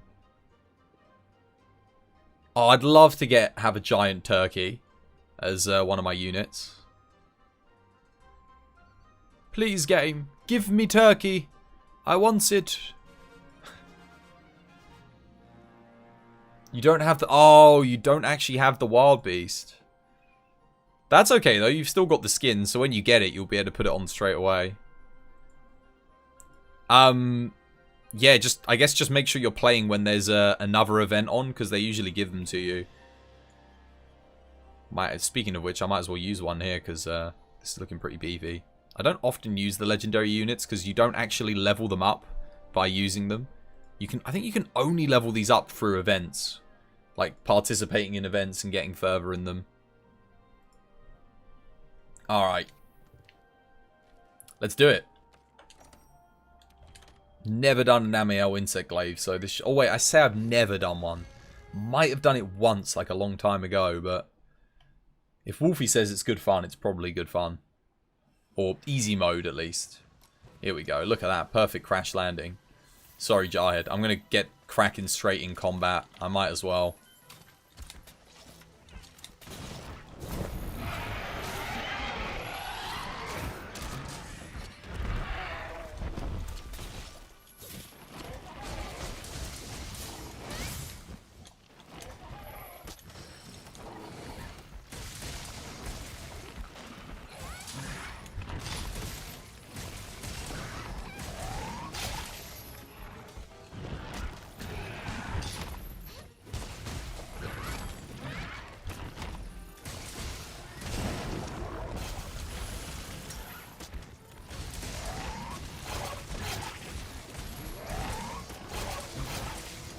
Oh wow, okay, I really don't hit much on it when it's in element active mode.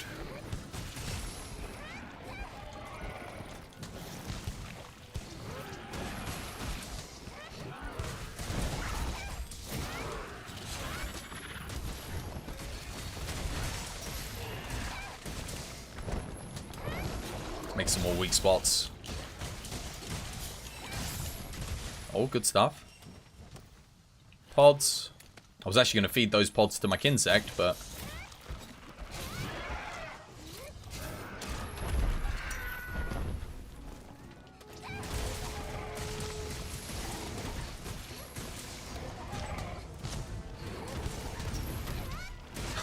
oh, how could I miss so spectacularly on a stationary target?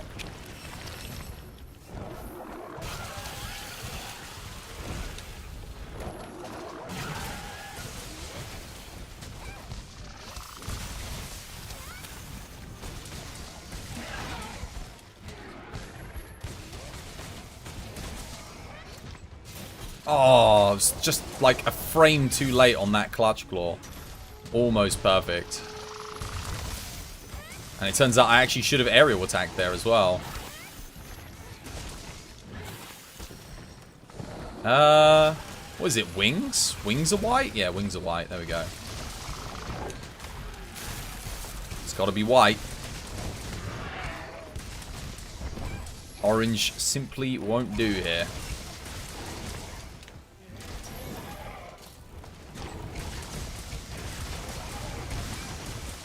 There we go, now we're fully powered up. Ah, oh, man. Come on.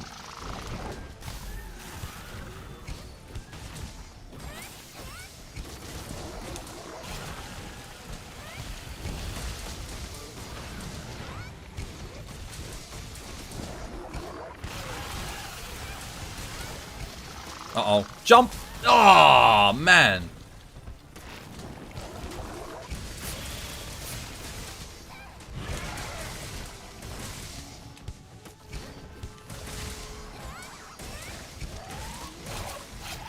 You think it's time? It's time with your. Take your time with your PC. All right, yeah. Oh god, I just got hit there. Oops, took my eyes off for 1 second. Yeah, I mean, why not? Why rush it? There's so much stuff to do in Monster Hunter. There's no point rushing it. Unless you're like you've already played through before and you want to rush it. Man, I hit so much more now. Now that it's dehydrated. Oh no, don't rehydrate already. Are you kidding me? That was so quick. Wait, I missed? Oh man. Damn, that's a shame.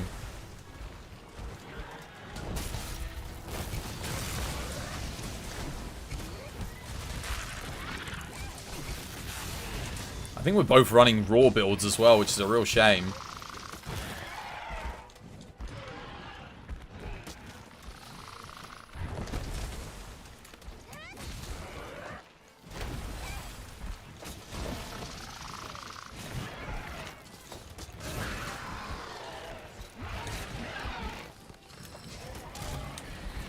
Good stuff.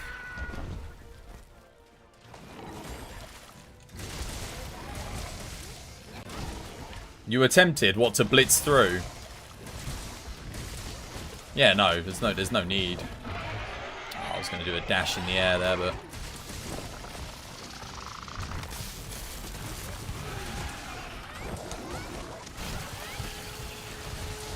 There's the mount. I was going to save the mount for when when it tried to run away, but I'll just use it now.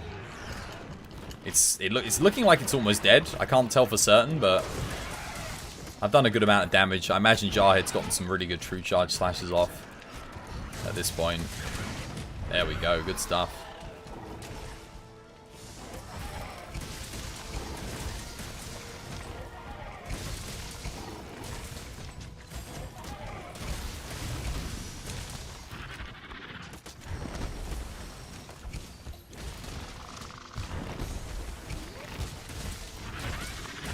It's dehydrated again.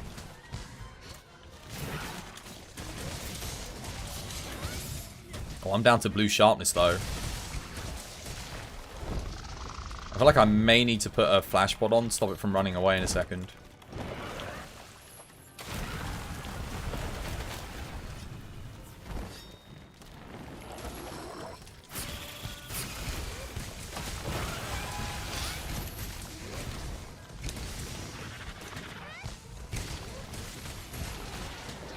Oh, there we go.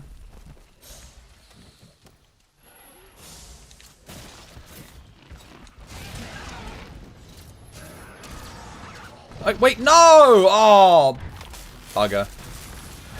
Didn't mean to do that. Try that again. I put the flash pods on in case it tried to run away, and then... Oh, I still had them on when I tried to do the wall knock. Should have been a little bit more patient there, I think. There we go. GG. Well played. You're about to come in here, get you like 'twas. Full speed ahead. Don't slow down, boys and girls. There's no slowing down on the 'twas train.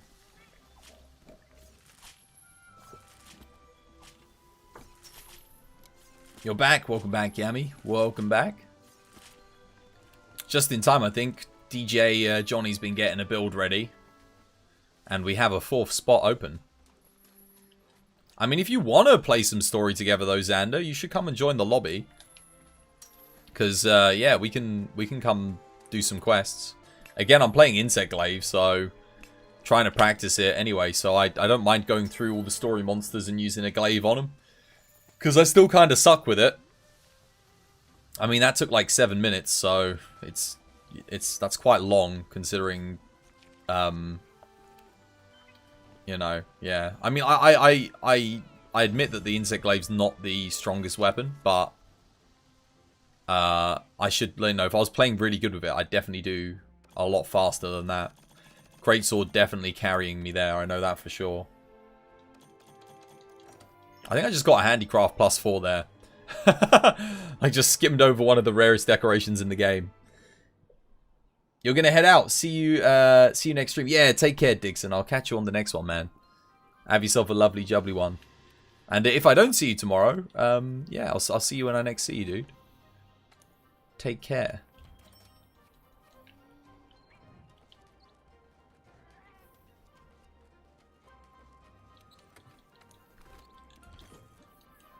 Alright, what should we do next?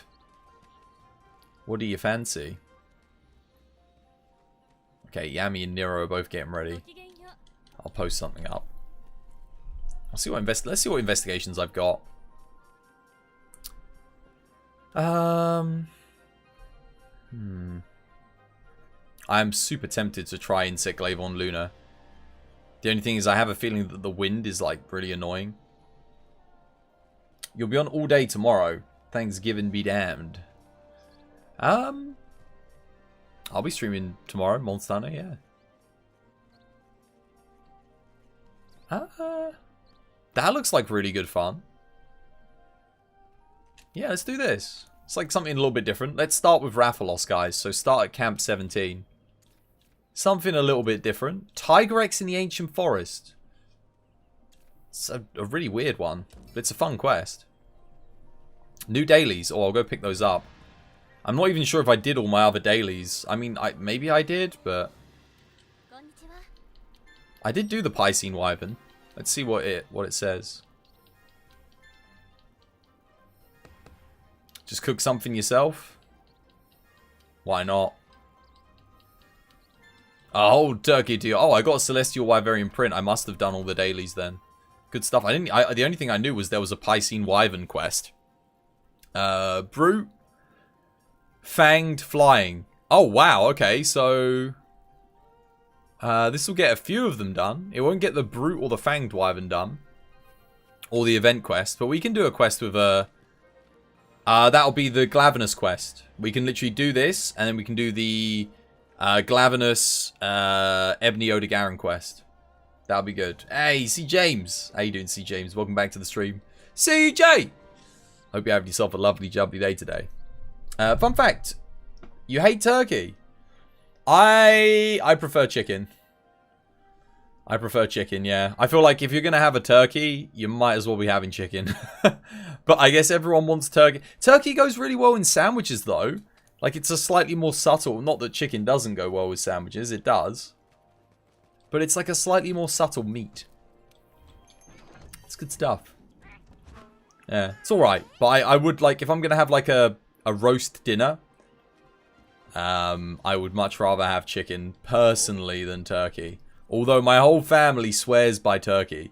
Like, when Christmas comes and the big turkey comes out, they're like, oh, I do love a bit of turkey.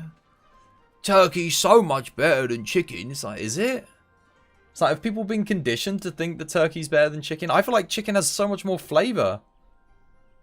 Like, I know chicken's a very common meat and it's a lot cheaper, but just because it's cheaper and more common doesn't mean it doesn't taste as good. It's delicious. It's fantastic. The funny thing was, I didn't used to like chicken when I was growing up as a kid. I didn't like it at all. I was a beef boy. I like my beef. But now that I'm older, I'm a chicken fella. I love my chicken. Like, I wanna keep chickens when I'm older.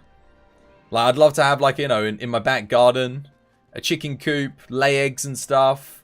Every now and again, fresh chicken. Yeah. Like legit, like, just keep some chickens and whatnot. That would be so good. Don't know if you have to have a license to keep chickens. Probably need a license, but here in the UK you need a license for everything. But I would love to have my own chickens. Because it's super sustainable, right? Imagine you don't have to buy your own eggs. Like, just go get your own eggs. And then you can give eggs to all your neighbours as well. If you have any neighbours. You know, like, just like 3 chickens. Not like a load of chickens. Doesn't have to be loads of them. I wouldn't mind loads, but it's more work, isn't it? Just like a few chickens. Surprise chicken sound.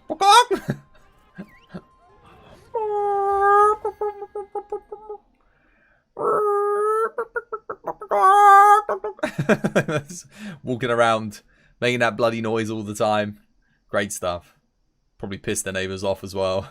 I'll be making all the friends. I don't think they make as much noise as the actual rooster itself, though. Mr. Ravelos.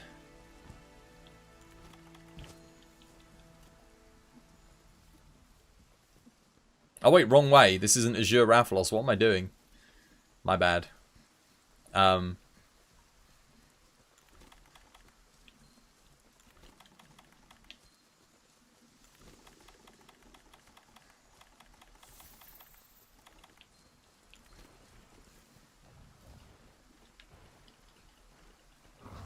Hello, Mr. Friend.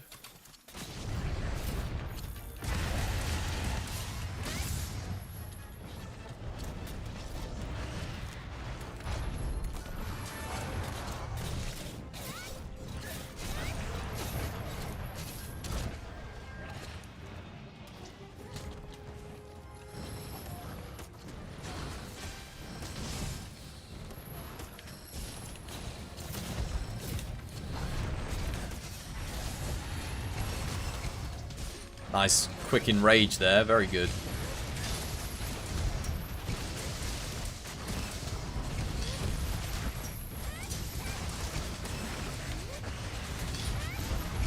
I'm really excited for the Great Rathalos quest. It's gonna be good.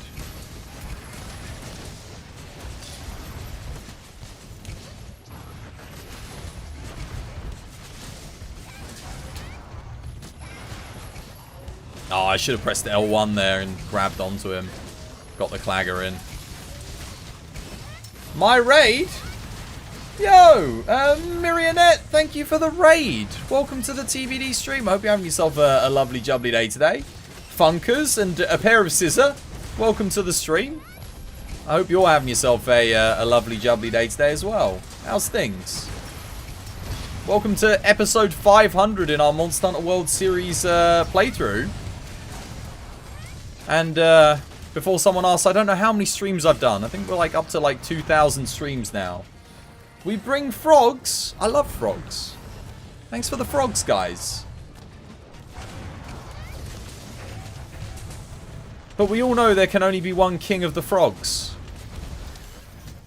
Our dear child, Peepo. Funkers, thank you for the follow. Welcome to the TBD family. And a pair of scissor, thank you for the follow. Welcome to the TBD family. Much appreciated, guys. How was your stream, Marionette? I hope it was well.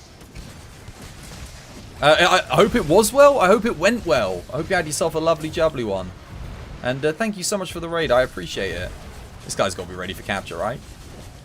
Capture boy? Oh, no, not quite. Maybe a little bit over-enthusiastic there.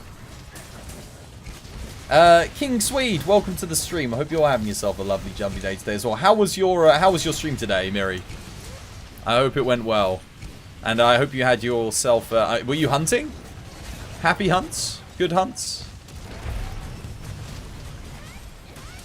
We bring the vibes too. I do love me some vibes. Oh, he doesn't seem to want to go into that trap very much. Come here.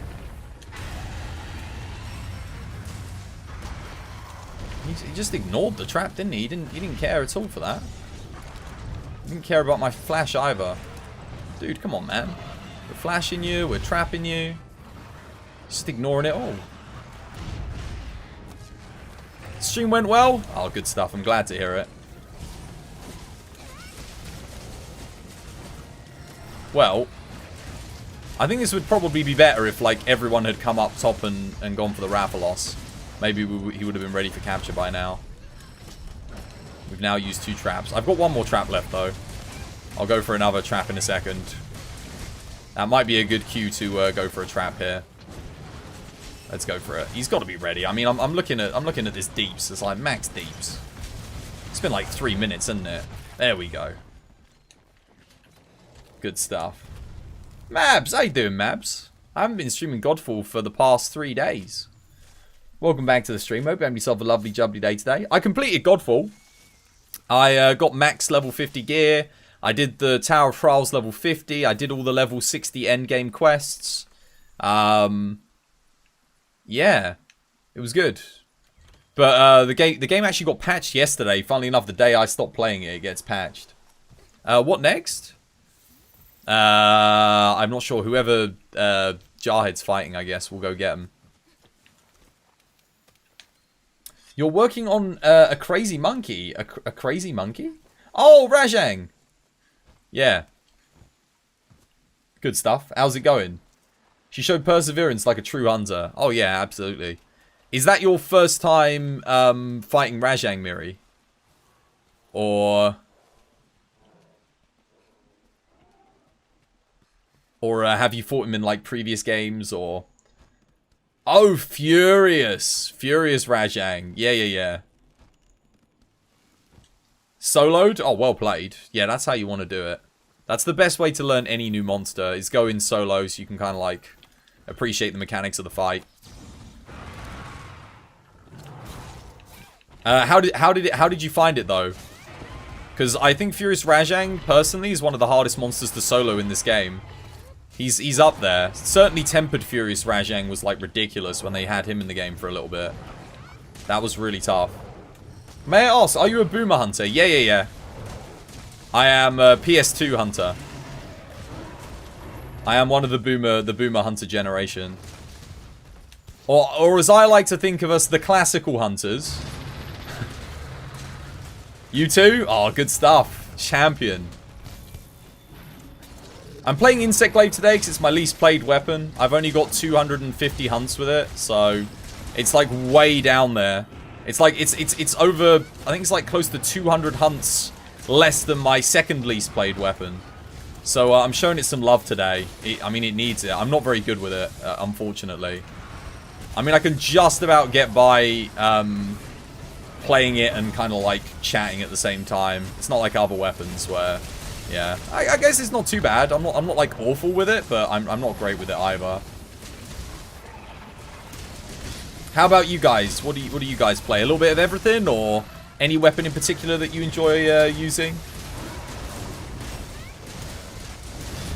What about the hunting horn? Yeah, I'm a dooter. I do love my doots.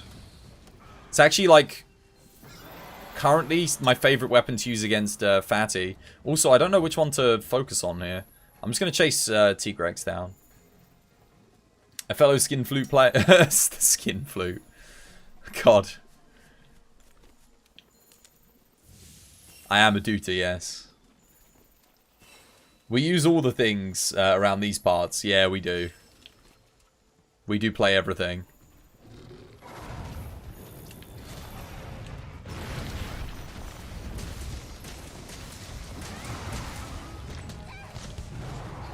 Oh, that's a Paratoad. Oh, I ended up in the Paratoad influence. The AoE of the power. Oh, wow, he's actually already been powered, though, because that didn't actually hit him. And Tigrex is actually pretty susceptible to power. It was the Kezu hunting horn that made you realize the true name of the hunting horn. Oh, right. So for me, it was the first time I ever used hunting horn was on Shen Garen in Monster Hunter 2G. And because everyone was like, oh, you need to bring a crush weapon to thingy. And I always brought hammer. And they were like, oh, dude, you should bring the hunting horn. It's really, really good. It will buff everybody. And I was like, oh, okay. So I think I did like a Shen Garen fight with the Duta. And it was just breaking his legs left, right, and center. I was buffing everyone. The kills were good. And ever since then, I was like, you know what? Duta is good. That was kind of like, that was like the turning point for me.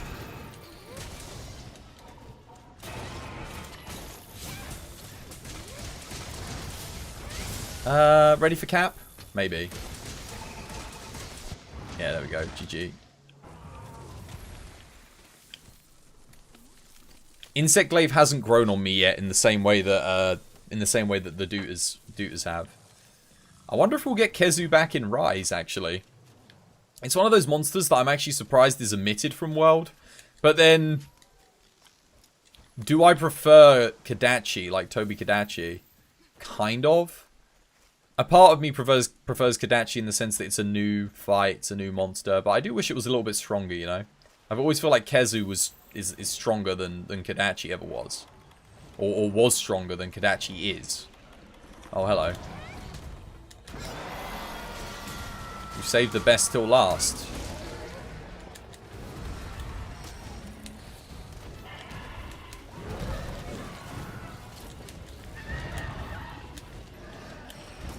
Oh god. Oh no, that's not good. Really took the hit there. I wanted to get the knock. Wait. The knockdown didn't happen? Am I missing something?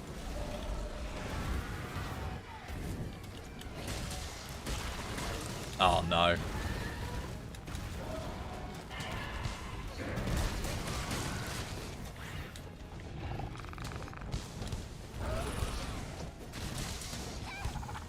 See if I can get a mount on it, maybe.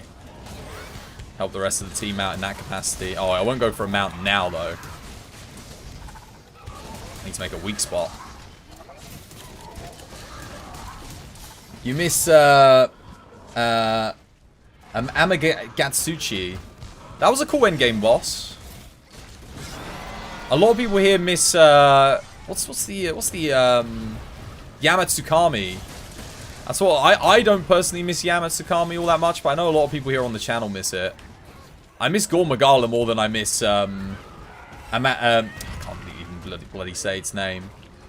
Personally, I did like the fight though. The fight, like, it's not like the fight was bad. The fight was good. Oh no, why did I put that on and then take it off? Come on, what am I doing?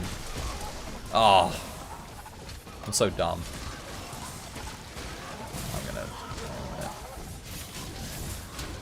I wanted to put a weak spot on the head, but I didn't do it.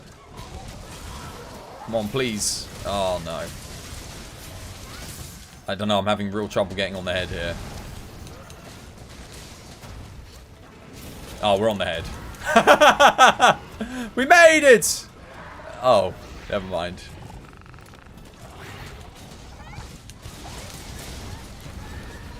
Damn, man. This thing is just whacking on me at the moment. I feel like I need a rock steady when it's enraged to put a weak spot on the head. Green tent. Yeah. Tentacle boy. Sucky boy.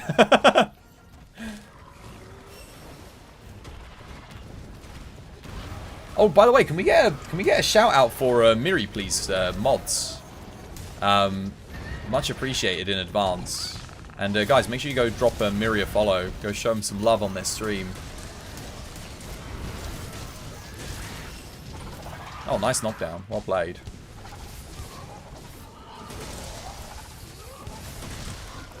Oh, still no weak spot on the head. Oh my goodness. Okay, I'm going to have to do something now. This is getting a bit ridiculous. I've got a temporal mantle, so there's the opportunity. Go on, guys. All of you, clagger at once. Oh, never mind. I was the only one that claggered. Thank God I did. There we go. He's probably getting close to capture here. Oh, flash pods. Hit him with the pierce. No. Ah, too much raw. You're sorry. Shout out to who? Marionette.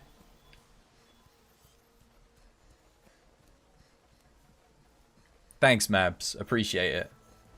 Wolfie got it? Oh, thank you, Wolfie. Much appreciated, dude. You had a late clagger. I got it. I just about got it. Only just. Super close. I didn't think I was going to make it. That's why I was waiting to see if someone else got it. Because I was like a bit too far away, but I zoomed in there. Just knocking me out of the sky non-stop.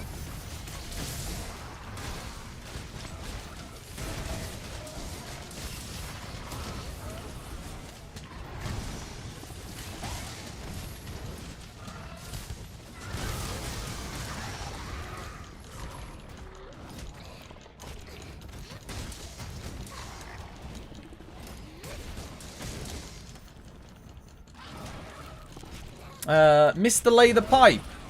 Do you know any light bowgun or heavy bowgun streamers? Well, I play light bowgun and heavy bowgun. Ang Batter loves his heavy bowgun. Outside of Ang,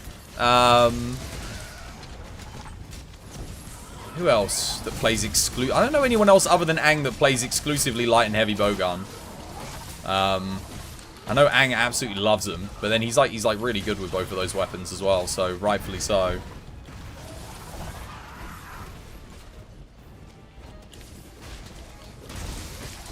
It's funny because I was like back in base game I used heavy bowgun like a lot. I think I had like almost, I think it was my most played weapon once upon a time, but here in World I don't play it so much.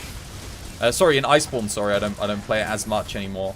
I kind of got a little bit like a little bit bored of playing it because I guess maybe because there wasn't really that much of a change up between base World and Iceborne.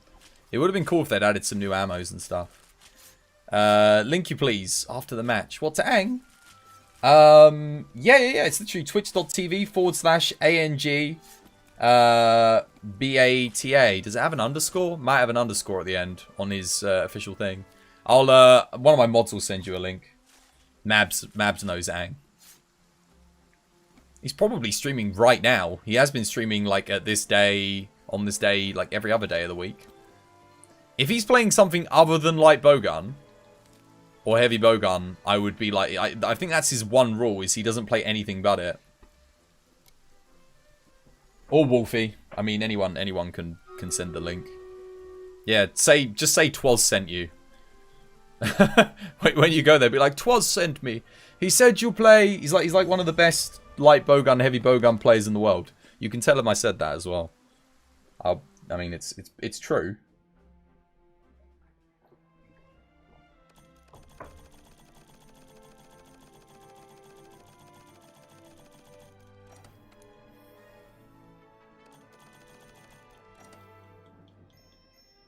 look at that. 95,000 Zenny.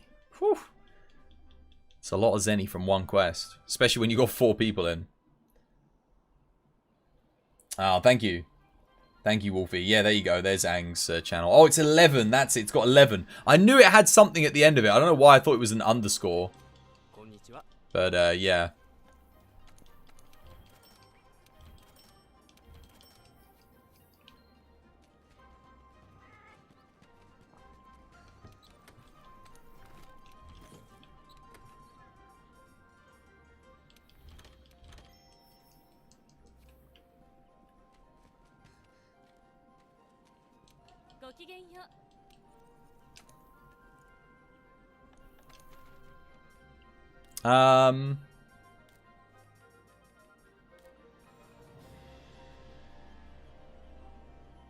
It was Guiding Lands for the Flying Wyvern. Literally the one that we did is Guiding Lands. Okay, we can go to the Guiding Lands. I'll do the let's do the event with Glavenus and Ebony Odo. We'll get that one out of the way.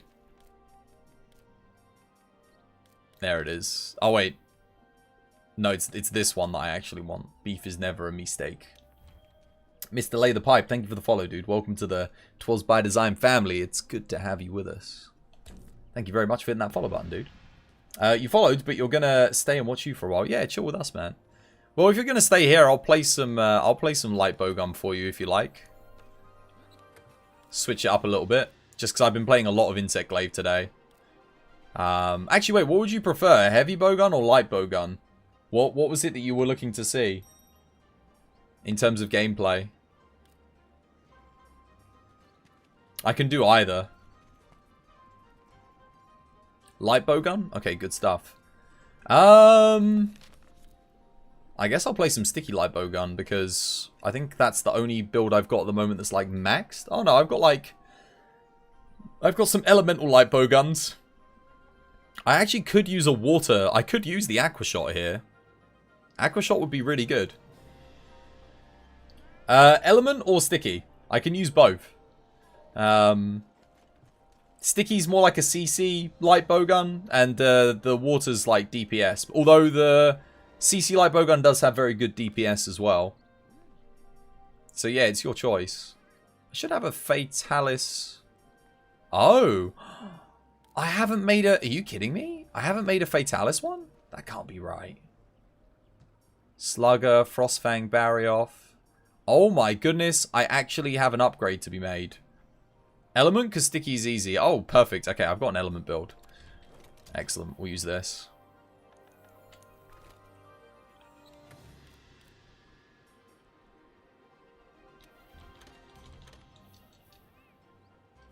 Alright.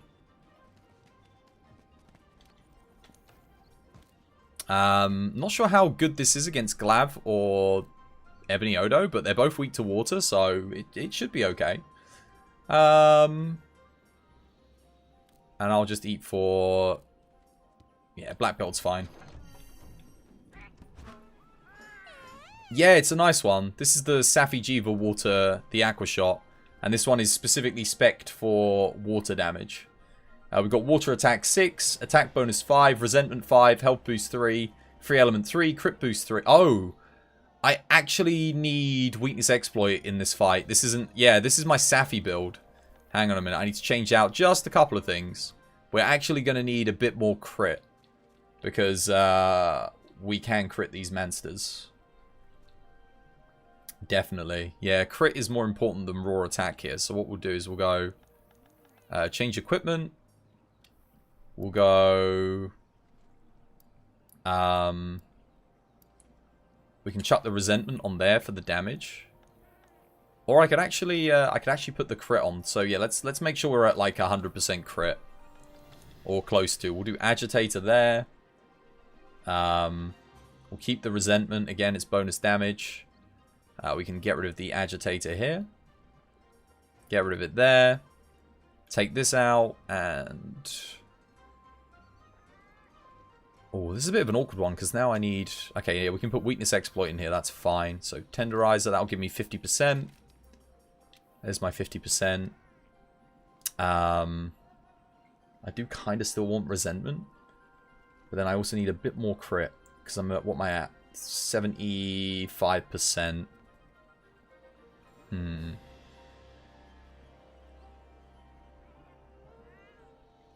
I mean, that's okay. We'll get rid of that. Let's make sure we're maxed on crit. That's the most important thing.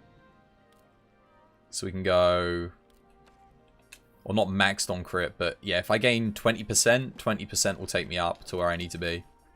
Good stuff. And then in here I can put can get one more thing. One more thing. What do I want? I guess one level of resentment is okay. It's like +5 attack. Yeah. Cool. That works. Am I 120%? Oh yeah, Safi Jiva!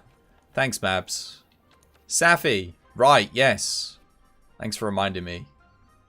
Sorry, I haven't played in a while. You'll have to forgive me. There we go. We can get rid of that. Thank you, thank you. Jogging my memory. Resentment. There we go. Of course. 5-piece Safi. Yeah, I haven't used well, I haven't played in like 2 weeks. Already forgot the Safi set bonus gives 40%. There we go. Alright, now we're good. Excellent. More raw deeps. Oh, wait, I'll do the Stream Raiders after this as well. Sorry, guys. I completely forgot about Stream Raiders.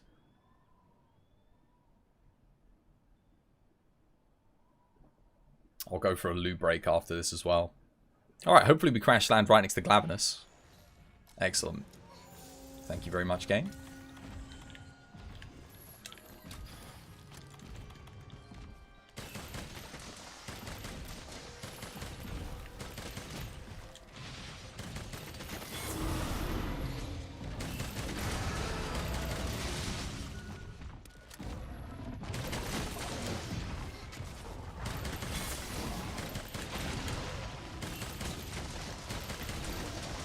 Let everyone else make the weak spots and whatnot.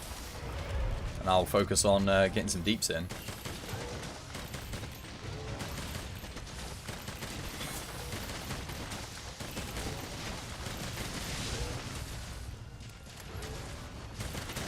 I probably should have got a true shot in as well. Never mind. I actually would have upped my damage quite a bit. Oh, no. I could have rolled through that. Okay, that's where I want to be shooting. Up from. Oh, he roared.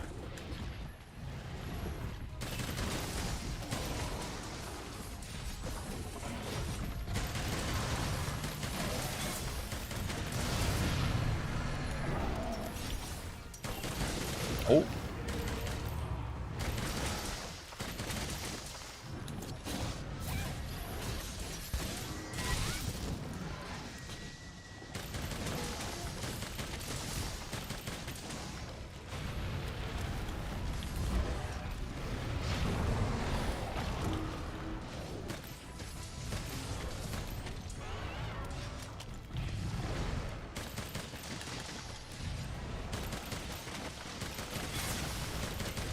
Get out of here, Barrel.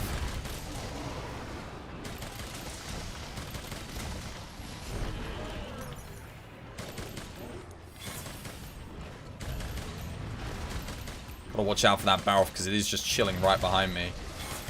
I don't particularly want to get targeted by it, but...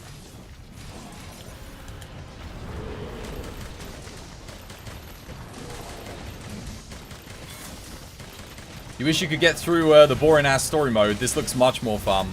Yeah, once you get through the story, the game really opens up. You can, like, there's a lot more... The story is literally the worst part about the game. Hands down. Like, the story is, yeah. But you'll get there, man. You'll get there. Oh, I forgot to pick up traps. Whoops. Can someone capture him? He's ready for capture. There we go. Good stuff. Well played. Stuff. Yeah, it's not that the story's bad, but the game is so good Like once you get past the story, it's just it's so much fun. All of the best content in Monster Hunter is the post-game stuff. And the story does continue past like the main story, and that's when it gets like really good, really interesting. When you start fighting. Yeah, I guess the end of the story is good fun once you get to like Elder Dragons, and Iceborne's story is as well really, really good. But I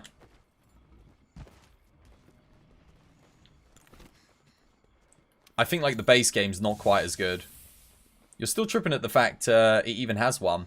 Yeah, the old Monster Hunter games never had a story. I think the next one it will have like a better story. Your girlfriend was so proud of beating the story, she said she finished Monster Hunter World.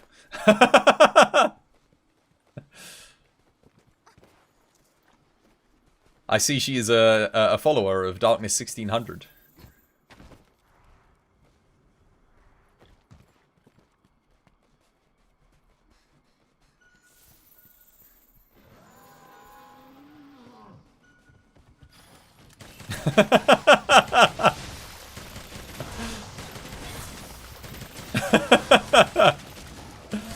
How you been anyway, Mabs? How's the fam and how's the sitch? How's the cleanup going after the storm?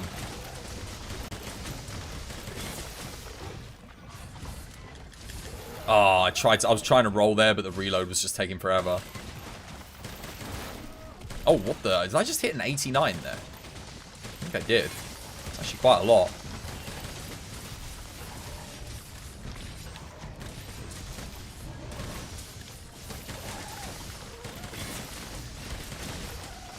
For the most part, your village is done. You don't know about the lower areas, though, since you don't go out. I mean, yeah, I don't think anyone goes out at the moment much with COVID, or at least as little as possible. I should probably go for a knockout here.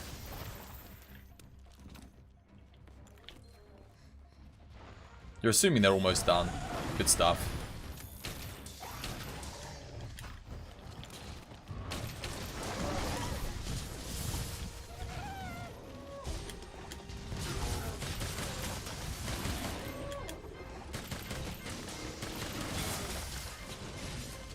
I was going to buy Monster Hunter Generations Ultimate if there's enough people to play with. There's a lot of people in the TBD community that play it. Even Oozpop plays it as well. I know he was streaming it at one point. I was really enjoying the series, but then I haven't seen him stream it again since. Which is a real shame, because it was like, one of my favorite things to watch. I'm really hoping he goes back to Monster Hunter at some point.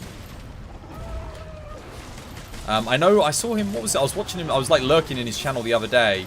I don't know what the game was called, but it looked pretty good. That he was playing.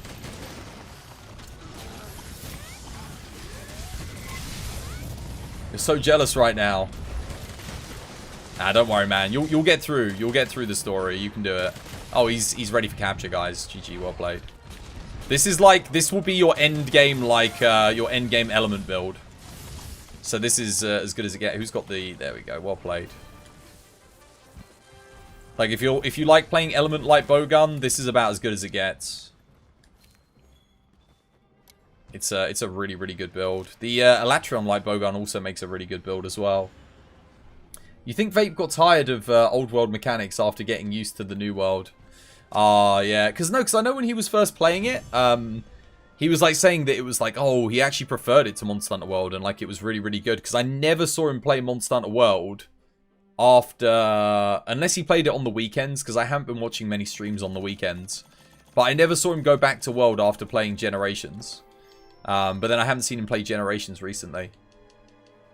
And I haven't gotten a quest in with him on Monster Hunter World either for quite a while. Right, let me put the stream raiders up for you guys, and then I'll quickly go to the loo.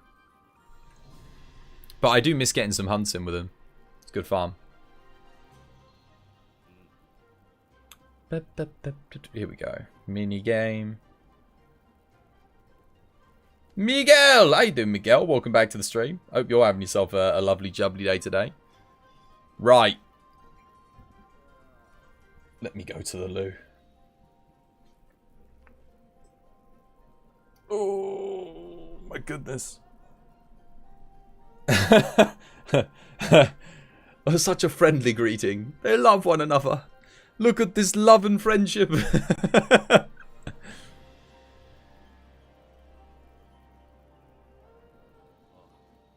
Alright, I'll be right back, guys. Let me go to the loo. Stay tuned for some more Monster Hunting action coming up after this short break.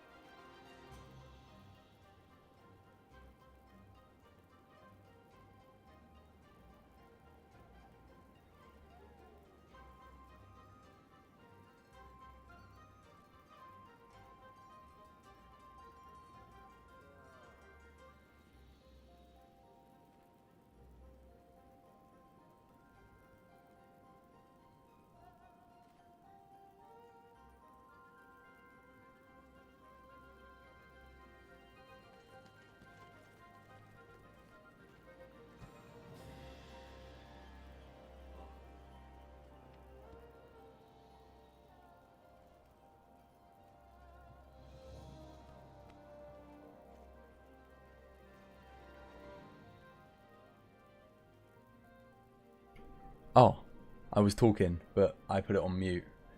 Look at now. Me heads. Look at me hair. Look at me hair today. What a state. I washed it. Like, I washed it, and it's just... I didn't really dry it afterwards. I kind of just left it, and it's... I mean, it feels really good. It smells nice, but...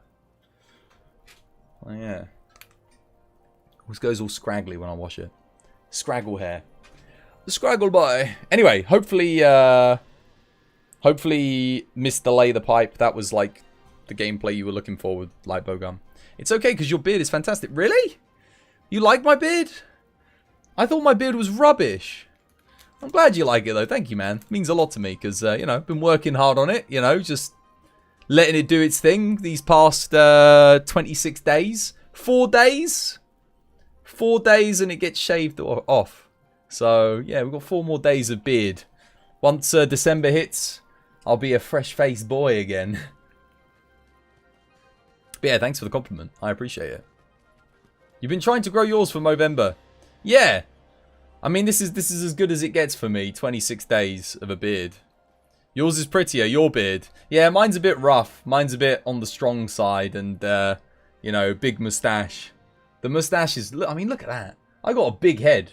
I'm a big head boy. I'm a BHB. And it almost goes across my whole head. If I let that grow for a couple of months, it'll be a giant moustache again.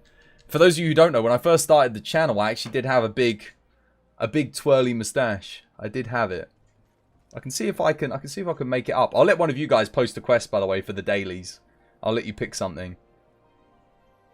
Your girlfriend describes your facial hair as facial pubes, but you're only like 19, aren't you, Mabs? When you get a bit older, your beard will strengthen. They always do. When I was like 19, I basically had face pubes. And now my beard's just like... I mean, it is rough as anything. Like, you know, if you were to give me a kiss on the cheek, you'd probably... like, your lips would start bleeding. It's that spiky. Wait, you're 22? Yeah, well, you're still really young. That's my point. Your beard starts to grow stronger when you get to like... I don't know. It's like 24, 25. I feel like that's when it starts getting really strong. Grow a beard so women can enjoy stroke. Yeah, grow. Forget women. Forget women and other men. Grow a beard so you can enjoy stroking it. I don't know if you guys see me when I'm here on stream. I'm like, yes. You always look like you're thinking. You always look like you're pondering or you're plotting something. It's like, yes. Who shall we destroy today? Imagine actually banning people. I know, right? We've only banned... I think in the entire lifetime of TBD, I've banned like 3, maybe 4 people. And one of those I've unbanned because of popular demand. Let's see what's been posted. Do it, you coward. Oh, wait, okay, Skeptical started that. Yeah, they started 6 minutes ago. They are definitely going for a solo fatty kill. I don't know whether I should join that or not. I kind of want to, but at the same time, I'm like, if I join that and they were going for a solo run, I'm killing their solo run. Maybe they didn't know. Unless they explicitly say so in chat, I will let them do their solo run. Join. No, because they might not want me to. They might actually be doing a solo run. And I don't want to kill a solo. Solo hunting horn runs are really hard to get right, so I don't want to be the person that kills that. If they were going for solo run, they would have set it to... No! That's not true though, Nerby Nerbs. Also, good name. Welcome to the stream. Because I always accidentally do solo runs and forget to set it to one player. I do that a lot. So... They might not be. You'll just warm... Oh, just warm up. Okay, fair enough. I'll let you finish your warm up. Maybe we'll do a run together afterwards. I'll start with you from the start, because it's always easier to get in there right from the beginning, isn't it? Alright. All of the streams Darkness 1600 to, he's been a huge ass. All banned. Really? I think that's probably what he does. He just tries to get himself banned from... Maybe that's his thing, is getting banned from Monster Hunter streamers' streams.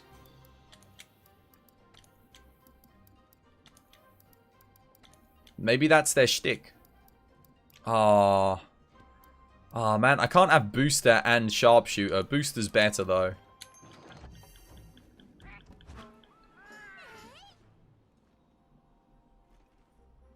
To Nightside stream. You want to see that? You just left right now, trying out some dumb builds. Oh, fair enough. Yeah. A little bit of practice. Yeah, this is a Safi bow as well, actually. 2 Safi weapons. I like the design on this one. It's really nice. Comfy emotes. Feels jealous, man. I've got room for 2 more. I don't know if anyone else wants to hop in and just do a quick tempered Teostra. Figured why not. Most people need decorations as well anyway, right? So we haven't done any of this quest today. Oh, I forgot to bloody open the chest on Stream Raiders. One second. Let me start a new Stream Raiders, guys. Apparently we lost the last one. Somehow. I guess, yeah, pop some units down and whatnot. How did we lose? Didn't I put down a legendary unit, didn't I? Weird. I'll put down a legendary... Actually, no, I won't. I'll put down this. That should get the job done. Cool.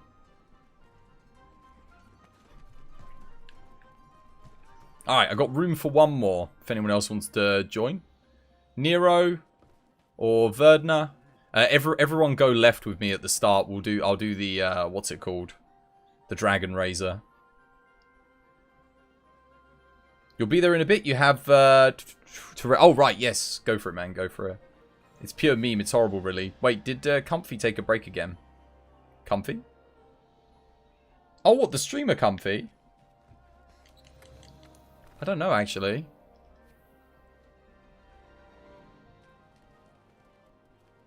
There's been a lot of people taking time off recently from stream. Like, the regular streamer crowd, there's been a lot of people I have not been seeing recently. Some people I literally haven't seen streaming in months. I mean, it's maybe just the time of year. Maybe COVID's getting to people. Like, even I was feeling depressed like a couple of weeks. Well, I still feel a bit depressed, but... like, it's not like a few weeks ago I felt like really, really down. But I'm not so bad at the moment. So I think things are getting to people at the moment. Twitch DMCA problems, it could be. It could be if people played music in their streams, a lot of streams got taken down. Like or you know, people got monthly bans. They got like bans for like a month. Bubsy Boy! How you doing, Bubsy Boy? Welcome back to the stream. Hope you are having yourself a lovely, jubbly day today. Yeah, I'm lucky because I've never put music on my stream, so I've never had that issue. But I know Cyberpunk has music in it, so yeah, I'm a bit like, oof, what if it... I should probably put the streamer mode on, but the other thing is I kind of want to listen to the music. You know, I want to enjoy the soundtrack of the game. I don't want to be limited by that stuff. I might let you guys load it up, actually. Yeah, I'll let you guys do it.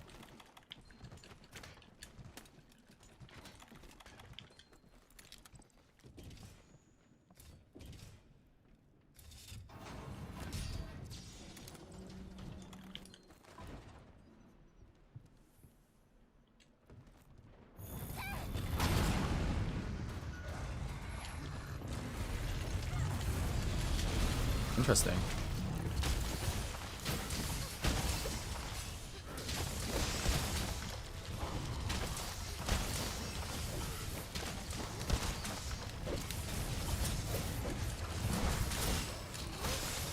Damn, I wanted to get on the head there. Oh, trapped in a corner. Wait, who is he even attacking there? Go for the wall knock, guys, if you can. I wanted to roll! Why? I wasn't even sprinting! Game, please.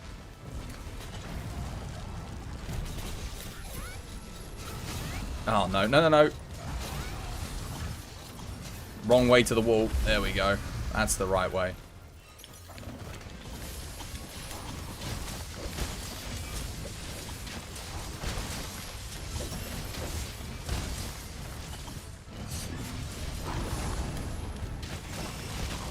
Man, my evasion mantle really does not want to proc.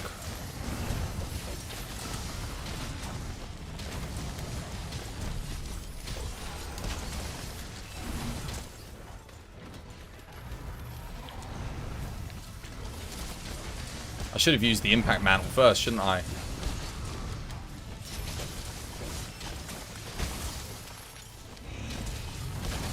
Oh my god, damn it, man.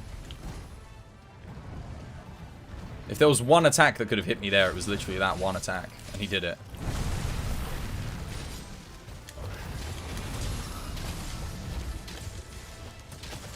Okay, I'll build up some knockout. Mab's very dumb, confirmed. Dumb Mabs? Mabs is dumb. Dumb.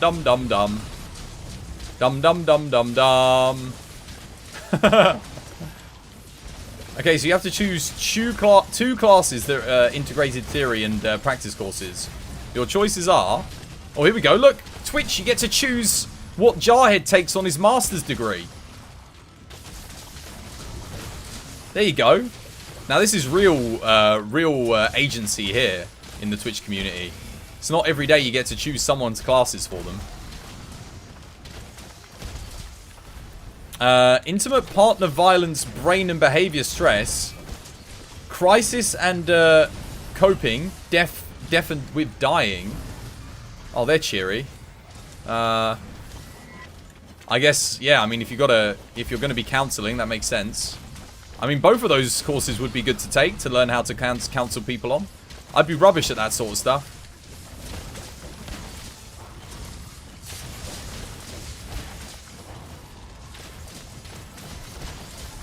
Monster Hunter X Monster Hunter. Sounds like a good game. Oh, the Monster Hunter collab. Yeah. It is Monster Hunter X Monster Hunter, isn't it? Intimate partner violence, brain and behavior stress, crisis and coping, death and dying. Well, I would pick brain and behavioral stress. That sounds like a good one. I would definitely take that. And then between the other three, I don't know actually. But I feel like brain and behavioral stress can lead to can be as a result of all of those other three. So as a general thing goes, I feel like that's probably pretty important. That's like the must-have out of all of them. You're thinking intimate partner and brain and behavior. Yeah, I feel like out of the other three, it's whatever interests you the most. But yeah, the brain and behavior one I think is the most important. Or at least that's the one that I would pick. If I had to learn about any of those things, that would be the first one. And the other ones, I don't know. That's a hard choice, because the other ones, it's like, it depends on what you want to specialize in the field of psychology, I guess.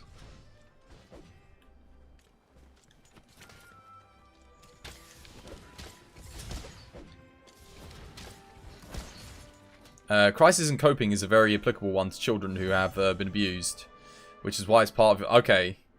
Yeah, because that will help you to build it into using games as a form of coping. Like psycho. Yeah. Just got another release vitality there. Good stuff. Yeah, makes sense. Good choices. Happy 500 episode. Thank you, Bubsy Boy. Thank you. Yeah, 500 Monster Hunter episodes, guys. You can watch them all on YouTube as well. I finally managed to get the 24-hour episode to load. It only took like a month. YouTube had a really hard time of rendering it, I guess. But it is up there. It's on the playlist. It might be out of order on the playlist, but it is on there still. Should we do that again quickly? Get some more loot. Get some more decos.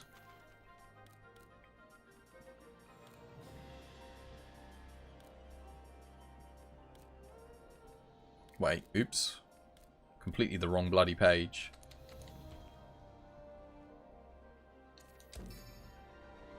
That was your first time? Alright. Let's do it again.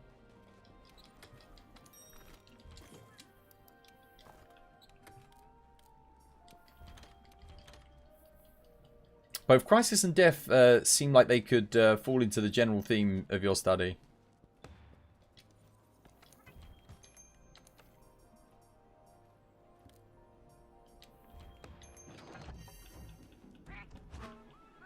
By the way, it feels so tedious playing Sword and Shield with barely any decos, since you can't really reach weak spots with the short sword. Kind of know what you mean. It depends on what you're fighting, though, doesn't it? Like Zenoga is awkward because you have to put the weak spot on their head, and then you've got to try and facilitate as many knockdowns as possible for your maximum damage. But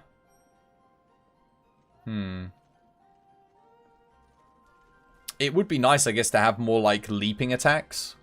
Maybe some more like attacks that directly attack up. Perhaps they'll add... Oh, well, you're not... That's not going to be an issue, is it, in Rise? Zenoga's fine. You just tenderize the arm and go for trips. That's what I mean. But then you always want to focus the head. That's like maximum deeps when he's knocked down. So that's what I'm saying. You want to facilitate the knockdowns. It's monsters like him where it's kind of awkward because you can't just always be at maximum deeps because you literally cannot reach the best hit spot. It's same with a lot of the brute wyverns as well, isn't it? Like Fulgur Anjanath. If you get a really big Fulgur Anjanath, it's like, oh, okay, I can't hit the tail and I can't hit the head. Gotta get him knocked down. Gotta, yeah. It's one of those fights where it just doesn't fit. It's why I say, like, Fulgur Anjanath's design isn't that good. Because it doesn't feel good to use any weapon on him. Like, some weapons just aren't fun. If they put a weak spot on his chest, it actually would have worked. That's why Devil Joe's such a good brute wyvern. Because, oh, sorry, I wasn't expecting Hunting Horn to do that. I'm used to combat buffs.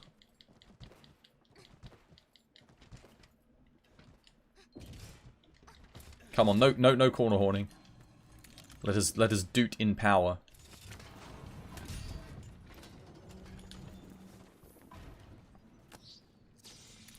Here we go. You definitely heard that. That's a tiny Teo. He's absolutely minuscule. Ah, I was hoping to get down there and then roll. Probably should have waited up top. Never mind.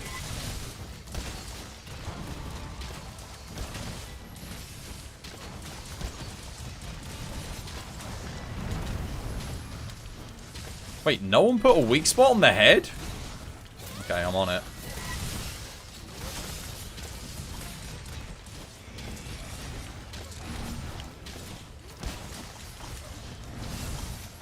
Wow. Wait, that was a...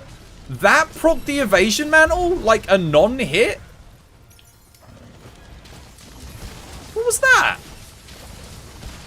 Was it procced on him like running at me? I don't know, maybe. Okay, at least that worked this time. That did not work on the last quest. Oh my... What the hell was that range? Maybe it's just because he's really small, but the attacks have a very similar range to when he's big. That might be it. I just keep getting clipped by everything.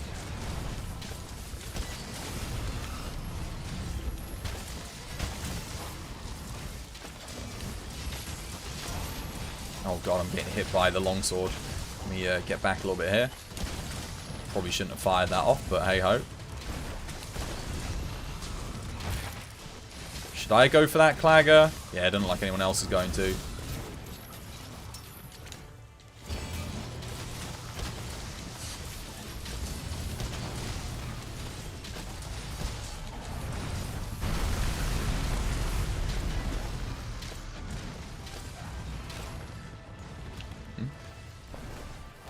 It was a hit. His running animation has a trip box. Yeah, but like, I thought I dodged way before the hitbox would have even been active on me, you know?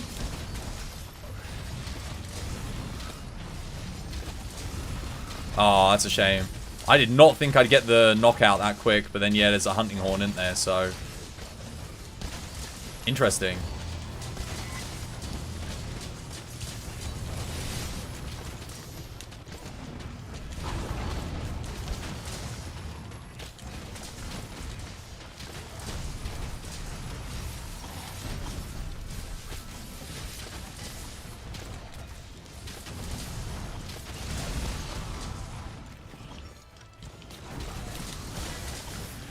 You did caltrops, and there's a hunting horn. Yeah. I forgot about... No, normally it takes me, with the impact mantle, 4 caltrops. That's usually it. I did do one earlier, actually, and yeah, we have hunting horn. Yeah, with the impact mantle, it normally takes me 4, approximately. Let me see, I've still got impact mantle. I might be able to get another knockout here, actually. I'm going to go for it. Let me see. Can I get a second one? Be interesting to see if I could. Yeah, I can. Nice. Hunting horn and caltrops were enough. Another reason why you don't exactly like caltrops. Honestly, caltrops are easier to get a knockout with than bloody hammer. They're actually ridiculous. I don't remember them being that good at knockouts in the older games. Like, I never remember thinking, oh, you know what I'll use? I'll use the caltrops to get a knockout. But then again, I don't think every single bow had... Did every bow have caltrops? I can't remember. I'm trying to think. Maybe it did.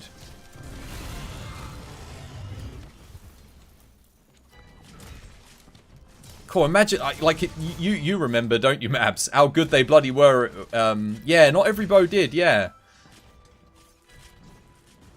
It's crazy to think how OP caltrops were in base game.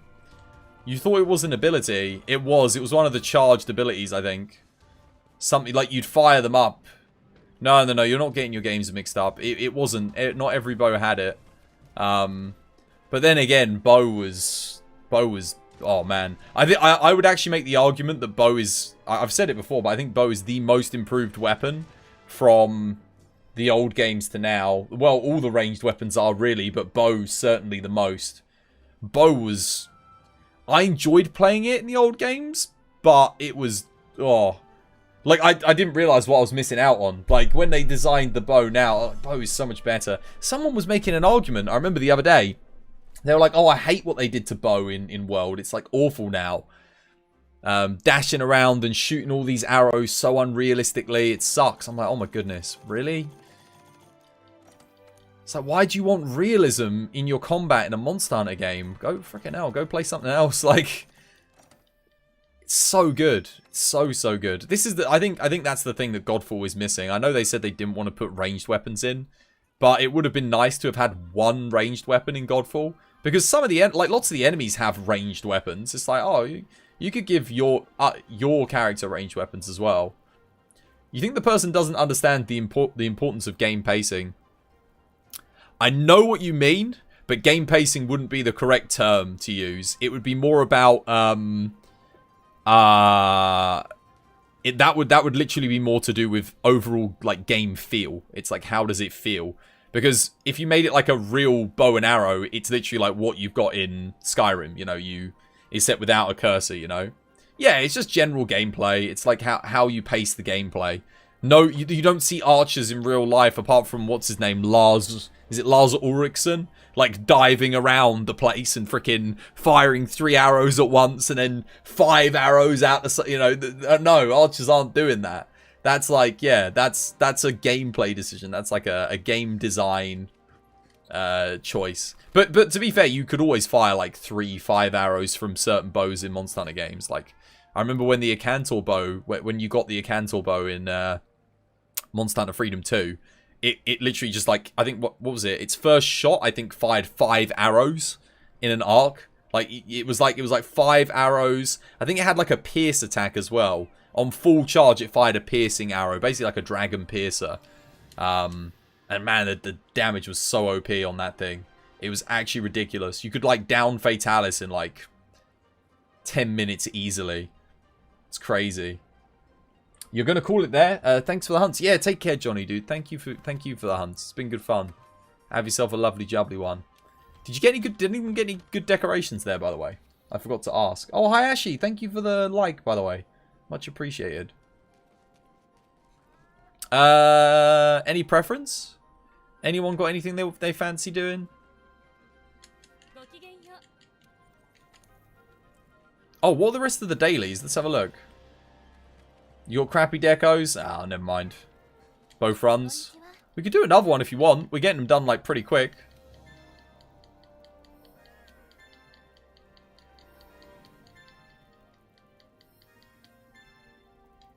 I could run Charge Blade maybe.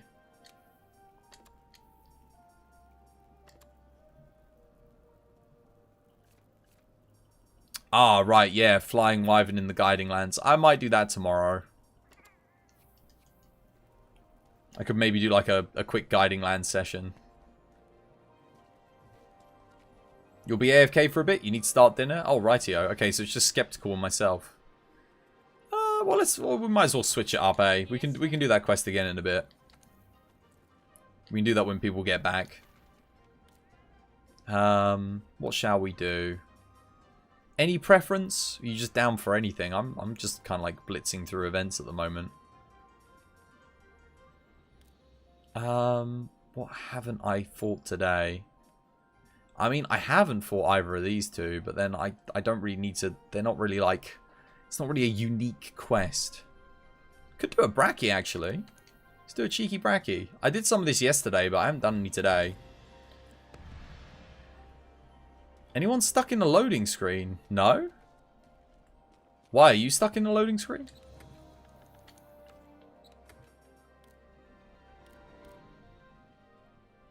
You're going to go to work? Yeah, have yourself a lovely jubbly day today, Bubsy boy. Enjoy work as best you can. I'll run some Sword and Shield. I haven't played any Sword and Shield today.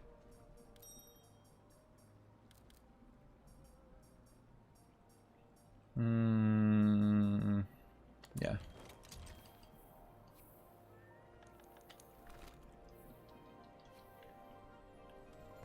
You were stuck in the loading screen for a minute. Very weird. What, whilst just chilling in the lobby? Oh, because you were trying to take out a quest. That has happened to me before. Oh, I've got booster. Why not? Booster again. Let's booster 2 quests in a row now.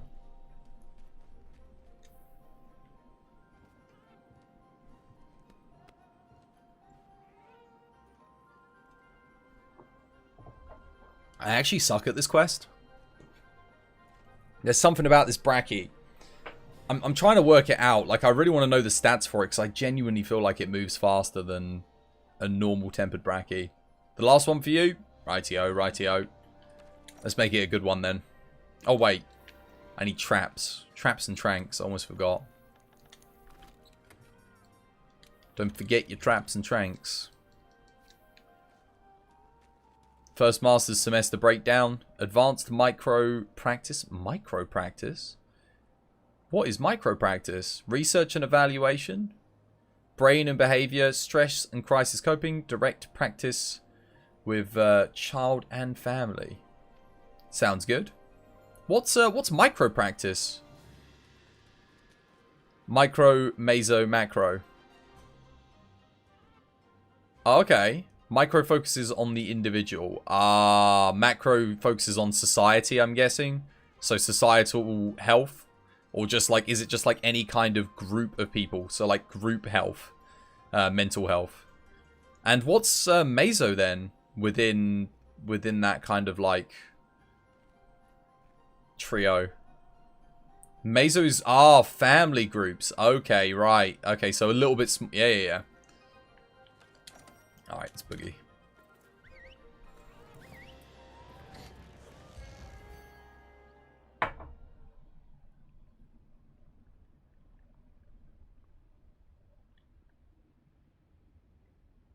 Micro would be a student, yep. And then, like you said, meso would be a family. Or a class. Ah, okay. And then macro would be the school. Yeah. Okay. Good stuff.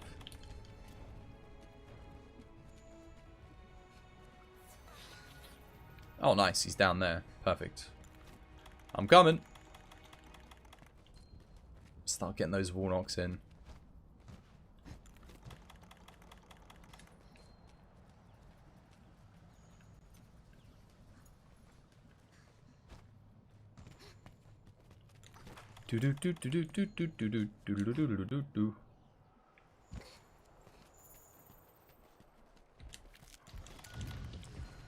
I'm a-coming.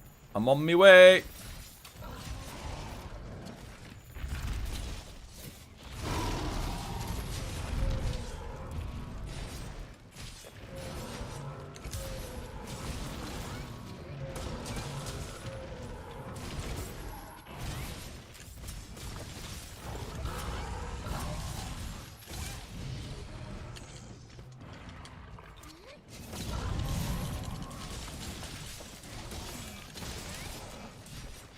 Is 2008 Martyrs a good movie?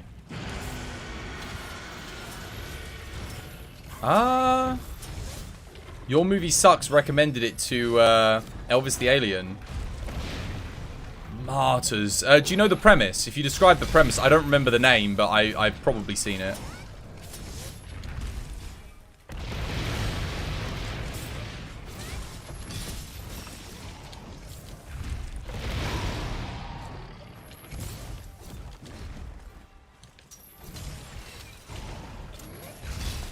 Oh my goodness.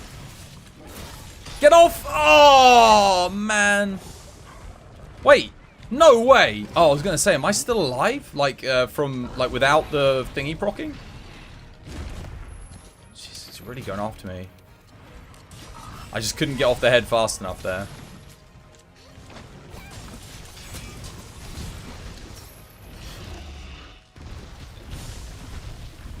You haven't really seen it yet, that's why you're asking. Oh no, sorry, I was just like, no, just like a basic synopsis or premise. Not like the actual, like, oh, what is the whole story or anything.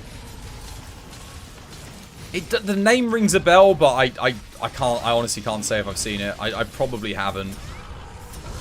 And if it was really good, I would remember it, right? 100%.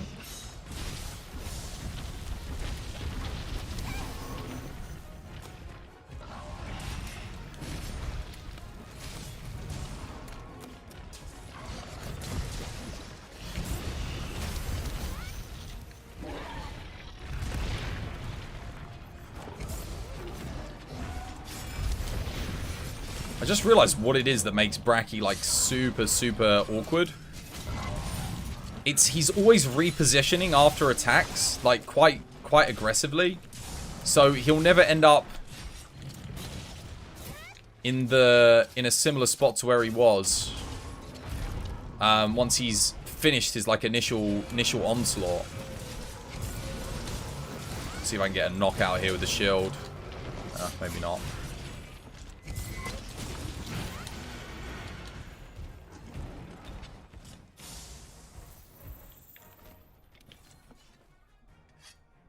Two young women who were both victims of abuse as children embark on a bloody quest for revenge, only to find themselves plunged into living hell with depravity. Wait, who are the lead actresses? Who are the two leads?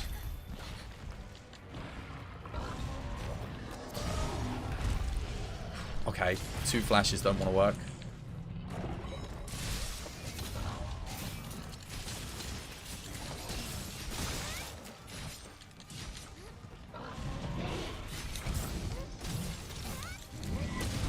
There's the knockout. That's what I was going for. Oh, I am so sorry.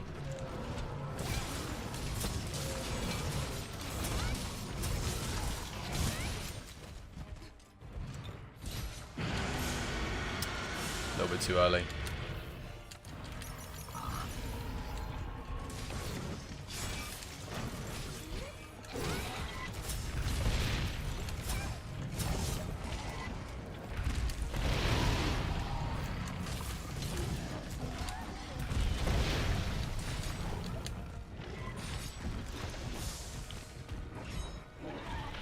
Okay, no, I absolutely haven't seen it. 100%. 100% I haven't seen it.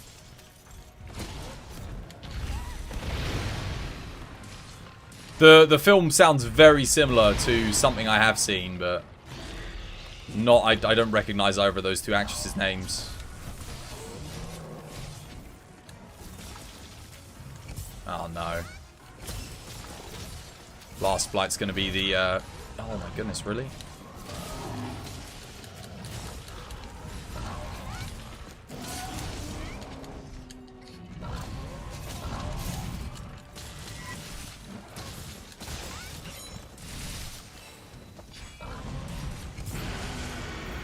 Almost.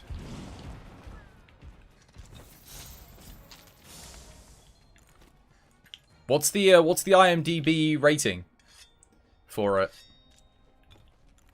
I ask the IMDb rating because it's usually a pretty good aggregate for decent... Well, put it this way, I watched the top 100 films on IMDb. More or less all of them. There's a couple that I haven't seen. But I pretty much agree with, like, 80% of the choices on the list.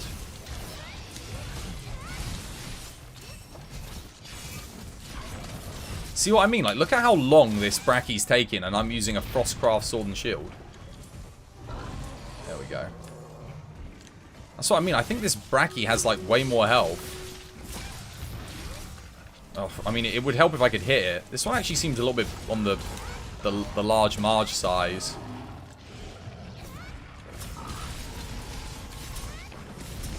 Oh my, I mean, every time he gets staggered, I'm getting moved away. Oh wow, I broke something. Nice.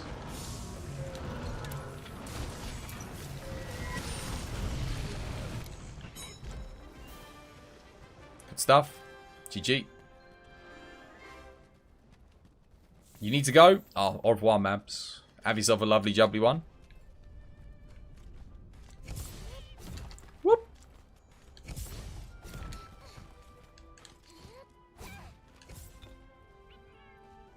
You forgot to change out your Fatalis loadout.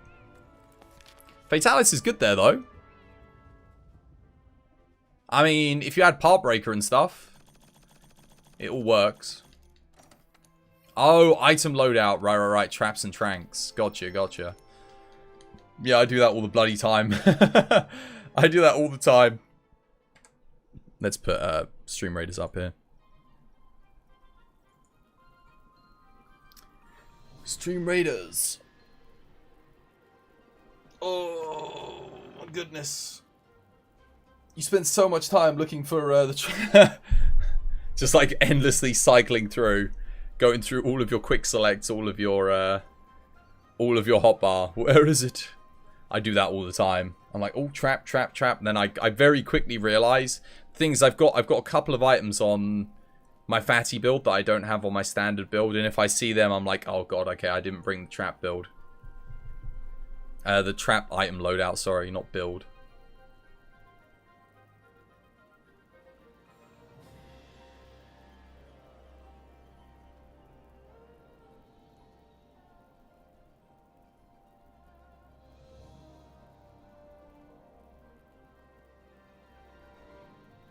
Nice, we win this one.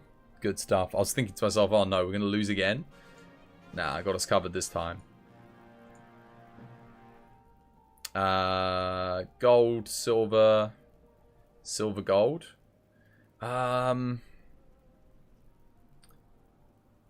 do the chest one. Why not?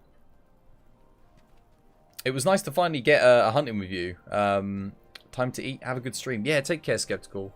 Yeah, it was good fun. That was actually a pretty good bracky run, all things considered. I kept missing my perfect rush. Well, not all the perfect rushes, but like parts of the perfect rushes just kept like perfectly skimming underneath him.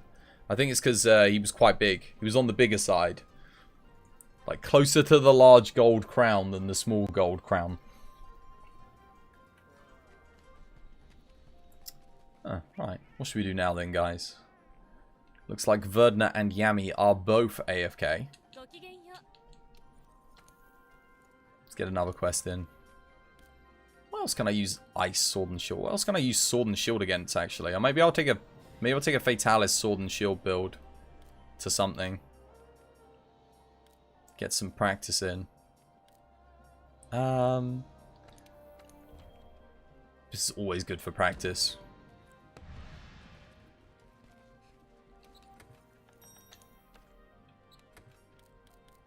Let me see. Do I have a... Okay, I do. I've got a Rhyme Guard, Fatalis, Sword and Shield. Nice. Good, good, good. See, that's the thing. Sword and Shield, each individual hit uses up so little of the Frostcraft. It's actually really good. If Charge Blade was like Sword and Shield and it used significantly less of the Frostcraft, I feel like my Frostcraft Charge Blade could actually be usable to an extent. Does anyone want to join me for Nergigante? I know Verdna's working on something. Yami, are you still AFK? Skeptical's going for food. Delicious noms. Anybody? Oh, I'm going to sleep well tonight, that's for sure. I've actually got a... I got my cats a Christmas present, but like kind of like an early one. You run a Nerg? Yeah, let's do it. We can get it done quick. Food's still on the way? Good stuff. I got them a cat tree. Like a thingy. I'm going to put it together tonight. I was going to do it before after Christmas, but the thing is, we're in a few days, like this weekend, we're putting up the Christmas decorations. So I need to get it put up before the Christmas decorations, otherwise I don't know where I'm going to put it. I think I'll take a picture of it and show you guys on the Discord when I put it up tonight.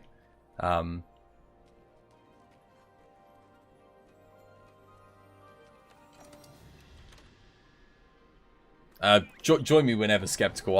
I'll get cracking on it. Let's go.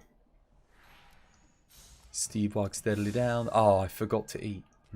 Well, that's fine.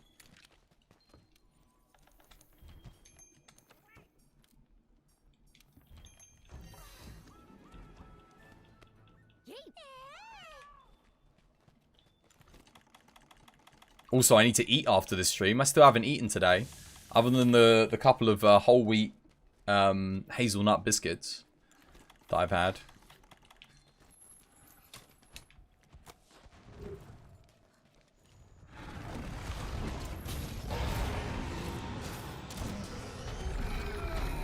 That's actually so much better if I get on that side of the head than if I get on the other side of the head.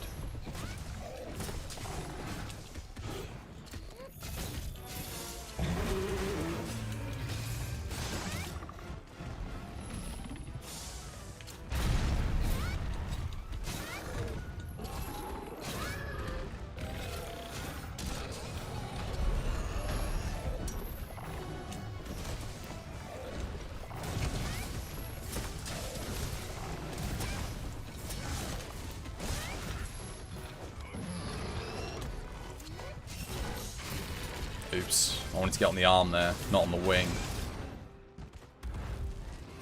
You had cod, fish and chips for lunch. Oh, lovely jubbly. Was it from a good place? Like fresh fish? Fresh cod?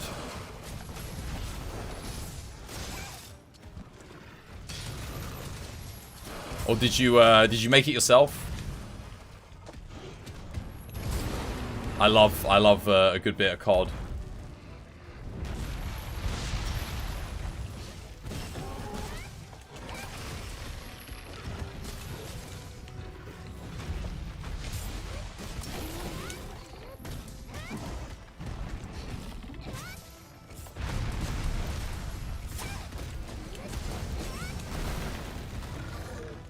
Oh, nice mount.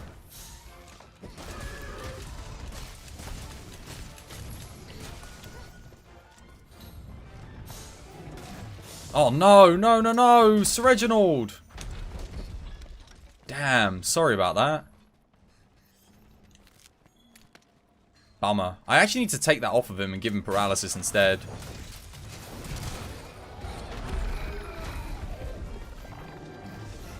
Also, I should have let you have the wake up there, my bad. Another mistake by me.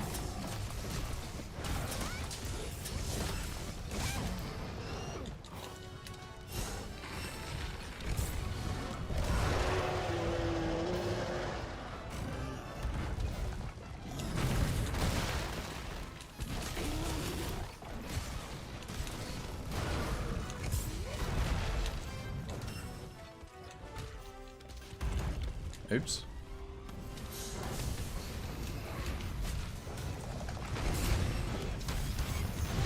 Really struggling to get my perfect rushes off here. There's offensive guard up at least.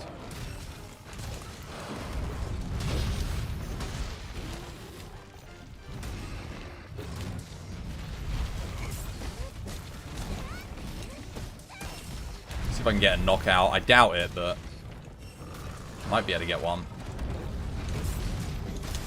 Oh my goodness, I just can't.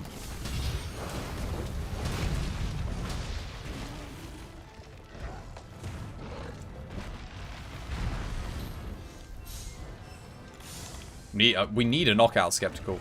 We gotta go for it. I'm gonna bring him back over here so you can spin to win. And then maybe you can get one. It would be nice. Bring him over here. Oh, no, no, no, don't farcaster. Oh, I almost farcasted. Oh, god damn. I really needed to sharpen there. Dude, seriously. Go on, that's it. Spin to win.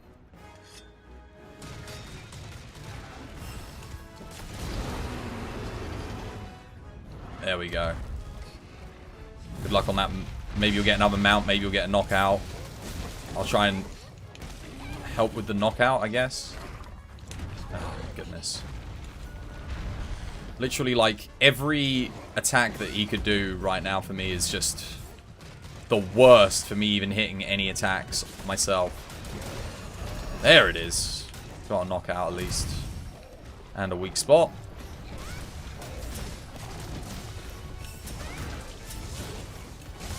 Okay. Oh. Tried to roll. Didn't have access to rolling.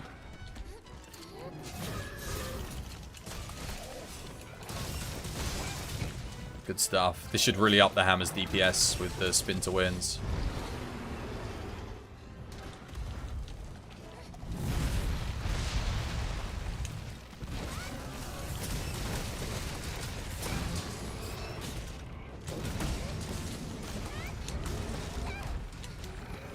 Oh, what a knock out the sky. That spin to win was awesome.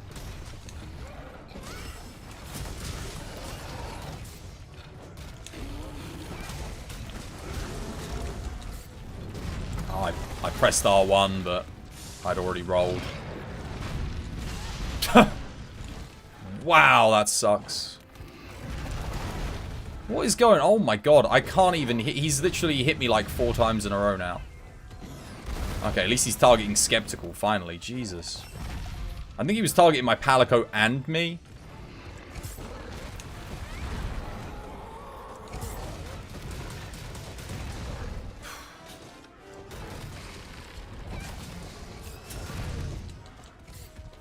This quest has gone terribly for me. I kind of want to try it solo with a sword and shield afterwards. Just to redeem myself a little bit. Block. He's not even going after me. What? That literally looked like...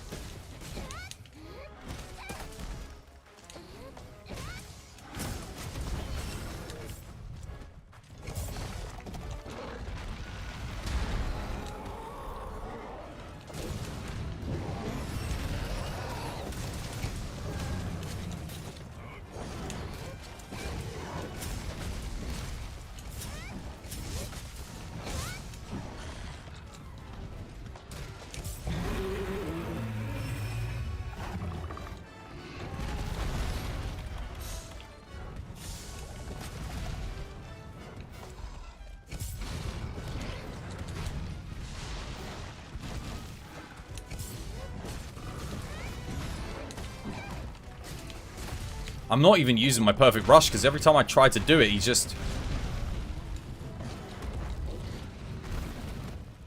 moves. No, Sword and Shield is really good fun. God. It's just, this quest is going very badly. We've had one knockout, no CC since the start. And every time I go for an attack, he moves out the way. Like, he's just zooming all over the place. This is literally the worst Nergigante quest I've ever had, though. We're at, like, 8 minutes. I don't think it's ever taken me this long to kill one. Ever. Like legit never this long.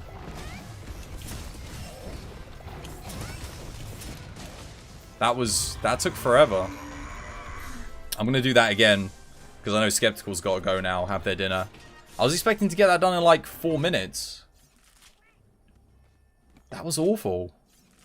Yeah. I'll try again. I'll do a quick solo run.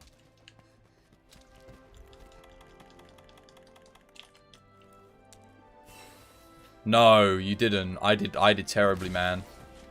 Like, really, really bad. Like, every single time I went for a perfect rush, he dived over to the other side of the map. It was actually stupid. Or he did, like, a little shuffle and knocked me over, like, mid-attack. It was crap. The start was really good for me, though. Like, I got my wall knocks in, got my perfect rushes in, made my weak spots, and then after that, it was like... I don't know what he was doing. And I don't know what he was attacking either, because, like, me and you were pretty much right next to each other the whole time. And then he was running over. Maybe he was going after Palicos or something.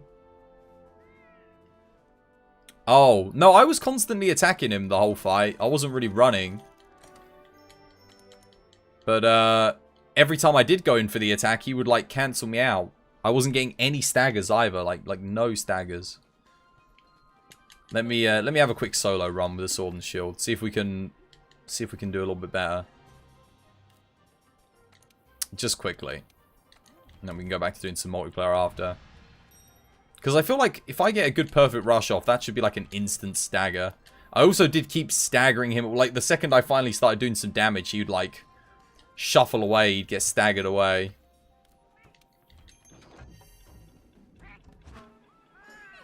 Let's try again. I don't know if I want my Palico to have sleep on it, though. I guess so, because it's free wall knocks. Like, why not? The only thing is the first sleep usually comes in a little bit too quickly. Maybe I just need more Sword and Shield practice on Nergi. More than I'd realized.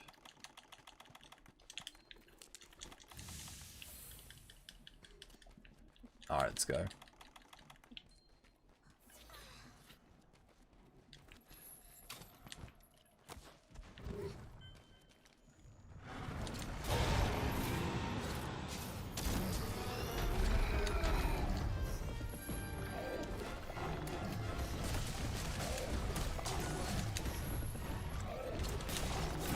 Oops.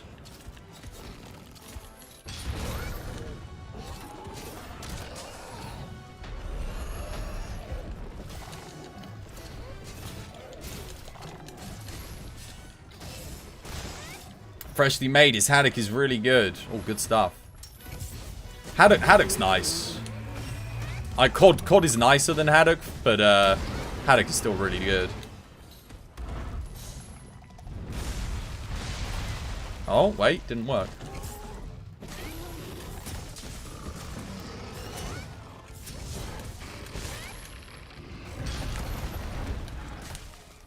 Nope.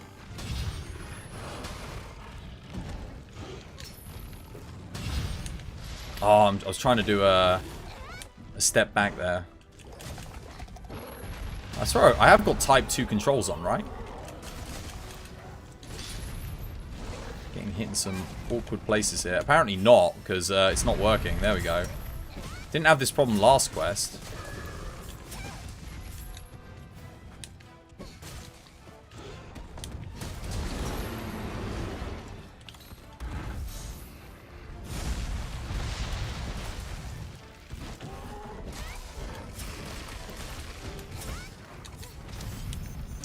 Every time I try and roll, I'm still getting hit by that.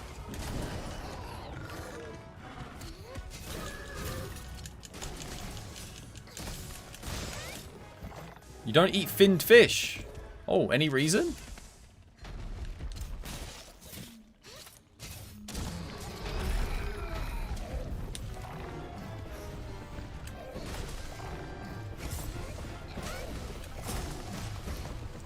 You're back again? Hey, welcome back, Llama. How you doing? Hope you're still having yourself a lovely jubbly day today. Oh, I tried to jump back there to get the iframes off, but it just didn't happen.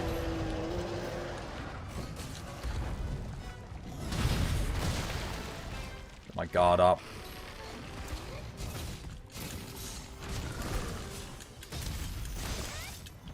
Oh, there goes my temporal.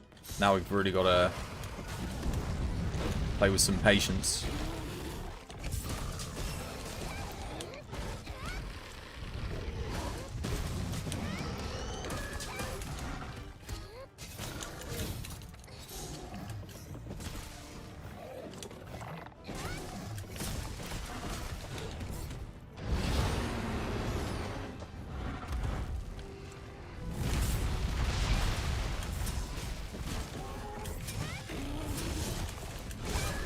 I'm surprised I haven't knocked him down yet. Like, my damage is pretty good. I am at blue sharpness here, though, so... Come on. There we go. You just don't like the way it tastes? Oh, fair enough. But there's... But, like, didn't every fish have fins? So, wait, you like eels? Wait, no, even eels have fins. What type of fish do you like? Finned fish. If it sounds a bit, what's the word?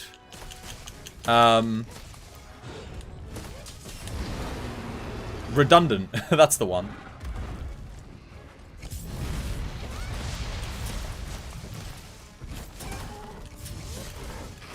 I can't knock this guy down, man. The amount of damage I'm doing to him, but...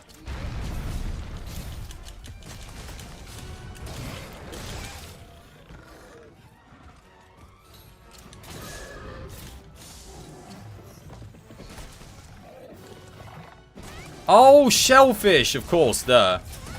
Oh, yeah, I see. I wouldn't see. That's why they didn't register on me. Because I like mollusks and crustaceans. I wouldn't call them shellfish. Yeah, that makes sense.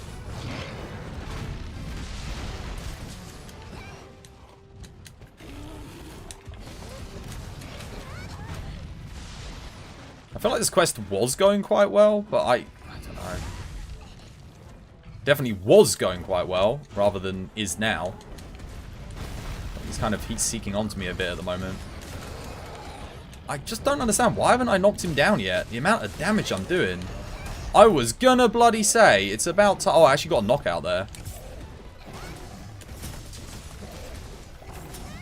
Look at that, like 450 per hit. Not bad. Oh, he got me out of the thing.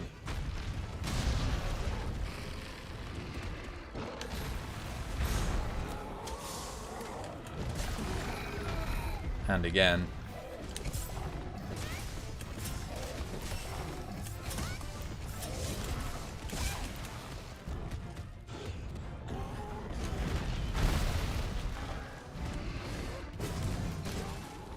Yeah, I played a lot better there. That was good.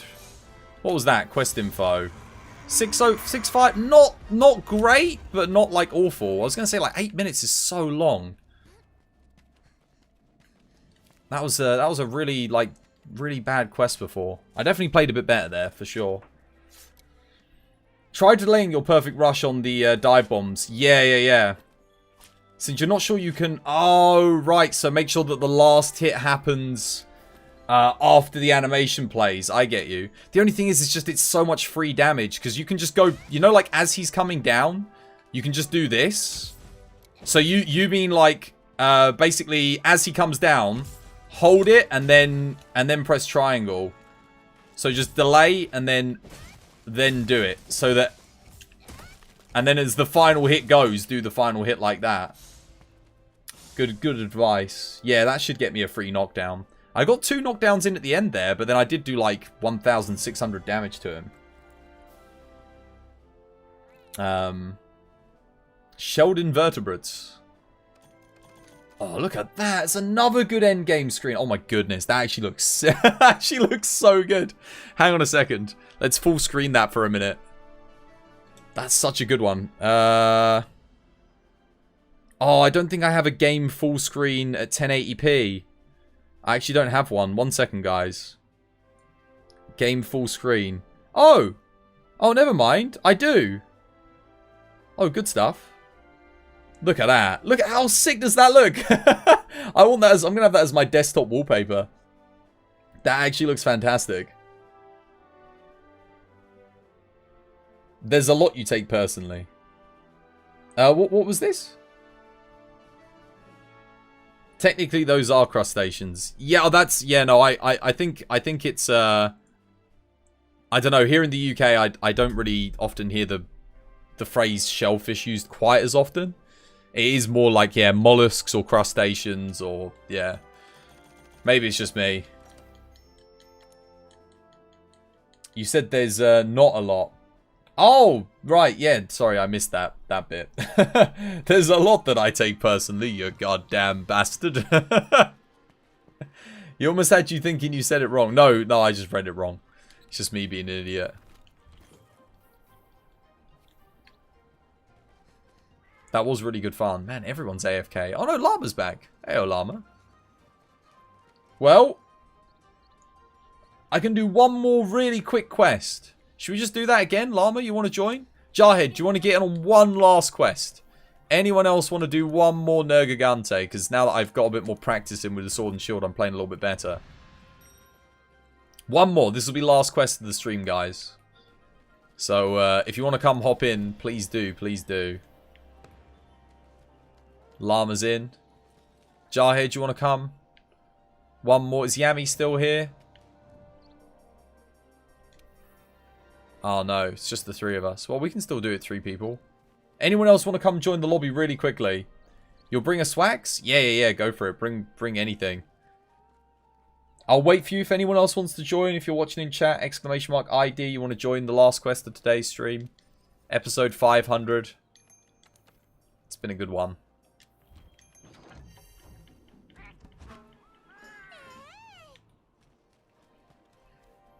Oh.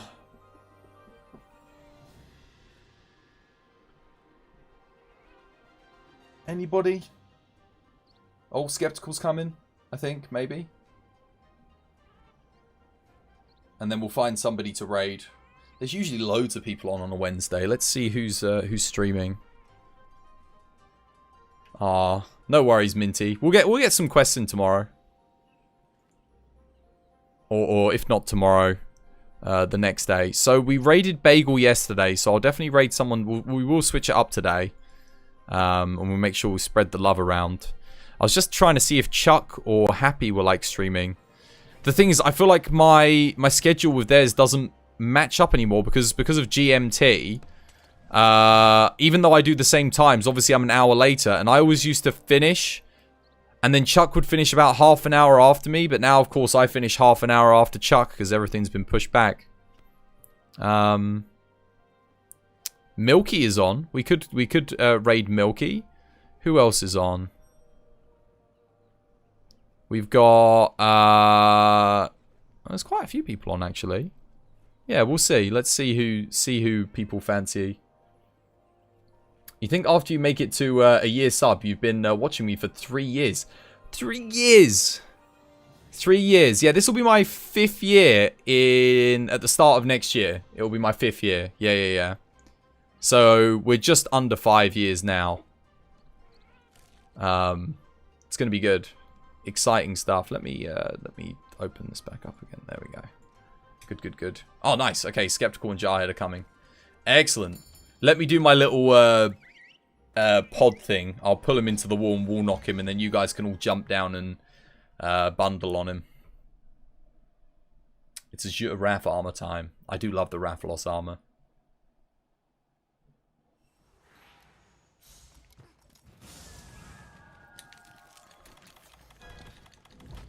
Oh yeah, and do the hunting horn buffs in combat as well. Get him on the first knockdown. I'll try and go for two wall knocks if I can. Pull him over here. See, look, he won't actually aggro, and then straight up facing the wall, like perfect. I actually wanted to get on the other side of the head as well. I need to get into the habit of getting on the other side, because then I can pick this up and.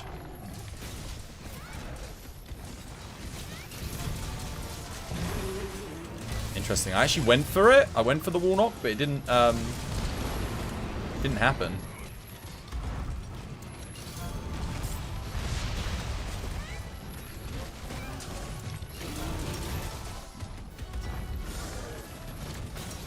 Oh man, I'm trying to. Oh, too late. Too late. I was a bit too late. Never mind.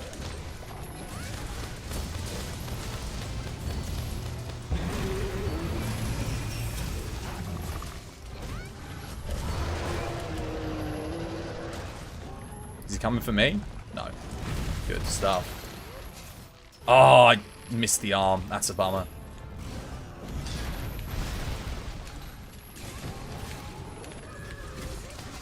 No!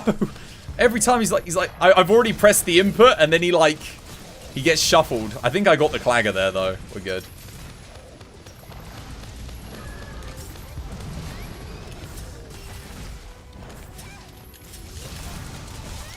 Oh, someone got the mount. Stuff.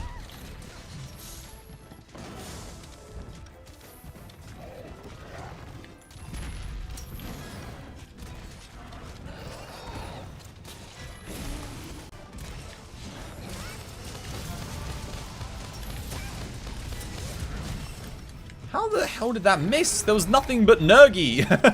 There was nothing but Nergi. That shouldn't have missed.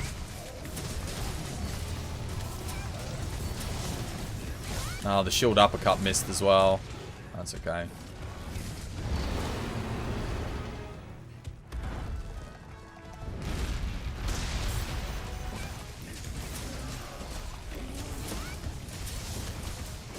Like that, Minty, yeah? Like, delay it like that. I think that's what Minty's saying.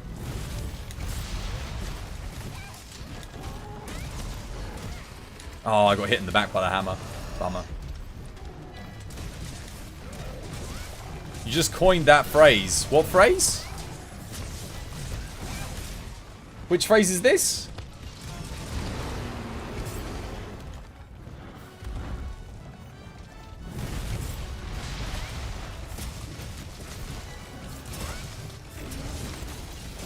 Nothing but Nergi.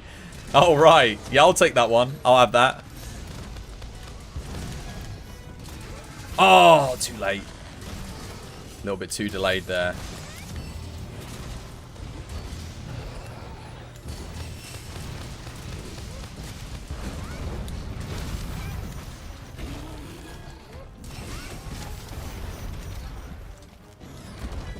He's zooming. I iframed through him as he came at me. Did you see that? Oh, not that time though. Rest in peace, Jarhead.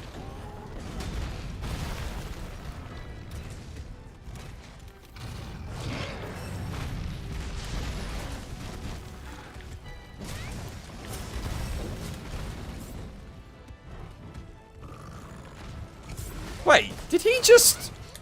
I think he just slammed the bombs, but... nothing happened?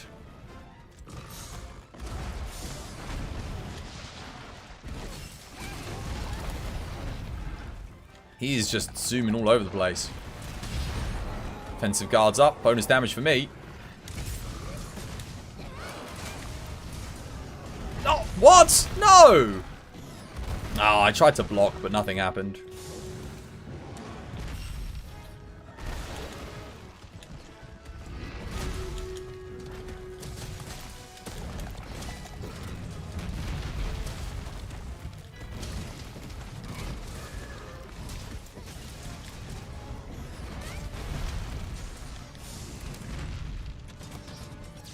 Gonna flash him here because two people are bleeding and he's getting a little bit too aggro.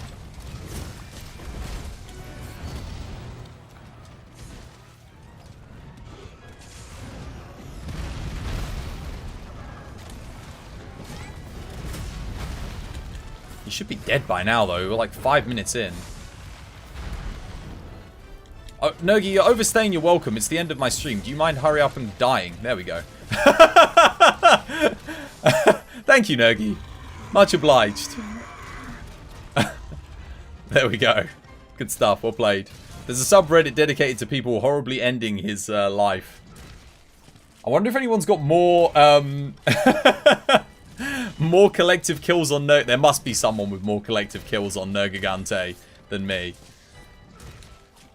I've got collective Nergi, Ruiner Nergi, I think 1,200 kills, which isn't bad, but there's got to be someone with more than that. I think I'm about 350 Ruiner, and I'm over 800 base Nergi. So yeah, I'm gonna say like 1,100, just over 1,100.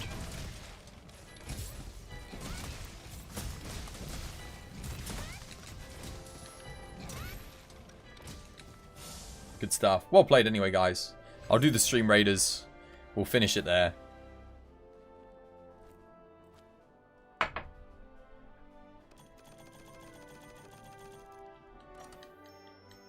You'd have to check your PS4 account to see how many times you've slapped him around. Base Nergi. Because I always needed Nergigante gems. Always. I had to keep fighting him. Because pretty much, like, there was so many weapons to augment. And health augment base game was... like, you wouldn't use heroics in the base game because it just wasn't useful. Like, unless you were doing, like, feline heroics. Like, there really wasn't that much use case for it. But a lot of the stuff was just insane, you know. Right. Let's get the stream raiders done, and then I shall love you and leave you guys. It's been a pleasure. So yeah, it was pretty much max attack and crit, or you'd use the health augment. But because most builds utilized peak performance to max damage, the health augment actually ended up giving you more damage overall, because you didn't have to stop and heal to activate peak performance. Yeah. It was either that or you played absolutely perfectly and didn't get hit. But it was more so than just not getting hit, because you actively had to, like, deal with, obviously, like, Lunastra's Flame, Teostra's Flame, Val's Flame, all of which were, like, much more prevalent in the end game because of the Arch-Tempered variants. Wow, my Freddy Krueger is just slicing and dicing. What a beast. You probably play a little more Godfall. You're almost level 50. Oh, nice. How is it after the patch? Are you enjoying it? Because, I mean, I don't know how much you played before the patch, like, with some of the broken stuff. But, how have things been? What about connectivity as well? Have you been playing multiplayer at all? I mean, I was meaning to ask Rockshock on that on the Discord. Good stuff. Anyway, well played, guys, though. It's been good fun. Shall I do these last two? I'm probably going to be busy. I won't do those. We can save those for tomorrow, because I don't want to, like, keep people's units locked in or anything like that. It's pretty smooth so far. After the patch, your friends and you haven't had any issues so far. Good stuff. Good stuff indeed. Well, as always, guys, it's been a pleasure. Thank you for keeping me company today. Thank you for the laughs and the hunts. It's actually, it's weird. It's one of those streams that, like, it didn't go quickly. I feel like we got, like, tons of stuff today, done today. Loads of variety. We got insect glaive gameplay, light bowgun, bow, sword and shield, great sword, charge blade. We really did do a lot of variety today, and it's good because yesterday I think we played hammer, dual blade, switch axe a lot more. So yeah, we've done good. We kept the variety nice and fresh and whatnot. We are going to go and raid, guys. We're going to get a raid in. Chong, thank you for the like, by the way, Chong. Much appreciated. Let me have a look here. We are going to raid... We'll raid Milky today, because we did raid Mr. Bagel yesterday. So we shall spread the love around. Am I doing that right? Yeah, I am. And yeah, we'll spam some emotes in chat. Show some love, guys, and make sure you hit that follow button if you haven't done so already. I'll be back again, of course, tomorrow, same time, same place, with some more monster hunting action. Episode 501 tomorrow. Blimey, all the way to 600. Although I say that, there's not enough days between now and Rise for me to do 600 episodes, like literally. So yeah, this will be the last 100 milestone on the Monster Hunter world sort of journey, I guess, if you will. Yeah, it's pretty good. I mean, hey, we literally, at this point, we got everything done. We 100%ed it, and it feels good. I think it's the first time since 2G I've actually 100%ed a Monster Hunter. Like, everything. Every single thing. So, yeah, it's been good. But yeah, guys, no, take care. Have yourselves a lovely, jubbly one. I have been your host, Chris. And hopefully I will see you all again on the morrow. Much love. Take care. And goodbye.